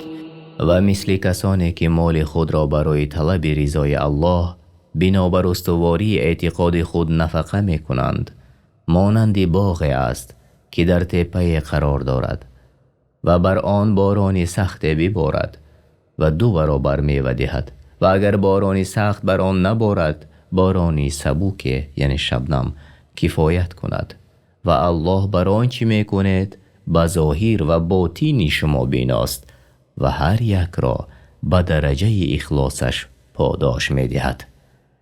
همچنین است نفقه هایی که اهل اخلاص میکنند در نزد الله مقبول و دوچند می شوند، گرچند کم یا بسیار باشد. تفسیر بغوی. أيود أحدكم أن تكون له جنة من نخيل وأعناب تجري من تحتها الأنهار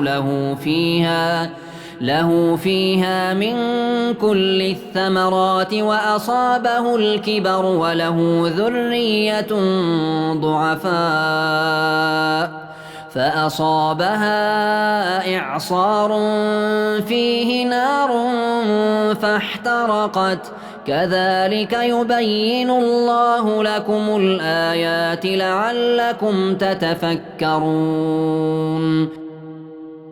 آیا کسی از شما دوست دارد که باغی از درختان خرما و انگور داشته باشد و زیر آن جویبارهای آب شیرین روان باشد و او را در آن باغ از هر گونه میوه ها باشد و در حالی که پیری او را فرا گیرد و نمی تواند این گونه باغداری کند و فرزندانی ضعیف و ناتوان دارد نمی توانند او را یاری کنند، ناگهان گردباد که آتش در آن است بر آن بوزد و باغ بسوزد. یعنی این مثال کسی است که عمل را برای رضایت الله انجام نداد، مانند صاحب باغ است که در وقت احتیاجمندی چنین چیزی برای او پیش آید. تفسیر بغوی. این چنین الله آیات را برای شما بیان میکند تا بیندیشید. يا أيها الذين آمنوا وأنفقوا من طيبات ما كسبتم ومما أخرجنا لكم من الأرض ولا تيمموا الخبيث منه تنفقون ولستم بآخذيه إلا أن تغمضوا فيه واعلموا أن الله غني حمید.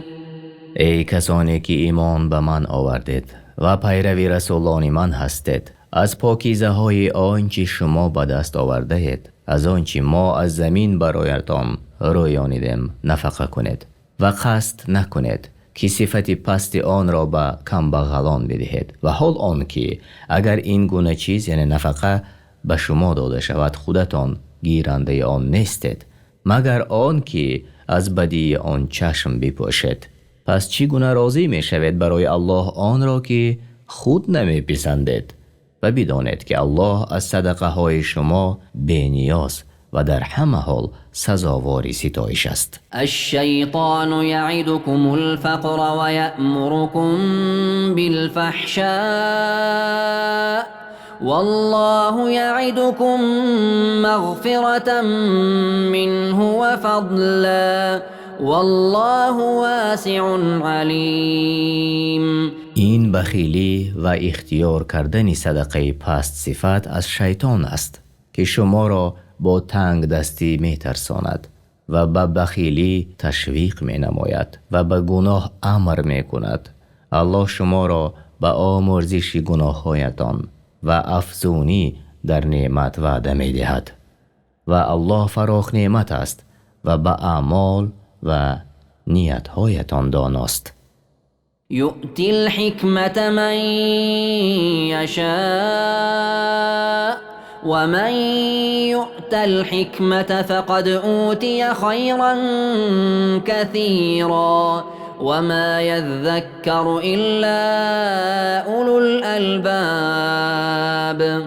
حکمت را به کسی که خواهد می بخشد و هر کس که حکمت به او داده شود براستی که خیر بسیار به او داده شده است و هیچ کار جز با حکمت انجام نمی یابد و جز خیرتمندان کسی پند نمی گیرند. حکمت یعنی علم مفید، معرفت درست و اندیشه سالم و درست کاری در گفتار و کردار. تفسیر بغوی. وما أنفقتم من نفقة أو نذرتم من نذر فإن الله يعلمه وما للظالمين من أنصار. و آنچه از مال یا غیر آن کم یا بسیار داده شدید و آن را برای رضایت الله نفقه کنید و یا نذر را که به گردن بگیرید، الله آن را می داند و بنابر نیتهایتان به شما ثواب می دهد و کسی که حق الله را منع می کند وی ستمکار است و ستمکاران را مددگار نیست که از عذاب الله آنها را خلاص گرداند. إن تبدوا الصدقات فنعما هي وإن تخفوها وتؤتوها الفقراء فهو خير لكم ويكفر عنكم من سيئاتكم والله بما تعملون خبير. اگر صدقه ها را آشکار کنید کاری خوبی است و اگر آنها را پنهان نمایید و به نیازمندان یعنی بینوایان مسکینان بدهید برایتان بهتر است، زیرا صدقه به صورت پنهانی بر قوت اخلاص دلالت می نماید و الله گناهانتان را می پوشاند و الله با آنچه که می کنید آگاه است و از احوال شما چیزی بر او پنهان نمی ماند و هر یک را موافق به عملش جزای خواهد داد. ليس عليك هداهم ولكن الله يهدي من يشاء وما تنفقوا من خير فلأنفسكم وما تنفقون إلا ابتغاء وجه الله وما تنفقوا من خير يوف إليكم وأنتم لا تظلمون. هدایت یافتن آنها یعنی کافران بر عهده تو ای محمد لازم نیست، بلکه الله هر کسی را که خواهد به سوی دینش هدایت می نماید و هر آنچه نفقه کنید کم یا بیش، خواه برای کافر باشد یا برای مسلمان، ثواب آن برای خودتان بازگردنده است و مؤمنان نفقه نمی کنند مگر برای طلب رضایت الله و هرچی خوب و نیکی که نفقه کنید ثواب آن به شما پوره بازگردانیده می شود و از ثواب شما چیزی کم کرده نمی شود. تفسیر سعدی: للفقراء الذين أحصروا في سبيل الله لا يستطيعون ضربا في الأرض يحسبهم الجاهل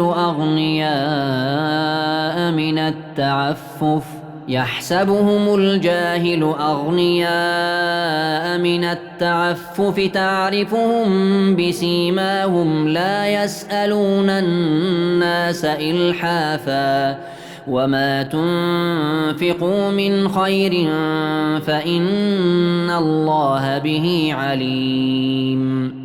یعنی این صدقات برای کمبغلان مسلمان است که در راه الله باز ماندند و نمی توانند در زمین سفر کنند و شخص نادان آنها را به سبب طمع نکردنشان توانگر می پندارد. آنها را از سیمایشان می شناسی، با اصرار یعنی بردوام از مردم چیزی نمی خواهند.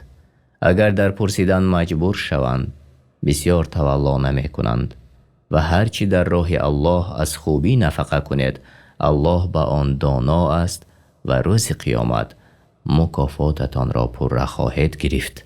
الذين ينفقون أموالهم بالليل والنهار سرا وعلانية فلهم أجرهم عند ربهم ولا خوف عليهم ولا هم يحزنون. کسانی که شب و روز پنهان و آشکارا مال خود را برای رضایت الله نفقه می کنند، پاداششان نزد پروردگارشان است و نه ترس در آخرت بر آنهاست و در دنیا از آنچه که از آنها فوت شد اندوهگین نمی شوند.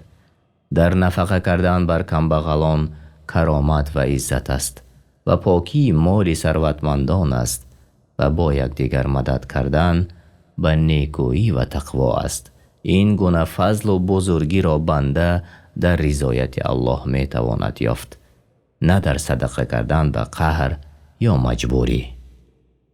الذين يأكلون الربا لا يقومون إلا كما يقوم الذي يتخبطه الشيطان من المس، ذلك بأنهم قالوا إنما البيع مثل الربا وأحل الله البيع وحرم الربا، فمن جاءه موعظة من ربه فانتهى فله ما سلف وأمره إلى الله ومن عاد فأولئك أصحاب النار هم فيها خالدون.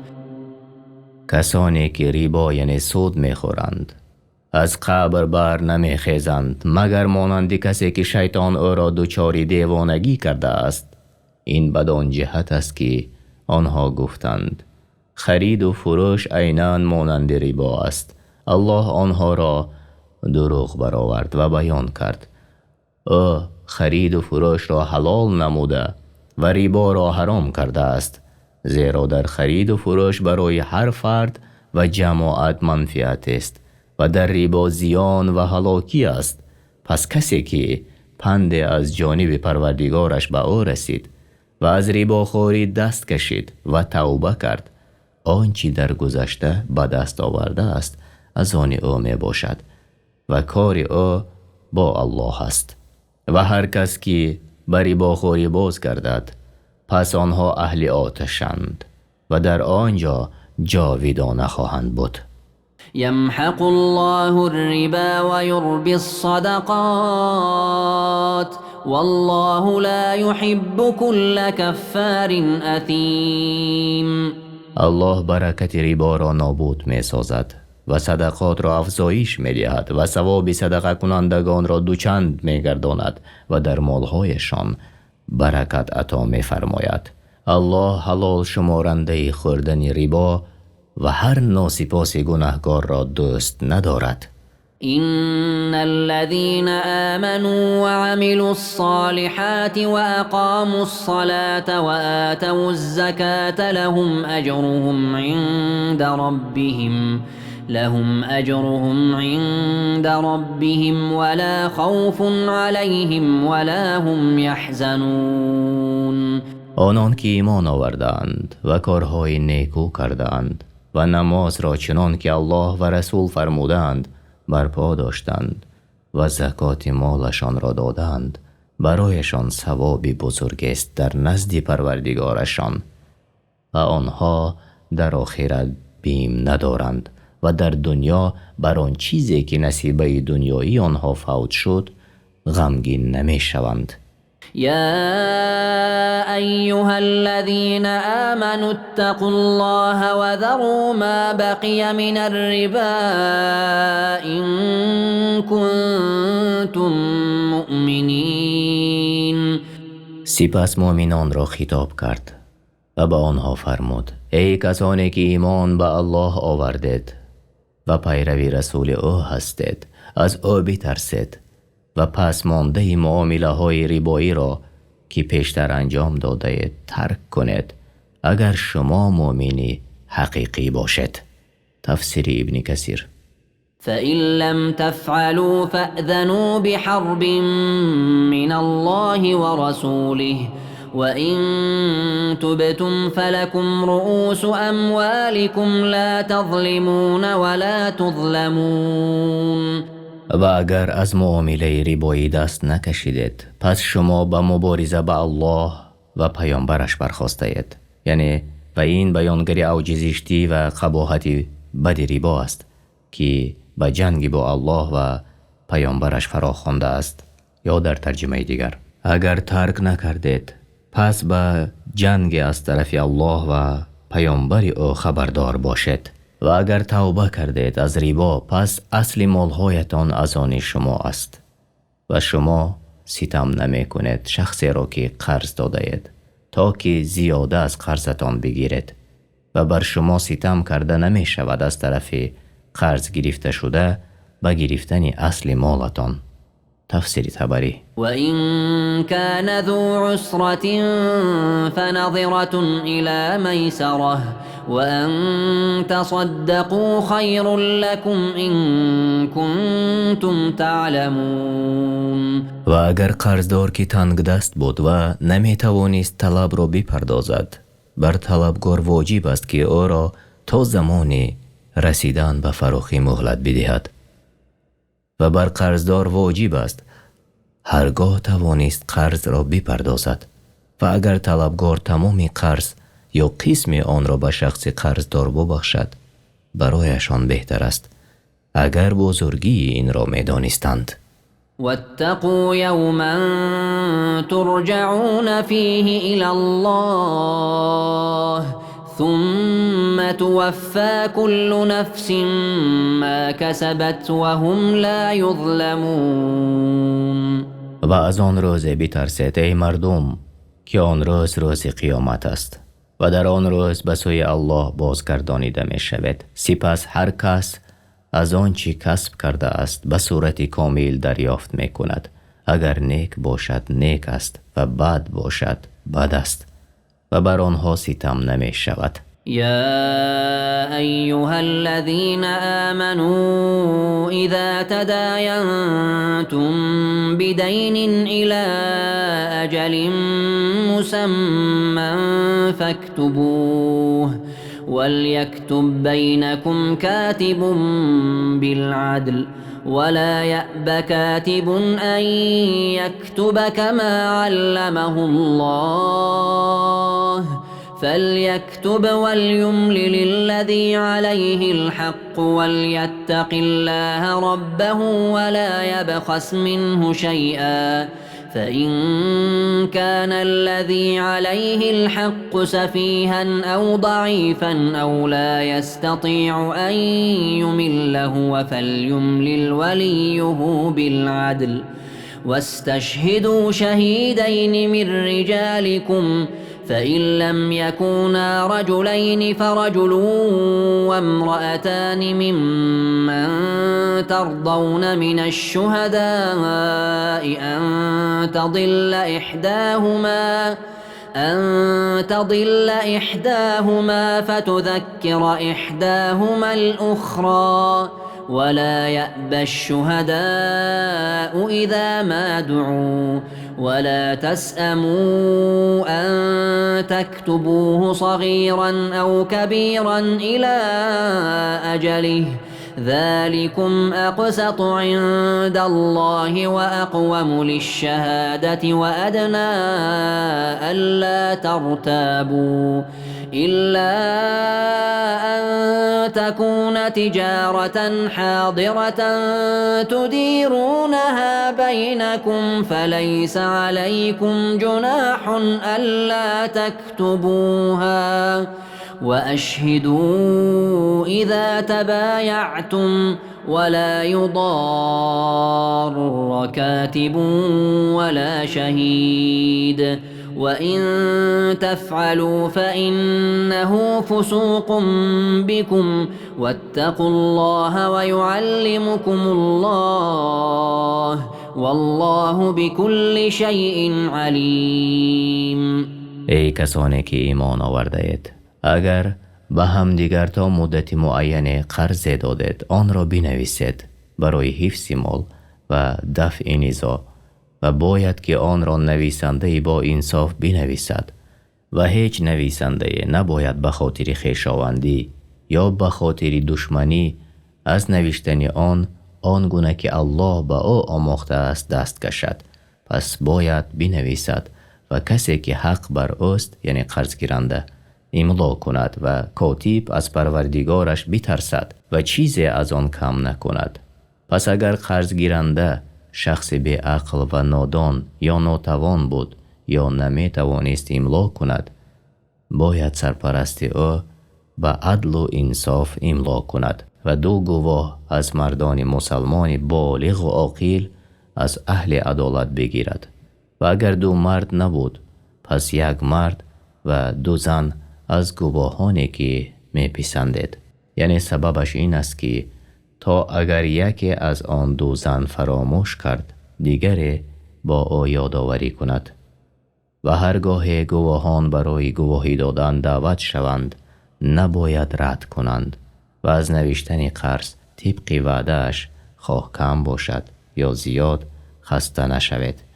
این نوشتن با انصافترین حکم است نزد الله و درستترین راه برای گواهی دادن و قریبتر از آن است که دوچاری شک نشود، مگر این که سودای نقدی باشد که در میان خود دست به دست می کند. پس در این صورت بر شما گناه نیست که آن را ننویسید و چون خرید و فروش کردید باید گواه بگیرید برای دفع نزاع و نباید نویسنده و شاهد زیان ببینند و اگر چنین کاری کنید از فرمان الله سرپیچی کرده اید و از الله بترسید و الله نیکی دنیا و آخرت را به شما می آموزد و الله بر هر چیز داناست. وَإِن كُنتُمْ عَلَى سَفَرٍ وَلَمْ تَجِدُوا كَاتِبًا فَرِهَانٌ مَّقْبُوضَةٌ فَإِنْ أَمِنَ بَعْضُكُم بَعْضًا فَلْيُؤَدِّ الَّذِي اؤْتُمِنَ أَمَانَتَهُ وَلْيَتَّقِ اللَّهَ رَبَّهُ ولا تكتموا الشهادة ومن يكتمها فإنه آثم قلبه والله بما تعملون علیم. و اگر در سفر بودید و نویسنده نیافتید یا نویسنده وجود داشت، کاغذ یا قلم وجود نبود، پس باید چیزی به عوض نوشتن به گرو گرفته شود. و اگر کسی از شما دیگری را امین دانست، هیچ باکی نیست در ننوشتن و گواه نآوردنتان. پس آن کس که امین دانسته شد باید که امانت خود را ادا کند و از پروردگارش بترسد و گواهی را پنهان نکند. و هر کس که آن را پنهان کند دلش گناهگار است و الله به اسرار شما آگاه است و به آنچه میکنید داناست. لله ما في السماوات وما في الأرض وإن تبدوا ما في أنفسكم أو تخفوه يحاسبكم به الله فيغفر لمن يشاء ويعذب من يشاء والله على كل شيء قدیر. آنچه در آسمان ها و زمین است از آن الله است و اگر آنچه را در دل دارید آشکار کنید یا آن را پنهان نمایید، الله شما را بر آن حساب می کند. پس هر کس را که بخواهد می بخشد و هر کس را که بخواهد عذاب می دهد و الله بر هر چیز تواناست. یعنی الله با فضل و رحمت خود بندگانش را اکرام نموده است و آنچه در دلها نگاه می دارند تا آن را انجام ندهند یا به زبان نیاورند به حساب نمی گیرد. آمن الرسول بما أنزل إليه من ربه والمؤمنون كل آمن بالله وملائكته وكتبه ورسله لا نفرق بين أحد من رسله وقالوا سمعنا وأطعنا غفرانك ربنا وإليك المصير.